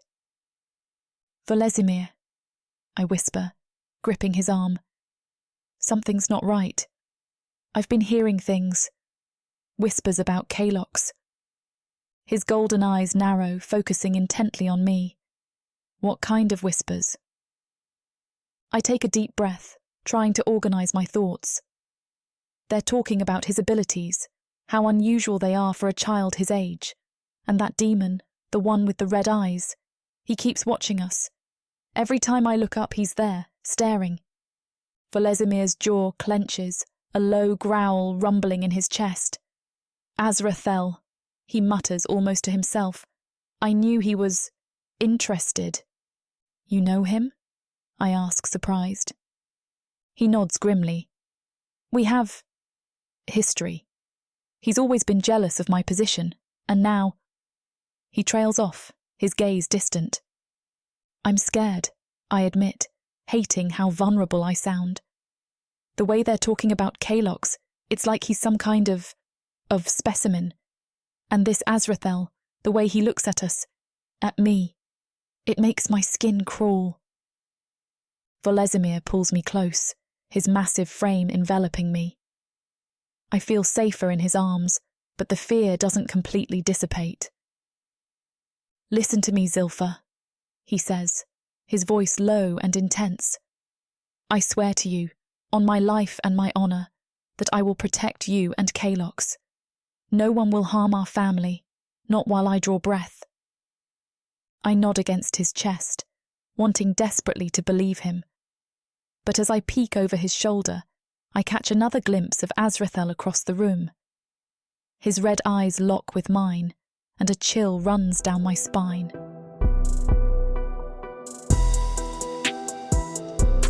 Chapter 21. Volezimir. I lead Kalox through the winding streets of Tilith, my hand resting protectively on his shoulder. The city's usual bustle feels muted today, or maybe it's just my own unease coloring everything. That ball. Azrael's stare. I shake my head, trying to focus on the present. "Where are we going, Dad?" Kalox asks, his mismatched eyes bright with curiosity. "Somewhere special," I reply, forcing a smile. "The edge of Galmaleth, where our island is now linked to the planet we came from." As we leave the city proper, the landscape shifts dramatically. Jagged black rocks replace the worn cobblestone streets, their obsidian surfaces gleaming dully in the muted light. The air grows thinner, carrying a metallic tang that tingles in my nostrils. I point out landmarks along the way, my voice a low rumble as I share pieces of my past with my son. "See that, Kalox? That's the Spire of Shadows where I trained as a youth," I say, gesturing to a towering structure that seems to pierce the stormy sky. Its surface writhes with dark energy, a constant reminder of the power that flows through our realm. And over there, those are the Whispering Caverns. Ancient prophecies still echo in their depths. But even as I speak, my mind keeps drifting, unable to shake the unease that settled in my gut. What the hell was Azrael planning? Those hushed conversations I'd overheard, the way his blood-red gaze had lingered on Kalox. It makes my skin crawl. I clench my fist, feeling the familiar ache in my old injury. Whatever that bastard's up to, I'll be damned if I let him anywhere near my family. "Dad?" Kalox's voice snaps me back to reality. "Ouch!" He yanks on my hand. "Sorry," I mutter, loosening my grip. I need to stay present for him. We reach the precipice where solid ground gives way to swirling mists. The barrier between Galmaleth and the endless expanse of Arasak shimmers faintly. "This," I say, gesturing to the void, "is Arasak, the planet that our race comes from. It's full of magic, more than here, and tons of animals you've never seen." Kalox peers into the mists, all plain on his face. "It's beautiful," he whispers. I nod, few memories having resurfaced for me since Asmodeus's was taken for trial. It's also dangerous. There's been a lot of war, which is why we had to come here. I gaze out at the swirling mists of Arasak, feeling the weight of history and responsibility pressing down on me. Kalox's eyes are wide with wonder, and I force myself to focus on his excitement rather than the nagging worry in the back of my mind. "There's so much more to Arasak than just demons," I explain, my voice low. "Zathan, elemental spirits, creatures you've never even dreamed of. It's a world teeming with magic and danger." Kalox leans forward, nearly tipping over the edge. I grab his arm, my grip tighter than necessary. He winces and I loosen my hold, silently chastising myself for my distraction. "Sorry," I mutter. "Just be careful." I take a deep breath, trying to shake off the lingering unease from the ball. Azrael's piercing stare flashes through my mind, and I clench my jaw. "But we are okay here," I say, before it gets too grim for a 5-year-old. I sigh, running a hand through my hair. "Our God." He gave Asmodeus, our king, the power to bring us here, to save us. Kalox's brow furrows. Asmodeus? I kneel down, meeting my son's mismatched gaze. One day, you'll meet the king I've served for years. I promise you that. As I stand, my mind wanders again to Azrathel's calculating gaze at the ball. The way he watched us, never approaching, yet always present. I shake my head, trying to dispel the unease. But as I explain the intricacies of Arasak, its role in demon magic and history, I feel some of my tension easing. This is what matters, passing on our heritage, keeping Kalox safe. Whatever Azrael might be planning, we'll face it together. But even as I think this, a part of me remains on high alert, scanning the rocks behind us for any sign of danger. Do you want to practice while you are out here? His eyes light up. Yeah! I lead Kalox to a secluded clearing, and with us far from the prying eyes of Tilith, I know he can let loose. The air crackles with raw energy, perfect for honing demonic abilities. All right, son, I say, kneeling to meet his eyes. Show me what you've learned so far. Kalox's face scrunches in concentration. He extends his small hands, and a faint flicker of flame dances between his palms. Pride swells in my chest. Good. I nod. Now let's try something bigger. I demonstrate, conjuring a swirling vortex of fire. Kalox watches, eyes wide with wonder. He mimics my movements, his brow furrowed in determination.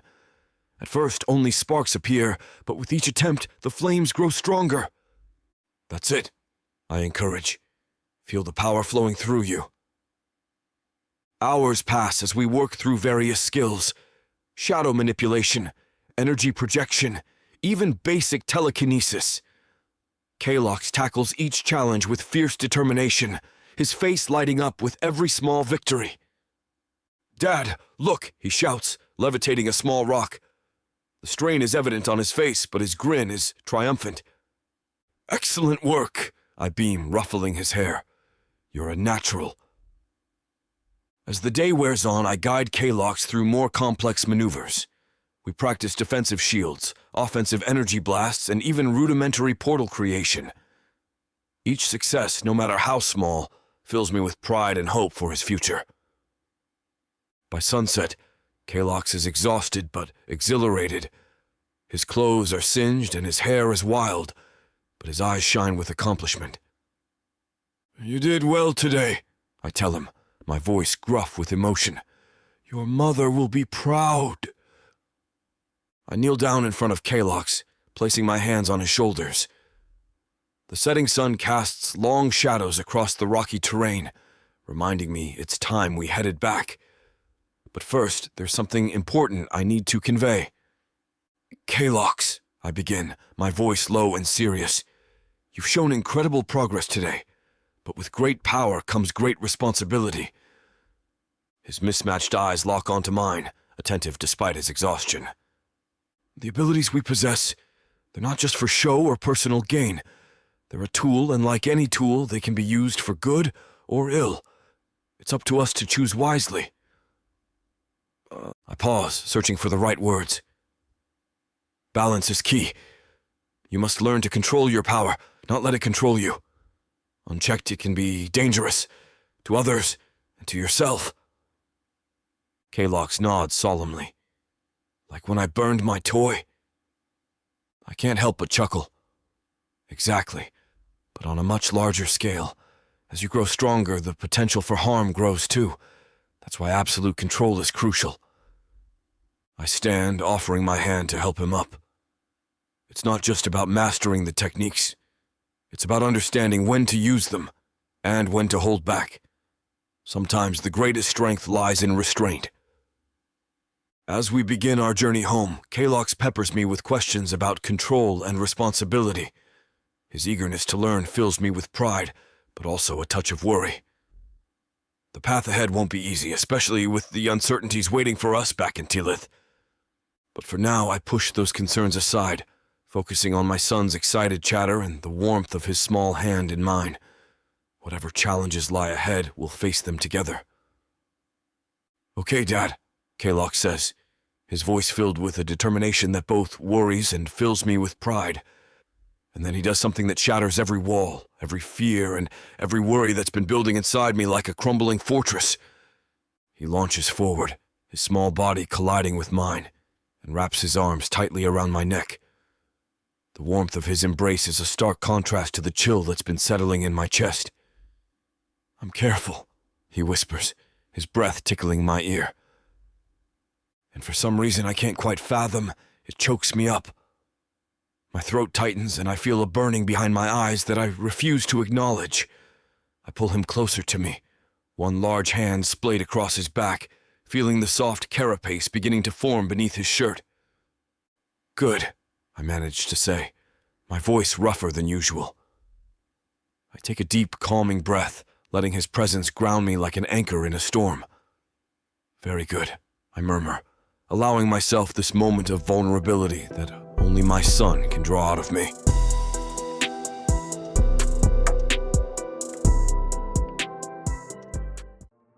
There isn't much left of the world after the orcs came. Savage. Brutal. Merciless. If you're a woman, you're property. Even to other humans. What happens when an orc stakes his claim on a human woman? Who would dare to stop him? Me.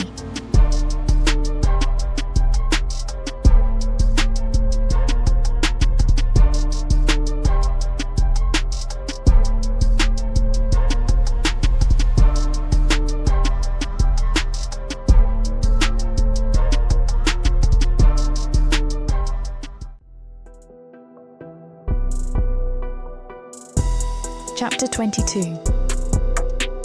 Zilpha. I kneel in the soft earth of the garden, my fingers gently working around the delicate stems of the shimmering starflowers I've been cultivating. The petals catch the light, throwing off tiny rainbow refractions that dance across my skin.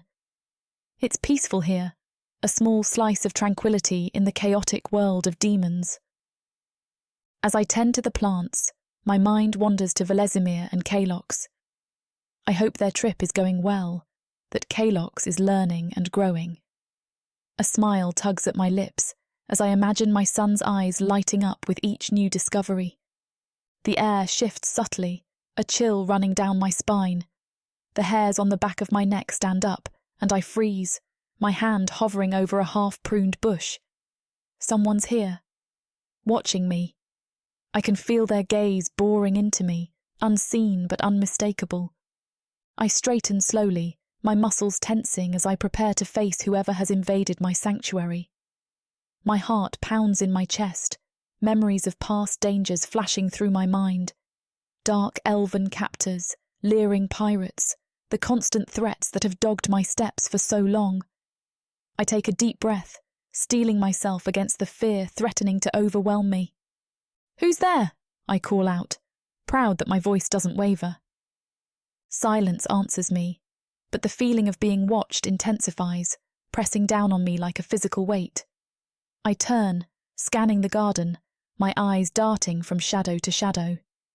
Every rustling leaf, every shifting shadow seems to hide a potential threat. A movement catches my eye, and I whirl to face it, my hand instinctively reaching for a weapon that isn't there. My breath catches in my throat as I see a figure emerge from behind a towering obsidian pillar. The sunlight glints off scales and sharp angles, and I recognize the unmistakable form of a demon. My heart leaps for a moment, hoping it might be Volezimir returning early. But no, this demon's presence radiates a cold, calculating energy that sets my teeth on edge. There's none of the warmth, none of the gentle strength I've come to associate with my Volezimir. As he steps fully into view, I recognize him with a jolt of fear that leaves me feeling like I've been doused in ice water. Azrael. I stand my ground as Azrael approaches, my heart racing but my face a mask of calm. His smile doesn't reach his eyes, which gleam with an unsettling intensity. I can feel the weight of his gaze on me, heavy and oppressive like a physical force trying to push me down. "What a lovely garden you've cultivated, Zilpha," he purrs, his gaze sliding over the shimmering flowers. "Such delicate beauty amidst our harsh world." His voice is smooth as silk, but there's a dangerous undercurrent that sets my teeth on edge. I nod stiffly, not trusting myself to speak. My throat feels tight, and I'm afraid my voice might betray the fear that's coiling in my gut. Azrael moves closer, his towering form casting a shadow over me. The air around him seems to chill, and I fight the urge to shiver. "I wonder," he continues, reaching out to caress a starflower's petal, "if you truly appreciate the position you're in. A human, here in our realm, raising a half-demon child." His fingers brush the delicate flower, and I have to resist the urge to slap his hand away.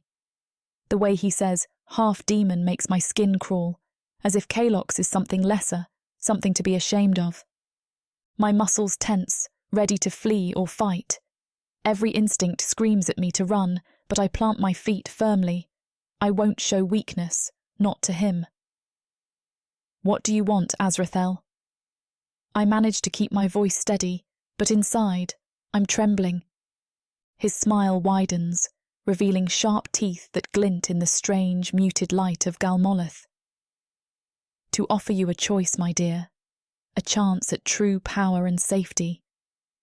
The way he says choice makes it clear that refusing isn't really an option. I brace myself, knowing whatever comes next will change everything. I frown, confusion mingling with my fear.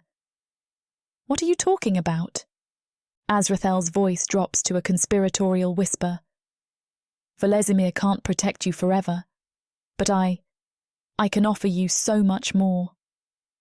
He gestures grandly, his eyes glowing with intensity. "Imagine it, Zilpha, power beyond your wildest dreams, the ability to shape this realm to your will.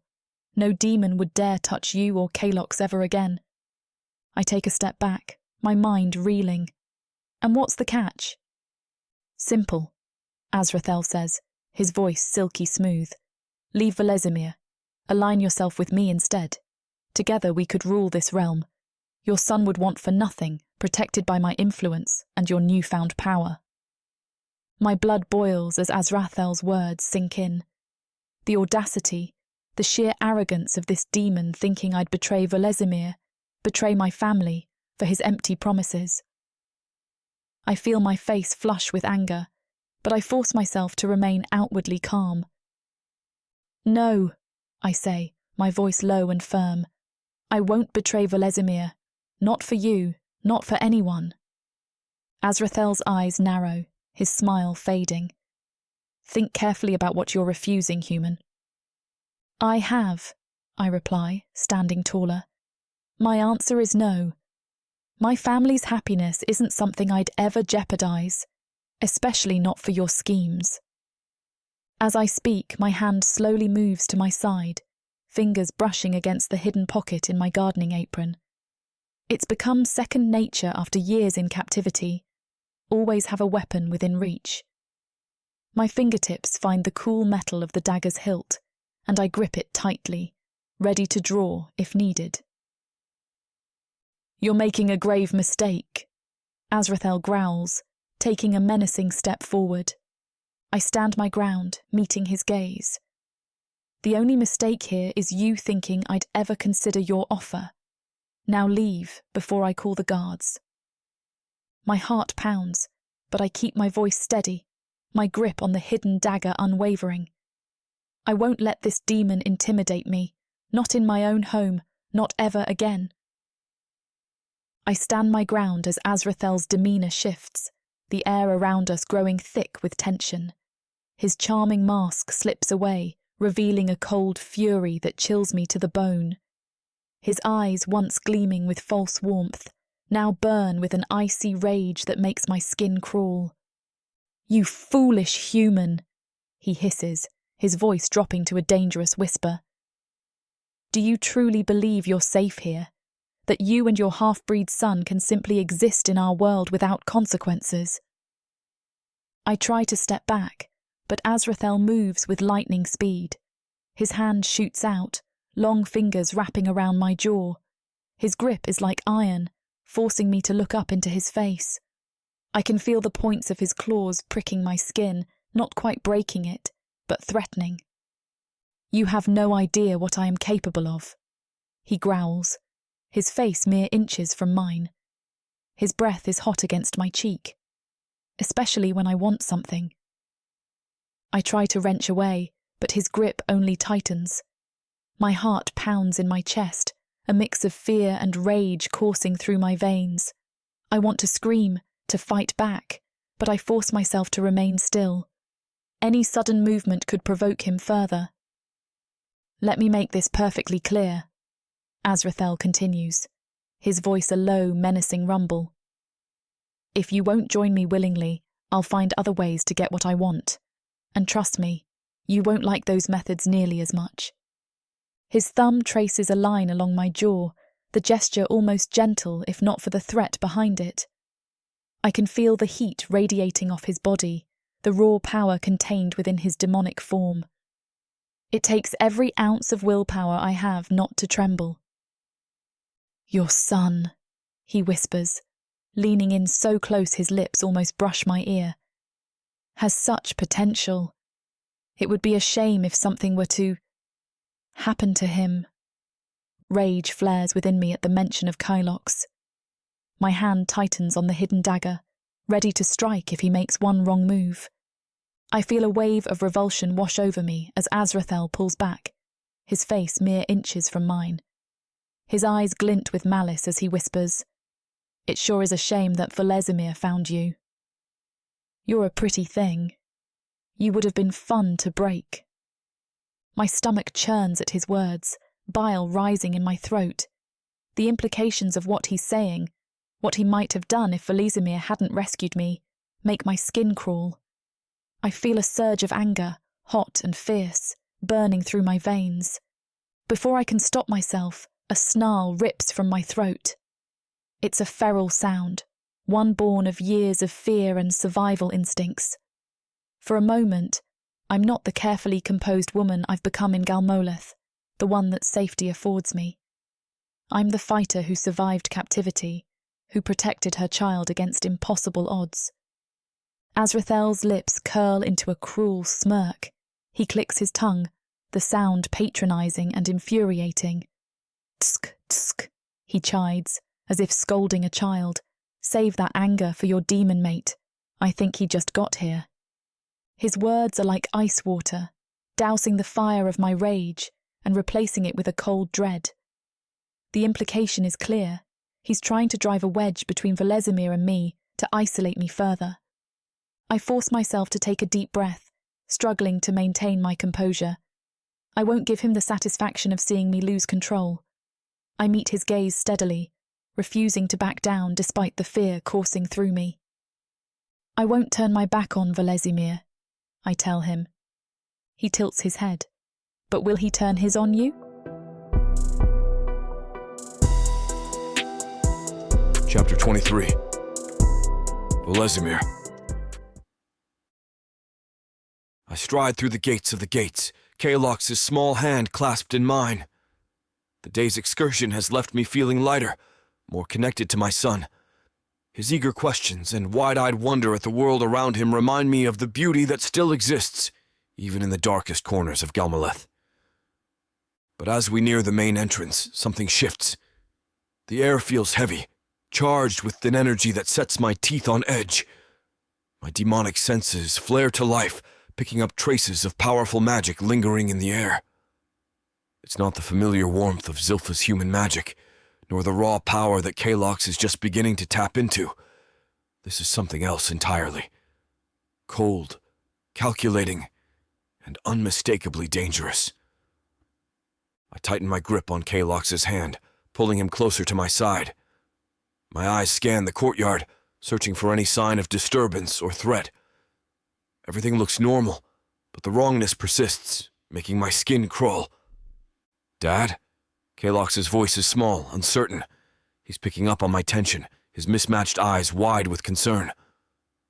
I force a smile, trying to keep my voice steady. "It's all right, son. Let's get inside and find your mother." We quicken our pace, and I can't shake the feeling. The magic in the air seems to cling to us, a silent warning of something I can't quite grasp. As we reach the massive oak doors of our wing, I pause, placing a protective hand on Kalox's shoulder. I guide Kalox through the winding corridors of our wing, my senses still on high alert. The boy chatters excitedly about our day, but I can't shake the unease that's settled in my gut. Something's off, and I need to find Zilpha. "Let's get you settled in your room, son," I say, trying to keep my voice light. "I'm sure Mara will be happy to hear all about your adventures." We reach Kalox's chambers, and I knock on the heavy wooden door. Mara, a trusted servant who's been helping care for Kalox, opens it with a warm smile. "Welcome back," she says, bowing slightly. "Did you have a good day with your father?" Kalox nods enthusiastically, already launching into a detailed account of our trip. I catch Mara's eye over his head, silently communicating my need for discretion. "Mara," I say, my tone carefully neutral, "would you mind watching Kalox for a bit? I need to speak with his mother." Mara's eyes flicker with understanding. She understands the importance of secrecy. "Of course. We'll be just fine here, won't we, Kalox?" I kneel down, bringing myself to eye level with my son. "I'll be back soon," I promise, ruffling his hair. "Why don't you show Mara that new fire trick we practiced today?" Kalox beams, already summoning a small flame to dance across his palm. I give him one last squeeze on the shoulder before stepping out of the room, my mind racing with possibilities of what might have happened in my absence. I leave Kalox in his room, my heart racing as I search for Zilpha. Our bedchamber stands empty, the sheet still rumpled from this morning. A chill runs down my spine as I catch a whiff of that same cold magic from earlier, stronger now. I bolt down the stairs, taking them 3 at a time. My footsteps echo through the halls as I make my way to the gardens, her favorite refuge. The scent of demon roses and nightshade fills the air, but it's tainted by something wrong. As I round the corner, time seems to slow. There, beneath the twisted branches of an ancient tree, stands Zilpha. But she's not alone. Azrael looms over her, his tall form casting a shadow across her face. They're close. Too close. My breath catches in my throat. From this angle, it looks intimate. Azrael's hand rests on Zilpha's jaw, his fingers curled possessively around her chin. Her eyes are wide, but I can't read the emotion in them, fear or something else. A surge of jealousy rips through me, hot and violent. It's quickly followed by a wave of cold fear. What is he doing here? What has he said to her? Before I can call out, Azrael's head turns. His eyes lock with mine, and a slow, triumphant grin spreads across his face. He drops his hand from Zilpha's face and takes a step back. "Ah, Volezimir," he purrs, his voice dripping with false warmth. "What perfect timing. I was just having a lovely conversation with your mate." He snarls the word, making it sound twisted, and I don't correct him. Technically, Zilpha isn't my mate. He strolls towards me, that infuriating smirk still plastered on his face. As he passes, he claps a hand on my shoulder, leaning in close. "She's quite reactive," he whispers, his breath hot against my ear. "You should keep a closer eye on your treasures, old friend." With that, he's gone, leaving me frozen in place, my mind reeling. I turn to Zilpha, desperate for answers, for reassurance. But the look on her face only deepens my unease. My chest heaves with barely contained rage at what I just witnessed. The garden suddenly feels too small, the air thick with tension. My eyes blaze with demonic fire as I struggle to control the surge of emotions threatening to overwhelm me. "What the hell was that?" I roar, my voice echoing off the stone walls. The plants around us tremble, leaves rustling in response to my unleashed power. I'll leave for one day and come back to find you and Azrael. What? Conspiring? Getting cozy? Zilpha flinches at my tone, her eyes wide with a mix of fear and indignation. Guilt sputters through me. I know I shouldn't be angry. I know that is what Azrael wants. But I can't get the image of them together out of my head. I can't get the way she was staring at him throughout the ball, barely paying attention to little else, to leave my mind. I can't stop this unease rooting through me, begging me to answer. How well do I really know her? I spent a week with Zilpha before she disappeared, and I assumed she was kidnapped by those Minotaur, but she was walking across the deck, free and unchained. When I saw her, have I been played for a fool? She takes a step back, her hand instinctively moving to where I know she keeps a hidden dagger. The gesture only fuels my anger. "It's not what you think!" she snaps, her voice tight with emotion. "You have no idea what just happened here!" I advance on her, my towering form casting a shadow over her smaller frame. "Then enlighten me!" I snarl, baring my fangs. Because from where I'm standing, it looked like you were awfully close with a demon who's made no secret of his ambitions. Zilpha's face flushes with anger, her green eyes flashing dangerously. "How dare you," she hisses, jabbing a finger into my chest. "After everything we've been through, you think I'd betray you? Betray our family?" Her words sting, but the image of Azrael's hand on her face is seared into my mind. It does something to me, unleashing the pit of anger and violence that appeared when she disappeared. This woman is the only one that can get under my skin and make me act this way. I grab her wrist, my grip firm but not painful. "Then why was he touching you?" I demand, my voice dropping to a low, menacing growl. "Why did he look so damn pleased with himself?" Zilpha tries to wrench her arm free, but I hold fast. "Let go of me," she says, her voice trembling with anger and fear. "You're not thinking clearly, Volezimir. You're letting your jealousy cloud your judgment." Her accusation cuts deep, and I release her arm as if burned. We stand there, chests heaving, the air between us crackling with tension. I can see the hurt in her eyes, mirroring my own. And for a moment, I falter. But the doubt, the fear of losing everything I hold dear surges back. "Tell me the truth," I say, my voice low and dangerous. "What did Azrael want?" "He didn't want anything," she snaps, and I snarl at the response. "He wanted to come over here to mess with you, and it's working." I glare at Zilpha, my chest heaving with barely contained rage. "That's why he was so cozy? Why you were letting him touch you like that?"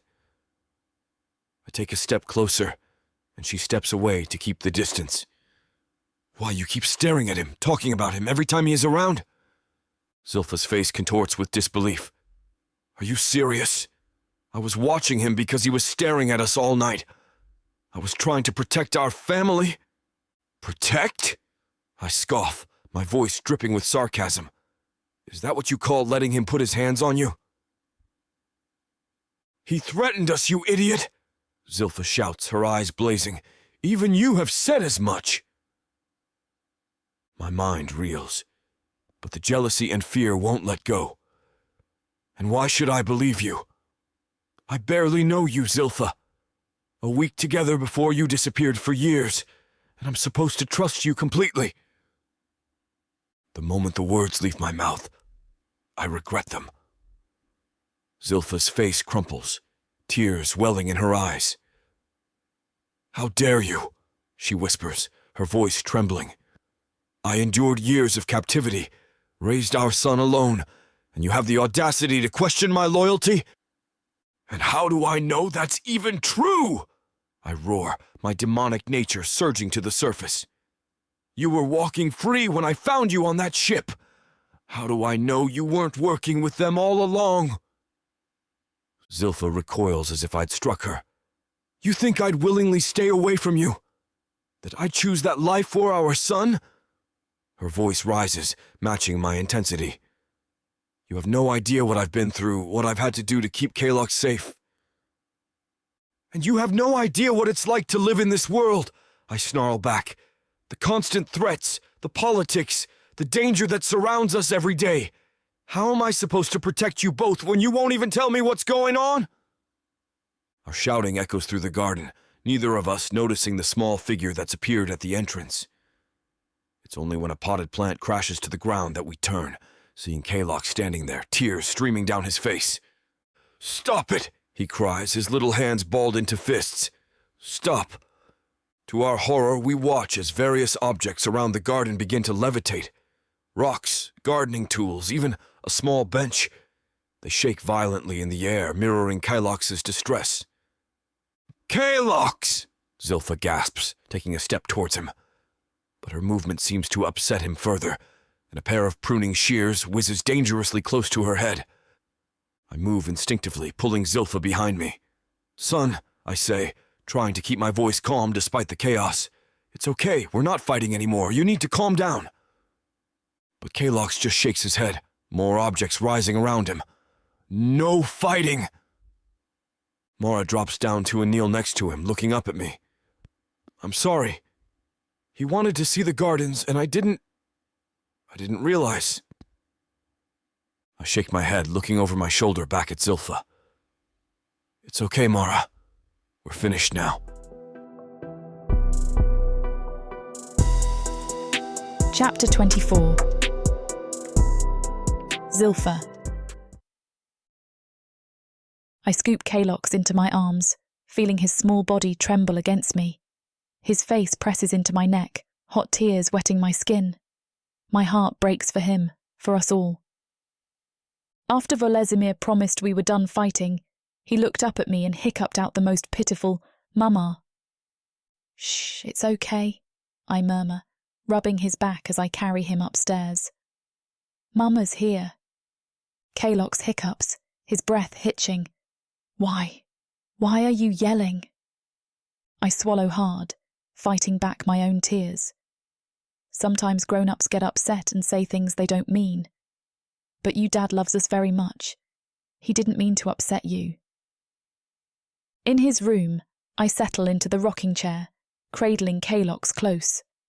His mismatched eyes, so like his father's and mine, blink up at me sleepily. The magical outburst has drained him. "Will you sing the star song?" he asks, his voice small. I nod, forcing a smile as I begin the lullaby I've sung since his birth. As I rock and sing, Kalox's eyes grow heavy. Soon his breathing evens out in sleep. Gently I tuck him into bed, brushing a kiss on his forehead. Then I retreat to my chambers, the ones I never wanted to use. Now they feel like a sanctuary and a prison all at once. I pace the room, my mind replaying Volezimir's angry words, the hurt and betrayal in his eyes. How could he think, even for a moment, that I would betray him, after everything we've been through? Tears spill down my cheeks as I sink onto the bed. The mattress feels too soft, too unfamiliar. I long for Volezimir's arms around me, but the memory of his accusation stings fresh. "I love you," I whisper to the empty room. "Why couldn't you trust me?" The hurt runs deep, a chasm opening in my chest. I curl into myself, letting the tears flow freely now. All the fears and insecurities I've pushed down since coming to this demon world rise to the surface. I feel so alone, so out of place. I sit by the window, my fingers tracing idle patterns on the cool glass. Outside, Galmaleth's landscape shifts and churns, a living tapestry of shadow and flame. It's beautiful in its otherworldliness, but tonight it only serves to remind me how far I am from everything I once knew. My chest aches as I replay the argument with Volezimir. The hurt in his eyes, the thunder in his voice, it's all seared into my memory. How quickly our happiness crumbled, like sand slipping through my fingers. I love him. Gods, I love him more than I ever thought possible. I've known for so long, and yet I've never said those words to him. It's just never felt right as we were trying to settle into this new life. But in moments like these, the chasm between us feels impossibly wide. He's a demon, one who has the favour of the royals. And I'm, what? A human woman, once a slave, now forced into a realm I barely understand. My fingers clench against the windowsill. We've overcome so much already. The years apart, the dangers we faced, the joy of finding each other again. But this feels different. It's not an external threat we can fight together. It's the very core of who we are, clashing like storm clouds. Can love truly conquer all? Or are there some differences too vast to bridge? I think of Kalox, our beautiful boy with his mismatched eyes. He's the living embodiment of our two worlds colliding. But will he grow up torn between them, never fully belonging to either? A tear slips down my cheek, and I angrily wipe it away. I'm stronger than this. I survived years of captivity, raised a child in secret, never losing hope. But now, in this opulent room that should feel like home, I've never felt more lost. I press my forehead against the cool glass, closing my eyes. The memory of Volezimir's touch, his gentle kisses, the way he looks at me like I'm the most precious thing in all the realms. It wars with the anger and hurt from earlier. How can someone who loves me so deeply not trust me? I curl up on the window seat, hugging my knees to my chest as Azrael's venomous words slither through my mind. But will he turn his on you? He knew just where to hurt, where to strike. Volezimir is afraid of losing me and Kalox again. I know that. He's been on edge with anyone who takes an interest in me, and this fear of seeing me alone with someone he clearly doesn't trust. I understand the fear. I just can understand the anger that got directed at me. My eyes drift to the alien landscape outside, all jagged spires and swirling shadows. It's beautiful in its way, but so foreign, so dangerous. Every corner of this place seems to whisper that I don't belong. I close my eyes, remembering the lush greens of Aurelius, the sound of waves lapping at the shore. There, Kalox could run free without fear of judgment or harm. He could grow up among humans and rescued creatures, learning compassion instead of the cutthroat politics of demon society. My heart aches as I imagine a simple life there. Kalox playing on the beach, his laughter carried by the sea breeze. Me tending our garden, my hands in the rich earth instead of constantly reaching for a weapon. No more sidelong glances or whispered insults. No more feeling like I have to prove my worth every second of every day. But Volezimir... My throat tightens. He asked me to come here. I know that being on Protheka was hard for both of us, but it might be better than this. Maybe if I just talk to him. Yet his anger, his distrust, it burns like acid in my chest. How can we build a life together if he doesn't believe in me? Tears slip down my cheeks as the weight of my choices presses down on me. Stay and face constant danger, or leave and tear our family apart. There's no easy answer, no clear path forward. I press my forehead against the cool glass, feeling utterly lost. For the first time since our reunion, I wonder if love really is enough to overcome the vast differences between Volezimir's world and mine. As the first rays of dawn filter through the window, I rise from my restless vigil. My body aches from the hours spent curled up on the window seat, but the physical discomfort pales in comparison to the emotional turmoil churning within me. I love Volezimir. The depth of my feelings for him still takes my breath away sometimes. He's my protector, my partner, the father of my child. But as I think of Kalox, his tiny face scrunched up in distress during our argument, I feel a resolve solidifying in my chest. My son's safety and well-being must come first, always. I begin to pace the room, my mind racing. We need to leave Galmoleth, at least for a while. The constant undercurrent of danger, the sideways glances, the whispers. It's no environment for a child to grow up in, especially not one as special as Kalox. But how do I broach this with Volezimir? I hope that he will want to go with us, but with the way he acted. And he never came to find me. I don't know where his head is at. I take a deep breath, steeling myself. This isn't about me, or even about Volezimir. It's about Kalox, our beautiful, innocent boy who deserves a childhood free from fear and judgment. I stand, my decision made. I'll approach Volezimir soon, lay out my concerns and my suggestion. It won't be easy, but we've faced worse together. If he loves us, and I think he does, he'll understand. He has to. Chapter 25. Volezimir. I storm into my study, slamming the door behind me. The sound echoes through the room, matching the thundering of my heart. Anger and fear still course through my veins, but now they're tinged with a sickening sense of shame. What have I done? I pace across the room, my footsteps heavy on the stone floor. Each step feels like a reminder of how badly I've messed up. The image of Zilpha and Azrael standing so close replays in my mind, tormenting me. I clench my fists, fighting the urge to lash out at something, anything. Damn it! I growl, my voice low and guttural.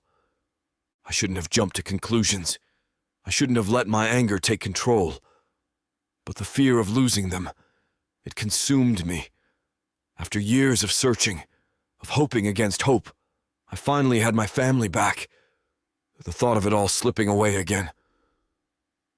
I stop at the window, staring out at the ever-shifting landscape of Galmalith. It's beautiful, but in this moment, it feels cold and alien. Is this how Zilpha sees it? Does she feel as out of place here as I felt during those years searching for her? The shame washes over me anew. I've been so caught up in my joy at having them back, I never stopped to consider how difficult this transition must be for her. For both of them. I turn away from the window, my gaze falling on a small portrait on my desk. It's a sketch of Zilpha and Kalox, drawn by one of the castle artists. Their smiles, frozen in time, now seem to mock me. I'm sorry, I whisper to the empty room, my voice cracking. I'm so sorry. The weight of my actions settles on my shoulders. I've let my fears and insecurities drive a wedge between us, potentially undoing all the progress we've made. The thought of losing them now because of my own foolishness is unbearable. I sink into my chair, head in my hands. How do I fix this? How do I make Zilpha understand that my outburst came from a place of love and fear, not distrust? And Kalox, the memory of his tears, of the objects shaking around him, sends a fresh wave of guilt through me. I need to make this right. Somehow I need to find a way to bridge the gap between our worlds, to create a safe haven for my family within the dangerous realm of demon society.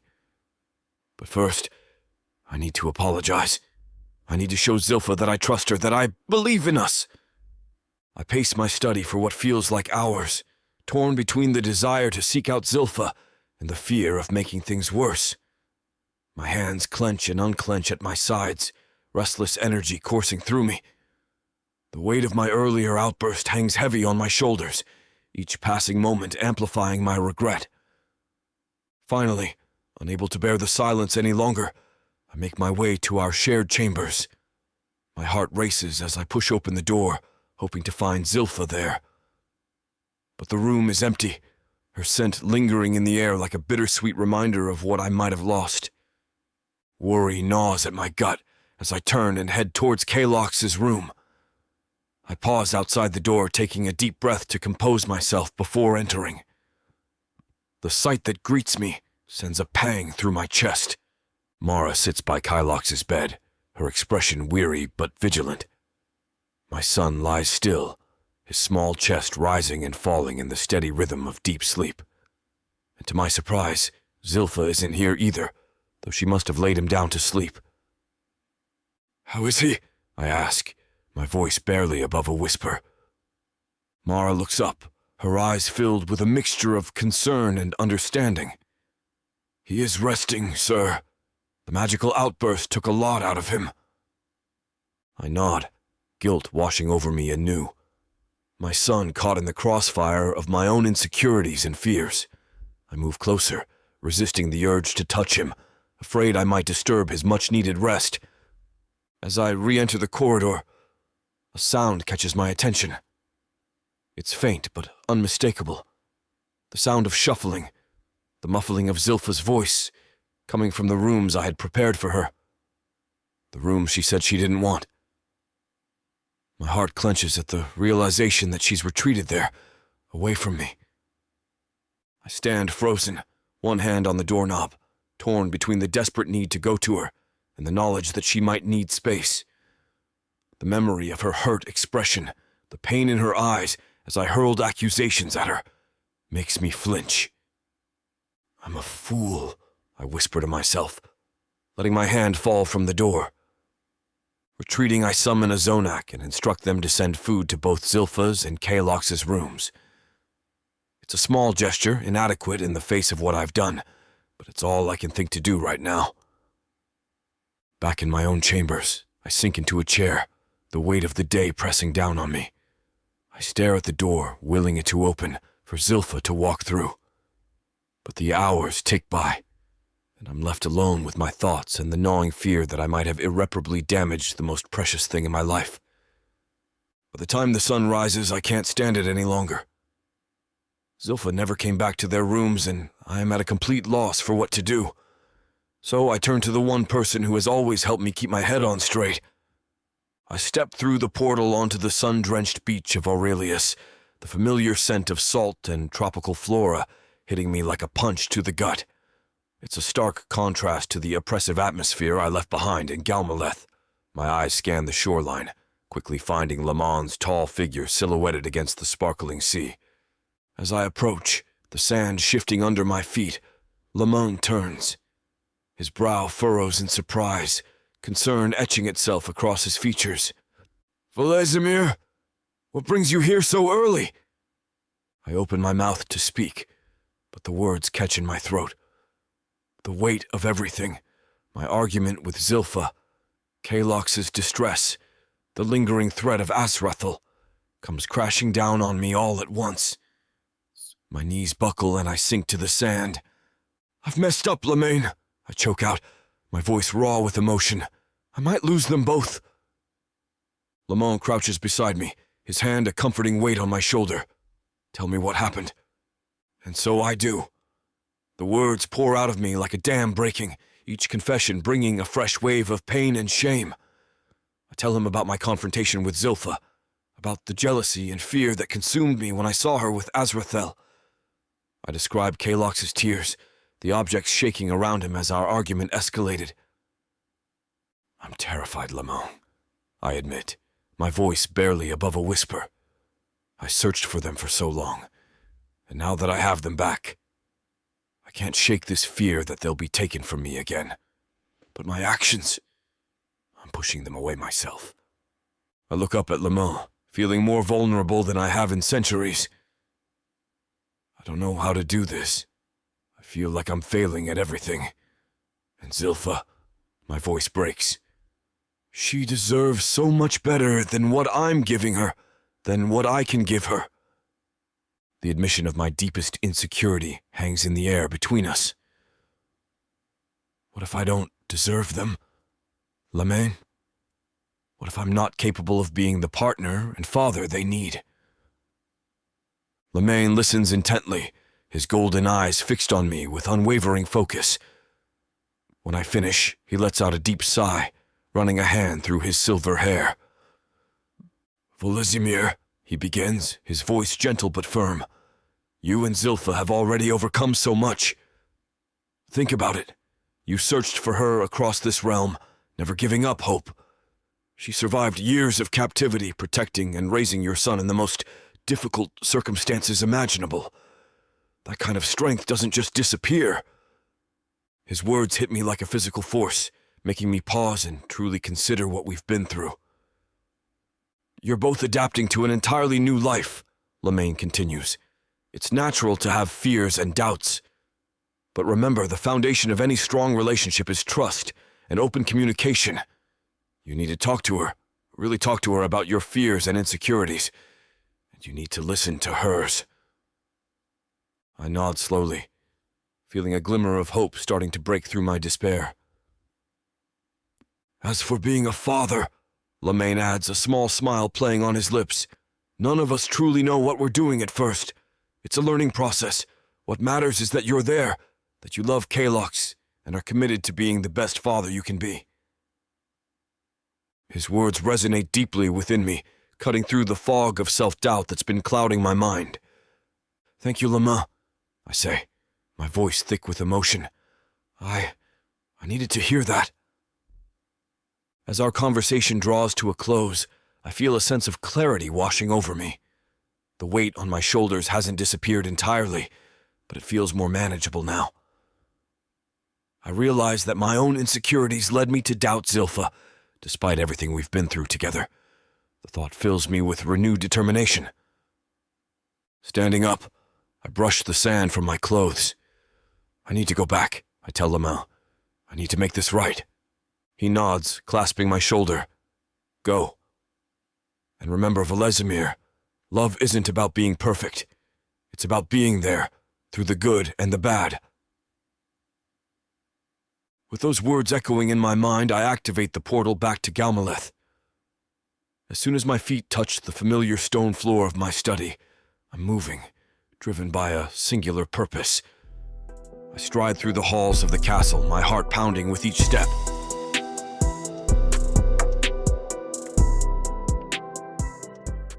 Orcs, gargoyles, vampires, ice monsters, demons of the dark.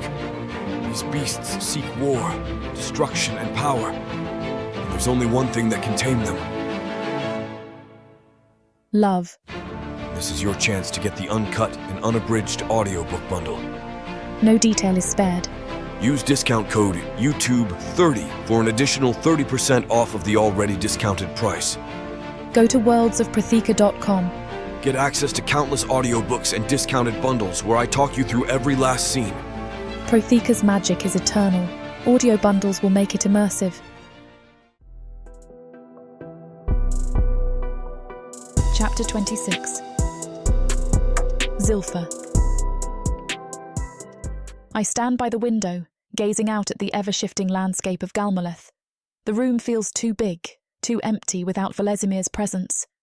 Kalox's soft snores drift from the adjoining chamber, a reminder of why I'm even considering this impossible choice. My fingers trace the intricate patterns on the windowsill, feeling the thrum of demonic magic beneath my skin. It's beautiful here, in a terrifying sort of way. But beauty isn't enough when my son's safety is at stake. The thoughts in my head start to war again. I know that going back to Prothika will be the best things for Kalox, for myself. These demons, we weren't meant for this kind of life. Not when I want to rest, to protect my son, to not fear for my life for one goddamn day. I shake my head, trying to clear my thoughts. I need to talk to him, explain my fears. I want to get this conversation out of the way because I can't keep putting it off and spiralling with my thoughts. But when I went looking for him earlier, he was nowhere to be found. The castle staff couldn't, or wouldn't, tell me where he'd gone. That absence gnaws at me, feeding my doubts. What if he's reconsidering us too? What if Azrael's words planted seeds of doubt in his mind as well, ones that are leading in the wrong direction? But will he turn his on you? Number, I can't think like that. Volezimir loves us. I know he does. But love isn't always enough in a world as dangerous as this. I turn from the window, pacing the room. My steps are silent on the plush rug, another reminder of how different this world is from everything I've known. I feel like an imposter here, playing at being a demon's consort, pretending I belong. The weight of the decision presses down on me. Stay and risk Kalox's safety, or leave and break Volezimir's heart, and my own. There's no easy answer, no clear path forward. I'm so lost in my swirling thoughts that I don't notice the subtle change in the air behind me. The hairs on the back of my neck stand up, a warning coming just a moment too late. I freeze, my heart leaping into my throat as Azrael materializes in the room. Before I can even draw breath to scream, he's on me, his massive hand closing around my neck. My back slams against the wall, knocking the air from my lungs. "Did you really think you could escape me?" Azrael hisses, his face inches from mine. His eyes glow with an otherworldly light, malevolence radiating from every pore. I claw at his hand, desperate for air. My feet dangle uselessly above the ground as he lifts me higher. Panic floods my system. Kalox is in the next room. I have to protect him. Azrael leans in closer, his breath hot on my face. "You and that half-breed brat of yours are the key to everything," he snarls. "Volezimir's weakness, laid bare for all to see." My vision starts to darken at the edges. I try to kick out, but it's like hitting a stone wall. "I've waited years for this moment," Azrael continues, his voice dripping with venom. "To see Volezimir brought low, to use you to just that. He humiliated me, gaining the royal's favour as an injured disgrace. He never deserved this." He loosens his grip just enough for me to gasp in a ragged breath. "You're insane," I choke out. Azrael's laugh is cold and cruel. "Oh, my dear," he purrs, tracing a claw-like nail down my cheek.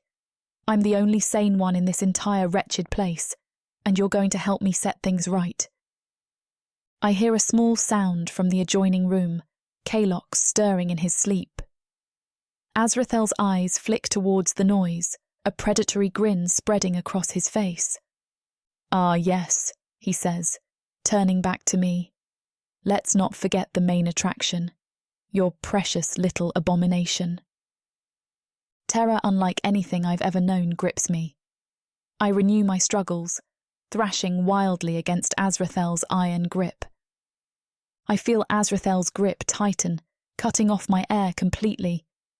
Spots dance before my eyes, but a surge of desperate strength floods through me. I won't let him hurt Kalox. I can't. My hand scrabbles at the windowsill, searching for anything I can use as a weapon. My fingers close around a heavy crystal paperweight. With every ounce of strength I have left, I swing it at Azrael's temple. The impact is jarring. Azrael staggers, his grip loosening just enough for me to slip free. I gasp in a lungful of air, my vision clearing as I stumble away from him. "You little bitch," he snarls, blood trickling from the gash on his head. I don't waste time responding. I lunge for the door, but Azrael is faster. He grabs my ankle, sending me crashing to the floor. The impact knocks the wind out of me, but I can't stop fighting. I kick out wildly, my heel connecting with his nose with a satisfying crunch. Azrael roars in pain and fury. He lunges at me, his massive form blocking out the light. I roll to the side, narrowly avoiding his grasp. My hand closes around the leg of a heavy wooden chair. I swing it with all my might, catching Azrael across the back. The chair splinters on impact, but it's enough to stagger him. I scramble to my feet, my heart pounding so hard I can barely hear anything else. Azrael whirls to face me, his eyes blazing with demonic rage. "I'm going to enjoy breaking you," he growls, advancing on me. I back away, my eyes darting around the room for anything I can use. My back hits the ornate vanity, and I feel the cool metal of a letter opener beneath my fingers. I grab it, holding it out like a dagger. Azrael laughs, the sound chilling me to my core. "You think that little toy can hurt me?" He lunges forward, faster than I can react. His hand closes around my wrist, squeezing until I cry out in pain and drop the letter opener. With his other hand, he grabs my throat again, lifting me off my feet. I claw at his face, my nails leaving deep gouges in his skin. He slams me against the wall, knocking the breath from my lungs. Stars explode behind my eyes, but I can't give up. I won't. My knee comes up hard, catching Azrael in the groin. Even demons aren't immune to that kind of pain. He doubles over, loosening his grip just enough for me to break free. I stumble towards Kalox's room, my only thought to protect my son. Azrael recovers quickly, grabbing a handful of my hair and yanking me back. I scream in pain and fury, twisting in his grasp. My elbow connects with his solar plexus, driving the air from his lungs. We grapple fiercely, crashing into furniture and knocking priceless artifacts to the floor. Glass shatters, magical energies crackling and hissing as they're released. The air grows thick with the scent of ozone and demonic power. I manage to break free again, but Azrael is relentless. He charges at me, his massive form filling my vision. I dive to the side at the last second, and he crashes into the heavy wardrobe. The impact is enough to stun him momentarily. I scramble for the door, my fingers closing around the handle.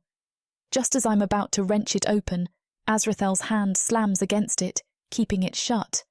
I'm trapped between the door and his massive body, my heart pounding so hard I think it might burst. I scream with all the strength left in my lungs, my voice raw and desperate. "Help! Someone please!" The sound echoes off the walls, reverberating through the chamber. I pray it's enough to draw attention, to bring aid before it's too late. Azrael's massive hand clamps over my mouth, muffling my cries. His grip is bruising, his claws digging into my cheek. I taste blood, metallic and sharp. "Shut your damn mouth," he hisses in my ear, his breath hot and rancid. I thrash wildly, throwing my entire body weight against him. It's like trying to move a mountain. My elbow connects with his ribs, but he barely flinches. Panic rises in my throat, threatening to choke me. Suddenly, a new sound cuts through the chaos. Footsteps, rapid and approaching fast. My heart leaps with desperate hope. Azrael tenses behind me, his grip loosening just a fraction. "No," he snarls, frustration and rage colouring his voice. I seize the opportunity, biting down hard on his hand. Azrael roars in pain, jerking back. I wrench free, gasping for air. "In here!" I scream, my voice hoarse but determined. "Help!" The footsteps grow louder, closer. I can hear voices now, urgent and alarmed. Azrael's eyes dart towards the door, then back to me. I can see the calculation in his gaze, the realization that his plan is unravelling. With a growl of pure fury, he lunges at me one last time. I dodge, but not quite fast enough. His claws rake across my arm, leaving burning trails of pain. I cry out, stumbling back. The door handle rattles violently. Someone's trying to get in. Azrael's face contorts with rage and frustration. He knows he's out of time. Chapter 27. Volezimir. I approached Zilpha's chambers, my heart heavy with regret. The words of my apology tumble through my mind as I rehearse them silently. Each step feels like an eternity as I draw closer to her door. Suddenly, a blood-curdling scream pierces the air, followed by the violent crash of furniture. My blood runs cold. Zilpha's in danger. And then I hear something worse. Zilpha's voice rings out. "Someone help! Please!" I break into a sprint, my long strides eating up the distance. The sound of my footfalls echoes off the stone walls, matching the frantic beating of my heart.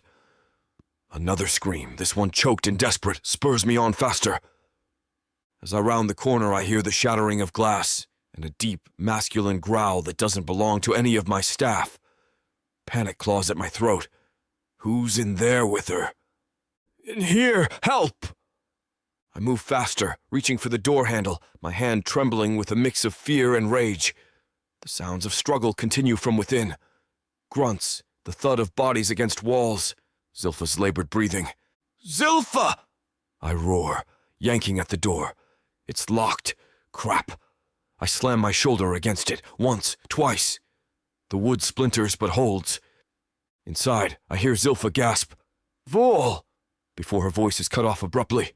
Red clouds my vision. With a roar that shakes the very foundations of the castle, I summon every ounce of my demonic strength and throw myself at the door. And this time it doesn't stand a chance against me. I burst through the shattered remains of the door, splinters flying as I stumble into the room. The scene before me ignites a fury I've never known. Zilpha's pinned against the far wall, Azrael's hand around her throat. Her face is red, eyes wide with terror and desperation. The bastard's back is to me, but I can see the cruel smirk twisting his features as he turns. A roar rips from my throat, primal and filled with rage. The sound reverberates through the room, shaking the very foundations of the castle.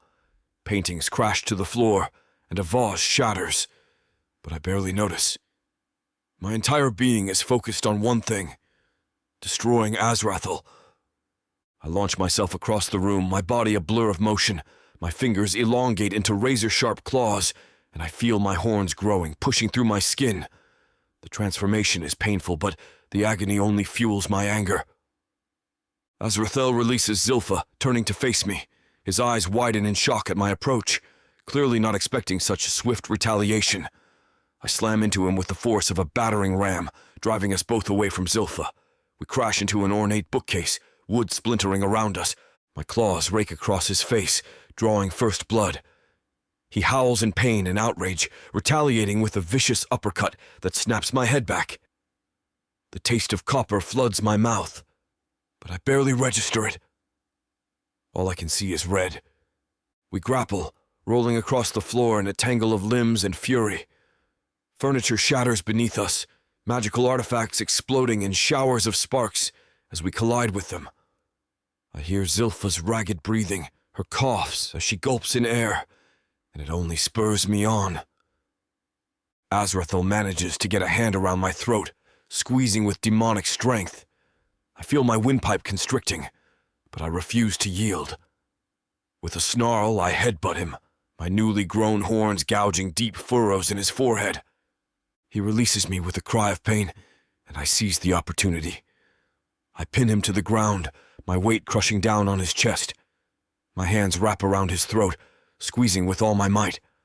Azrael's eyes bulge, his face turning a sickly shade of purple. "You dare touch my family?" I growl, my voice barely recognizable, distorted by rage and my partial transformation. "You miserable, pathetic excuse for a demon." I slam Azrael into the ground, the impact cracking the stone floor beneath us. He retaliates with a blast of dark energy that sends me flying across the room. I crash through the wall, debris raining down around me. But I'm on my feet in an instant, my eyes locked on Zilpha and Kalox.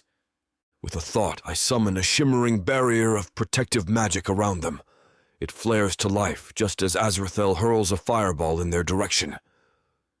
The flames splash harmlessly against the shield, but the heat is intense enough to scorch the nearby furniture.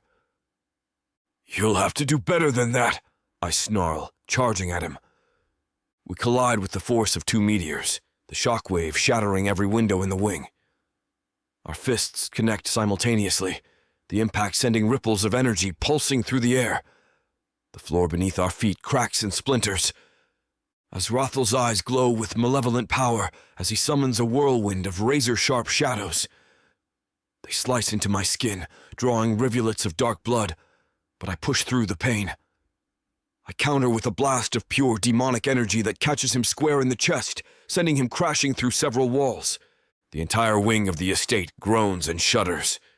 Columns crack, ceilings cave in. But my focus never wavers from my family.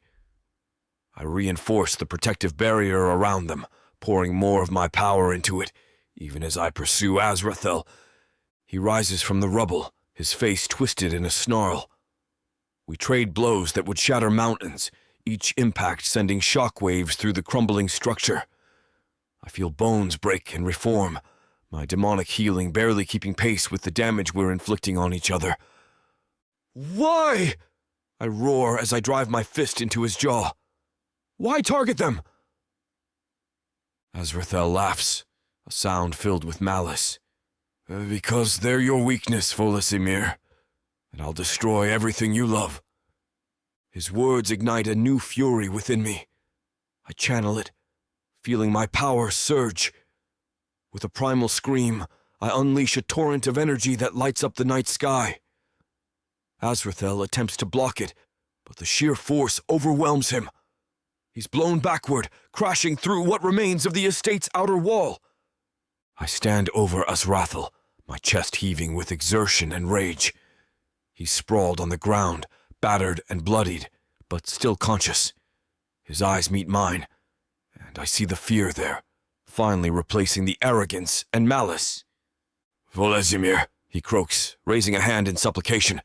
"Wait." I don't let him finish. My hand shoots out, grabbing him by the throat and lifting him off the ground. He claws at my arm, but his strength is fading. I can feel his pulse racing beneath my fingers. "You threatened my family!" I growl, my voice barely recognizable. "You dared to touch what's mine!" With my free hand, I summon a blade of pure shadow energy. It hums with deadly intent, casting an eerie glow across Azrael's terrified face. "Please," he gasps. "I'll leave. You'll never see me again." I drive the shadow blade into his chest, cutting off his plea. The energy crackles and sizzles as it pierces his heart. Azrael's eyes widen in shock and pain, a choked gasp escaping his lips. But I'm not done. I twist the blade, feeling it shred through muscle and bone. Azrael's body convulses, dark blood bubbling from his mouth. His eyes roll back, but I can still sense life clinging to him. With a roar of pure fury, I channel my demonic energy through the blade. Azrael's body lights up from within, veins glowing with the intensity of my power. He screams, a sound of pure agony that echoes through the ruined estate. I feel his life force flickering, struggling against the onslaught. But I don't relent. I pour more and more of my energy into him, until I see cracks forming in his skin, light spilling out. With one final surge of power, I release everything I have. Azrael's body can't contain it. He explodes in a burst of dark energy and gore, the force of it sending me staggering back. As the dust settles, all that remains of Azrael is a scorched outline on the ground. I stand there, panting, my body trembling with the aftermath of expending so much power. But I feel no regret, only a grim satisfaction. The threat to my family is gone permanently. Chapter 28. Zilpha. I wince as the demon medic's clawed hands hover over my bruised throat, a soft green glow emanating from her palms. The pain is intense, throbbing with each heartbeat, but it's nothing compared to the fear still coursing through my veins. "Where's Kalox?" I rasp, my voice barely above a whisper. "I need to see him." The medic shakes her head, her eyes, solid black orbs, fixed on her work. "Soon. We need to stabilize you first." I try to sit up, but a wave of dizziness forces me back down. The room spins, and I close my eyes, fighting against the nausea. Every breath is a struggle, reminding me of Azrael's grip on my throat. I shudder, remembering the cold malice in his eyes. "Please," I beg, opening my eyes to look at the medic. "I need to know he's safe." She sighs, her hands moving to my ribs where Azrael's blows left deep bruises. "Your son is unharmed. Sir Volezimir's protective magic shielded him from the battle." Relief washes over me, bringing tears to my eyes. Kalox is safe. Volezimir protected him. The thought of Volezimir sends a pang through my chest that has nothing to do with my physical injuries. He saved us. Despite our argument, despite his doubts, he came for us. As the healing magic seeps into my body, dulling the pain and mending the damage, I can't help but replay the attack in my mind. The terror of those moments when I thought I might lose everything, my life, my son, my future with Volezimir, still feels raw and immediate. As her magic touches each wound, I feel a burning sensation, like fire is spreading through my veins. I grit my teeth, tears streaming down my face. But beneath the pain, I feel the swelling recede, the ability to breathe easily returning. Just as the medic finishes, the door bursts open. Volezimir strides in, Kalox cradled in his arms. The sight of them, both safe and whole, nearly undoes me. "Mama!" Kalox cries, reaching for me. Volezimir gently sets him on the bed beside me, and I pull our son close, ignoring the protest of my healing body. I breathe in his scent, feeling his little arms wrap around my neck, and for the first time since the attack, I feel truly safe. As the medic finishes her work and leaves, I sit up slowly, wincing at the lingering soreness. Volezimir settles beside me on the bed, his golden eyes filled with concern and a hint of guilt. Kalox, sensing the tension, snuggles closer to me. "We need to talk," I say softly, my voice still raspy. Volezimir nods, his jaw tight. "I'm sorry, Zilfa. I should have—" I hold up a hand, stopping him. "Let me start from the beginning." I take a deep breath, steeling myself. "That day in the garden when you saw me with Azrael, he approached me. He'd been watching us, planning this for a while." Volezimir's eyes narrow, a low growl rumbling in his chest. I continue. "He offered me power, safety for Kalox and me if I left you and joined him instead." "What?" Volezimir's voice is sharp, his fists clenching. "I refused, of course," I assure him quickly. "But then he threatened us. He said there were already plots in motion against us, against Kalox." I shudder, remembering Azrael's cold eyes, his grip on my jaw. He was so close, so threatening. I was reaching for my dagger when you arrived. Volezimir's expression softens, realization dawning. "And I assumed, sunshine, I'm so sorry." I nod, accepting his apology. "After our fight, I was scared. I started thinking maybe we should leave Galmolith, at least for a while, for Kalox's safety." "Leave?" Volezimir looks stricken. "I was going to talk to you about it," I explain. "But then Azrael attacked. He said he was going to use Kalox and me as leverage against you, for revenge." Volezimir pulls us both close, his large frame enveloping Kalox and me protectively. "I should have trusted you," he murmurs into my hair. I let my fears cloud my judgment. I lean into his embrace, feeling the steady beat of his heart. "We both made mistakes," I admit. "But Volezimir, we can't let this happen again.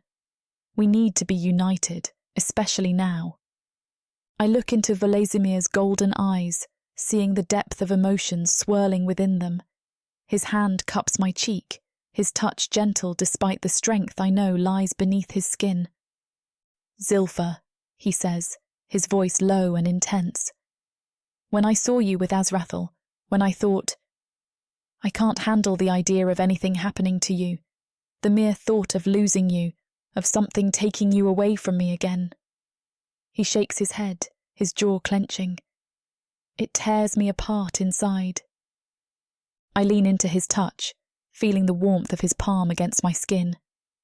"Vol." "Let me finish," he interrupts softly. "These past years, searching for you, never giving up hope, and then finding you, having you here with me, with our son." His eyes flick to Kalox, who's fallen asleep between us. "I've fallen in love with you, Zilfa. Completely, irrevocably in love." My heart swells at his words, and I feel tears pricking at the corners of my eyes.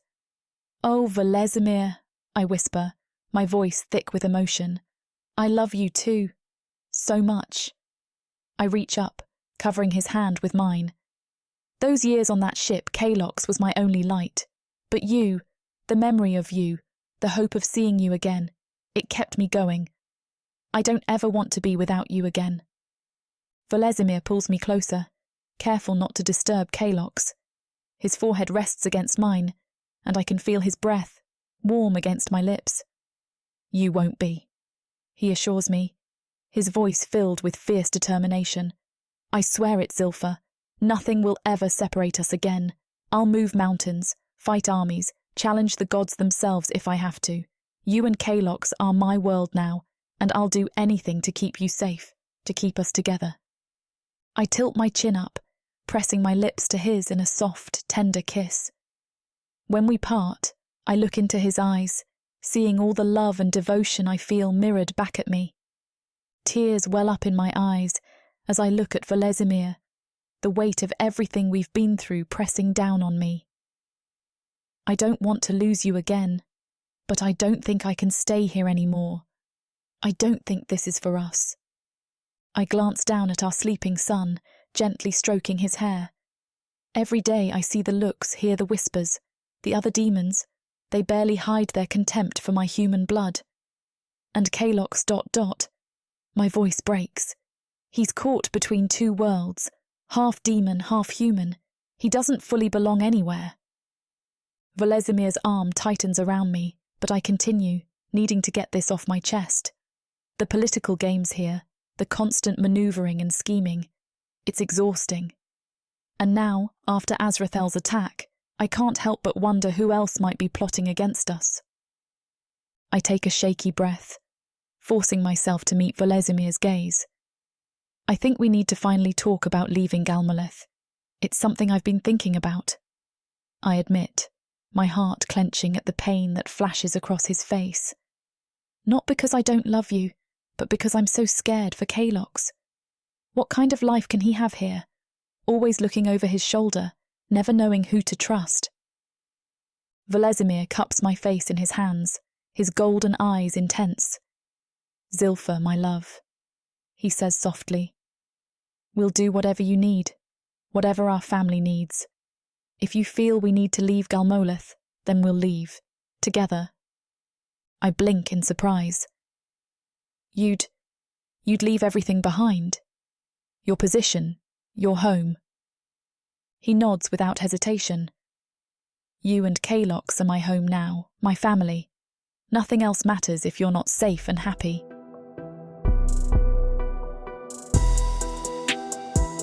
Chapter 29. Zilpha.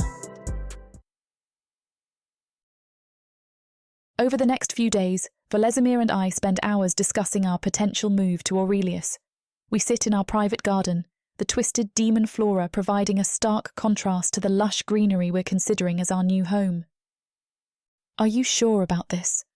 I ask Volezimir for what feels like the 100th time. Leaving your life here, it's a huge sacrifice. He takes my hand, his golden eyes meeting mine.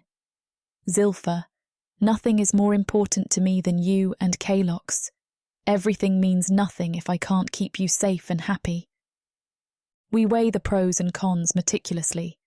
Aurelius offers safety, a chance for Kalox to grow up without the constant scrutiny of demon society. The island's isolation would shield us from political machinations and potential threats. But what about your duties here? I press. Won't people wonder where you've gone? Volezimir shrugs. Rumours will probably spread that I went to Arasak. I can keep Lemain's secret and protect us at the same time. One evening, Volezimir shows me how to use the beacon to portal to Aurelius. The magic tingles against my skin as I activate it, June's familiar face appearing before us. Zilpha, Volezimir, she exclaims, her green eyes lighting up. Is everything all right? I explain our situation, watching as June's expression shifts from concern to excitement. Of course you can come here, she says enthusiastically. We'd love to have you. Let me get Lemain. Over the next hour we hash out details with June and Lemain. They offer us a secluded area of the island to build our home, close enough for visits, but private enough for our family. We'll start preparing right away, Lemain assures us. Just let us know when you're ready to make the move. As our visit comes to an end, I feel a weight lift from my shoulders. Looking at Volezimir, I see a mix of emotions in his eyes, determination, love, and a hint of apprehension. This is really happening. I whisper, half to myself. Volezimir pulls me close, pressing a kiss to my forehead. It is, he confirms, a new chapter for our family. But there's still one major step I need to take before we start it. I take a deep breath, steeling myself for the conversation ahead. Kalox is playing in his favourite corner of the garden, his small hands manipulating a ball of fire he's conjured. The sight makes my heart swell with pride and a touch of fear. It's this power, this unique blend of human and demon that we're trying to protect. Kalox, sweetheart, I call softly. Can you come sit with me for a moment? He looks up, his mismatched eyes sparkling with curiosity. The fireball dissipates as he bounds over, plopping down beside me on the ornate stone bench. What is it, Mama? He asks, his voice carrying that slight demonic rumble that never fails to surprise me. I run my fingers through his unruly reddish-black hair, gathering my thoughts. Kalox, you know how we've talked about Aurelius before. The island where I met your dad. You saw it for one day before we came here. He nods eagerly, with big trees and beaches. That's right, I smile. Well, you, Dad, and I have been thinking, how would you like to go live there? Kalox's eyes widen. Live there. But what about here? I pull him closer, wrapping an arm around his small shoulders. We'd be going on a big adventure, sweetheart. There are so many new things to see and learn on Aurelius. You'll make new friends. There are other children there, some even with parents like us, part human and part demon. Really? Kalox's voice is a mix of excitement and uncertainty. Really, I assure him. And you know what? On Aurelius, you'll be able to practice your magic even more.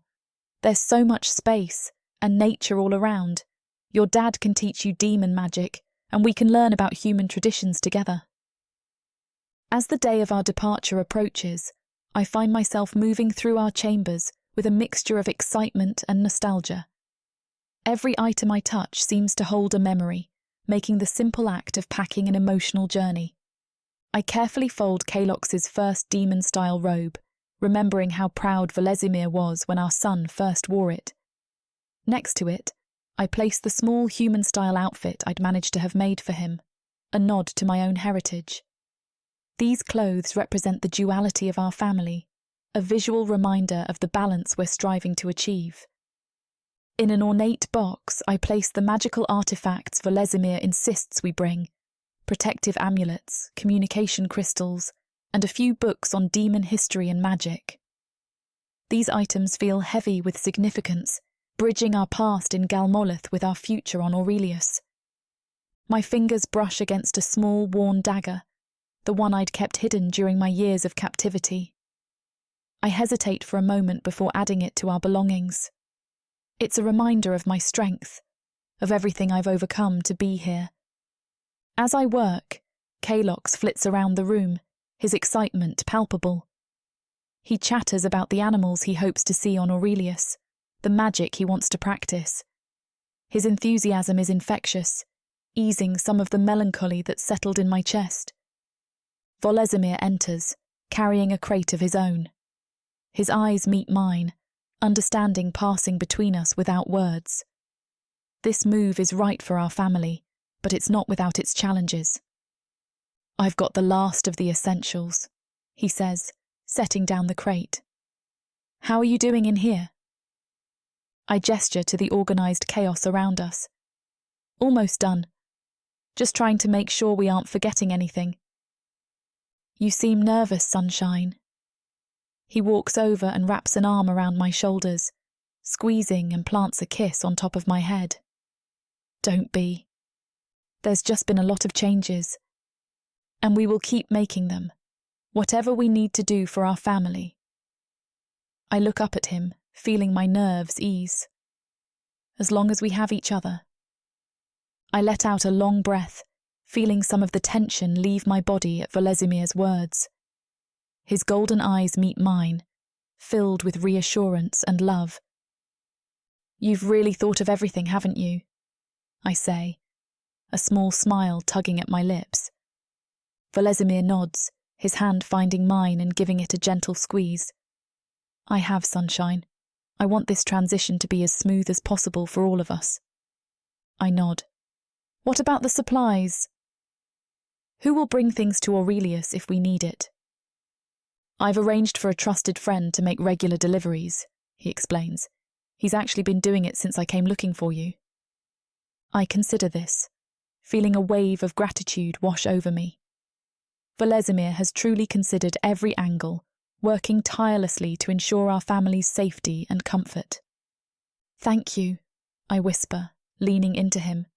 For all of this, I know leaving Galmolith isn't easy for you. He wraps an arm around me, pulling me close. Zilpha, you and Kalox are my home now. Wherever you are, that's where I want to be.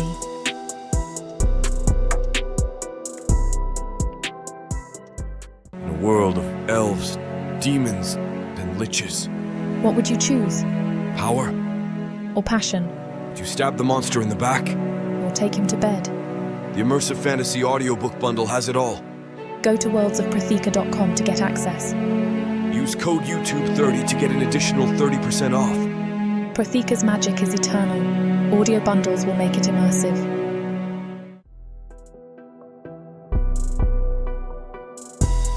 Chapter 30. Volezimir. I stepped through the portal, Zilpha's hand in mine, and Kalox perched on my shoulders. The familiar scent of Aurelius hits me. Salt air, lush vegetation, and something indefinably wild. It's a stark contrast to the sulphurous atmosphere of Galmolith, yet, surprisingly, it feels like coming home. The sight of the dense, vibrant forests and the glittering beaches stretching out before us takes my breath away. I've been here countless times before, but now, seeing it through the eyes of my family, it's like I'm truly seeing it for the first time. I glance at Zilpha, and my heart swells. Her face is radiant, eyes shining with joy and relief. The tension she's been carrying since we left Galmolith seems to melt away with each breath of Aurelius's air. This, I realize, is where she belongs. Where we belong. Look, Dad! Kalox chirps from above me, pointing excitedly at a flock of brightly colored birds taking flight from a nearby tree. His enthusiasm is infectious, and I can't help but grin. As we make our way down the path, I spot Lamont and June waiting for us. Their faces break into warm smiles as we approach. "Welcome home," Lamont says, his deep voice carrying a note of genuine pleasure. It strikes me then how much has changed. Once I served him as a prince. Now we stand as equals, both of us having found our true purpose in the families we've built. June steps forward, embracing Zilpha tightly. "We've missed you so much," she murmurs, then turns to me with a mischievous glint in her eye. "Even you big lug." I chuckle, surprising myself with how natural it feels. "Missed you too, troublemaker," I retort, earning a laugh from both women. As we begin to walk towards the settlement, I feel a sense of peace settling over me. The worries and dangers of Galmolith seem distant here, like a half-remembered nightmare. I know we'll face new challenges, but here, surrounded by the raw beauty of Aurelius and the warmth of true friendship, I'm ready to face whatever comes our way. June takes us toward the temporary home we'll be in, and I set Kalox down. He's already eager to take in his new home, looking far more relaxed than he ever did on Galmolith. I watch as Kalox darts across the lush grass, his laughter echoing off the villa's walls.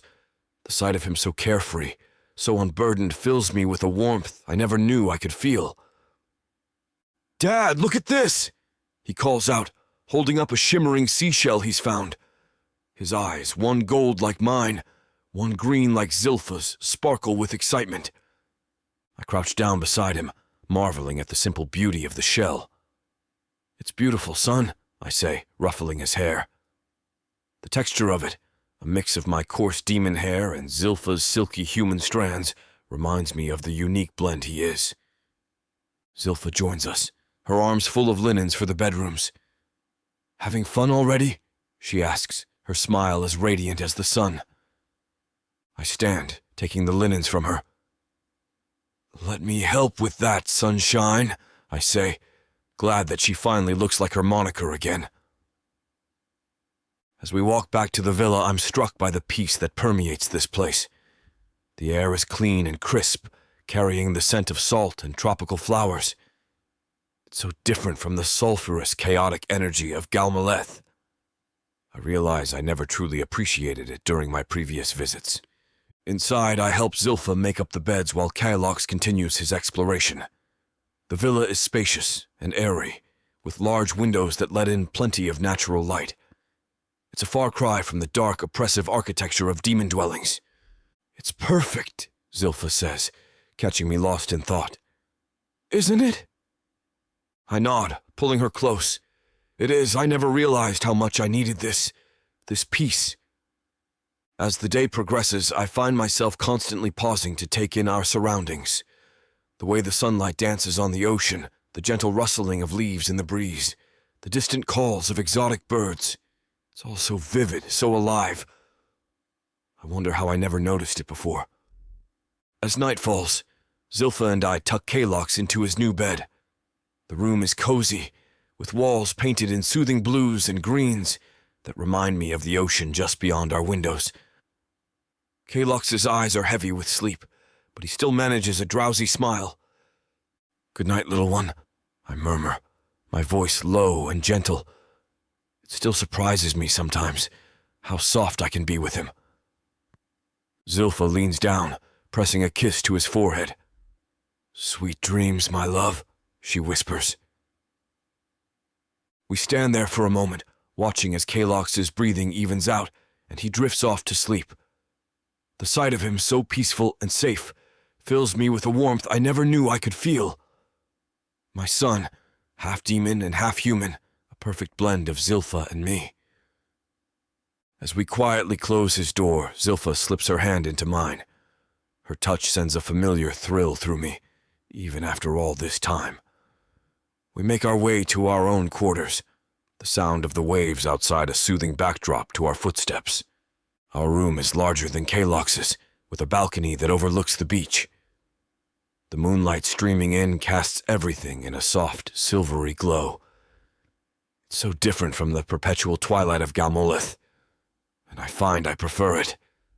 I pull Zilpha close, breathing in her scent. She smells of the sea now, mixed with something uniquely her. "Are you happy?" I ask, my voice barely above a whisper.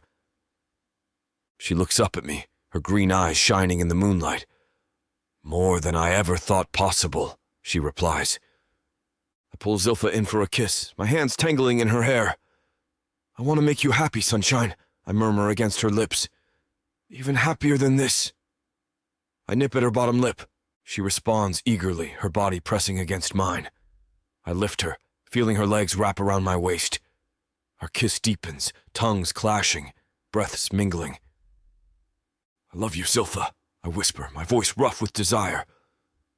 She pulls back, her eyes meeting mine. "I love you too, Volezimir," she says, her voice barely above a whisper. "And right now," she grinds her hips into me, "I need you." I set her down, pushing her gently against the balcony railing. My hands slide up her body, cupping her chest, fingers pinching her buds through the fabric of her dress. She moans, arching into my touch. "Look out there," I whisper in her ear, nodding towards the lush landscape of Aurelius. "Our new home. I'm going to make this a night to remember." Sorry for the interruption. I know you were gearing up for a steamy scene, but it's way too hot for this platform. If we want to keep sharing our stories for free, we have to abide by this platform's guidelines. To get the full unabridged audiobook, go to worldsofprothika.com. Browse through unabridged audiobooks, countless ebooks and bundles offered at a discount. If the thought of me whispering all the dirty details into your ear isn't enticing enough, use discount code YouTube30 to get 30% off of all digital products. Story after story, audiobook after audiobook, the worlds of Prothika are waiting for you. Prothika's magic is eternal. But unabridged, it's unforgettable.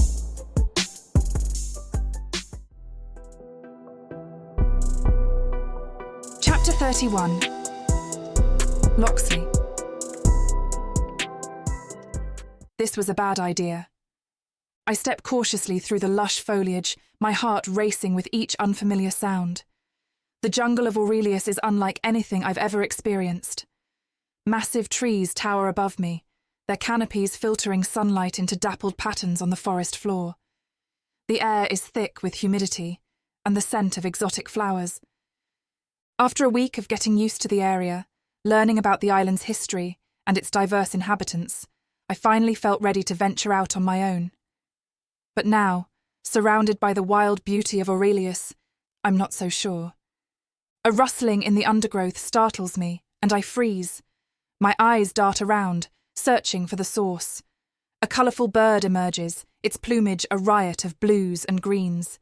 It regards me with curiosity before taking flight, disappearing into the canopy above. I exhale slowly, willing my nerves to calm. This is what I wanted, isn't it? To explore, to find a place where I could feel safe and start anew. But old habits die hard, and the urge to hide, to make myself invisible, is still strong. As I continue my trek, I come across a small clearing. Sunlight streams down, illuminating a patch of vibrant flowers I don't recognise. Their petals shimmer with an almost magical quality. I kneel down, reaching out to touch one gently. I freeze, my hand still outstretched towards the shimmering flower. In the distance, through a gap in the trees, I spot a figure that makes my blood run cold. Tall, imposing, with dark wings and curved horns. A demon. My heart pounds in my chest as memories flood back. Screams, chains, the stench of fear. Without thinking, I bolt from the clearing, crashing through the underbrush. Branches whip at my face and arms, but I don't slow down. I need to get away, to find somewhere safe. The waterfall.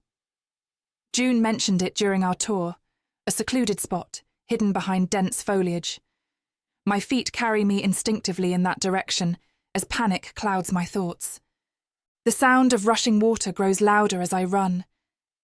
I glance back, terrified I'll see the demon in pursuit, but there's nothing behind me but the swaying trees and vines. Still, I can't shake the fear gripping my chest. I burst through a curtain of leaves and find myself on a rocky ledge. The waterfall thunders down beside me, creating a fine mist that clings to my skin.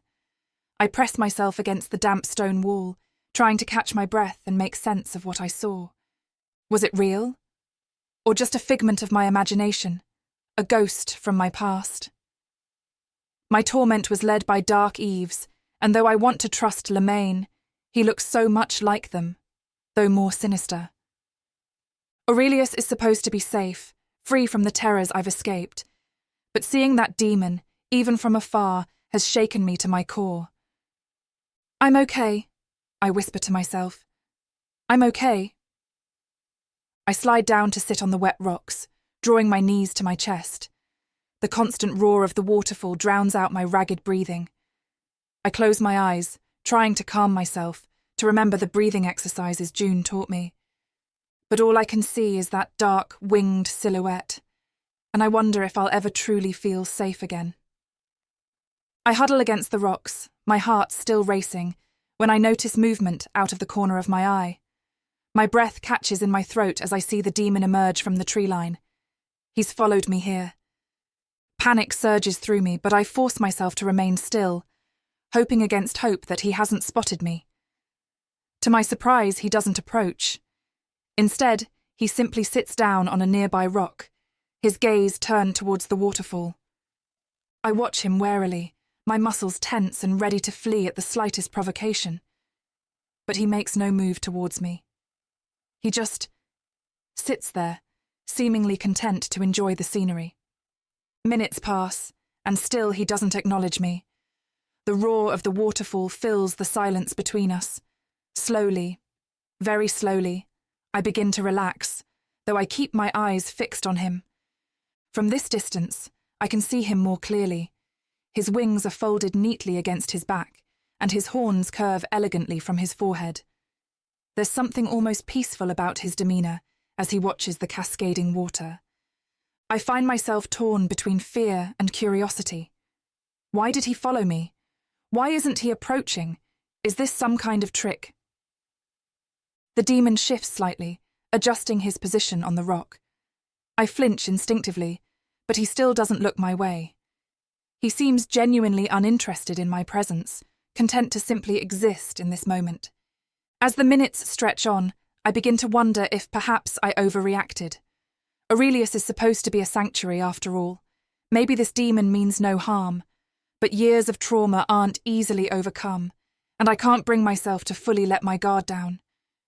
So we sit in this strange, silent tableau. The demon on his rock, me huddled against the cliff face, with only the sound of rushing water between us. As the sun begins to dip below the horizon, painting the sky in vibrant hues of orange and pink, I watch the demon rise from his perch.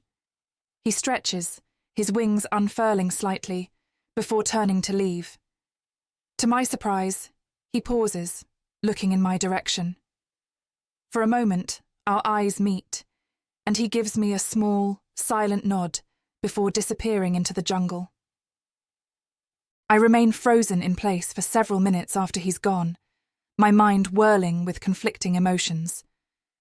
The fear that initially gripped me has faded, replaced by a strange sense of curiosity. Slowly, I uncurl from my defensive position, stretching out my stiff limbs. The waterfall continues its steady roar, a constant backdrop to my tumultuous thoughts. This encounter was nothing like I expected. The demon didn't attack, didn't even approach me. He simply coexisted in this space, seemingly content to enjoy the beauty of Aurelius alongside me. I think back to the stories June and Lemaine shared about the island, about how it's a sanctuary for all kinds of beings. Could it be that the demons here are different from those I've encountered before? The thought is both unsettling and oddly comforting. As I make my way back through the darkening jungle, I find myself reflecting on my preconceptions. I've spent so long living in fear, seeing danger around every corner. But maybe, just maybe, Aurelius is truly the safe haven I've been promised. The encounter has left me with a mix of emotions I can't quite untangle. There's still a lingering wariness, born from years of trauma. But alongside it, I feel a spark of something new. Anticipation, perhaps. A cautious hope for what life on this island might bring.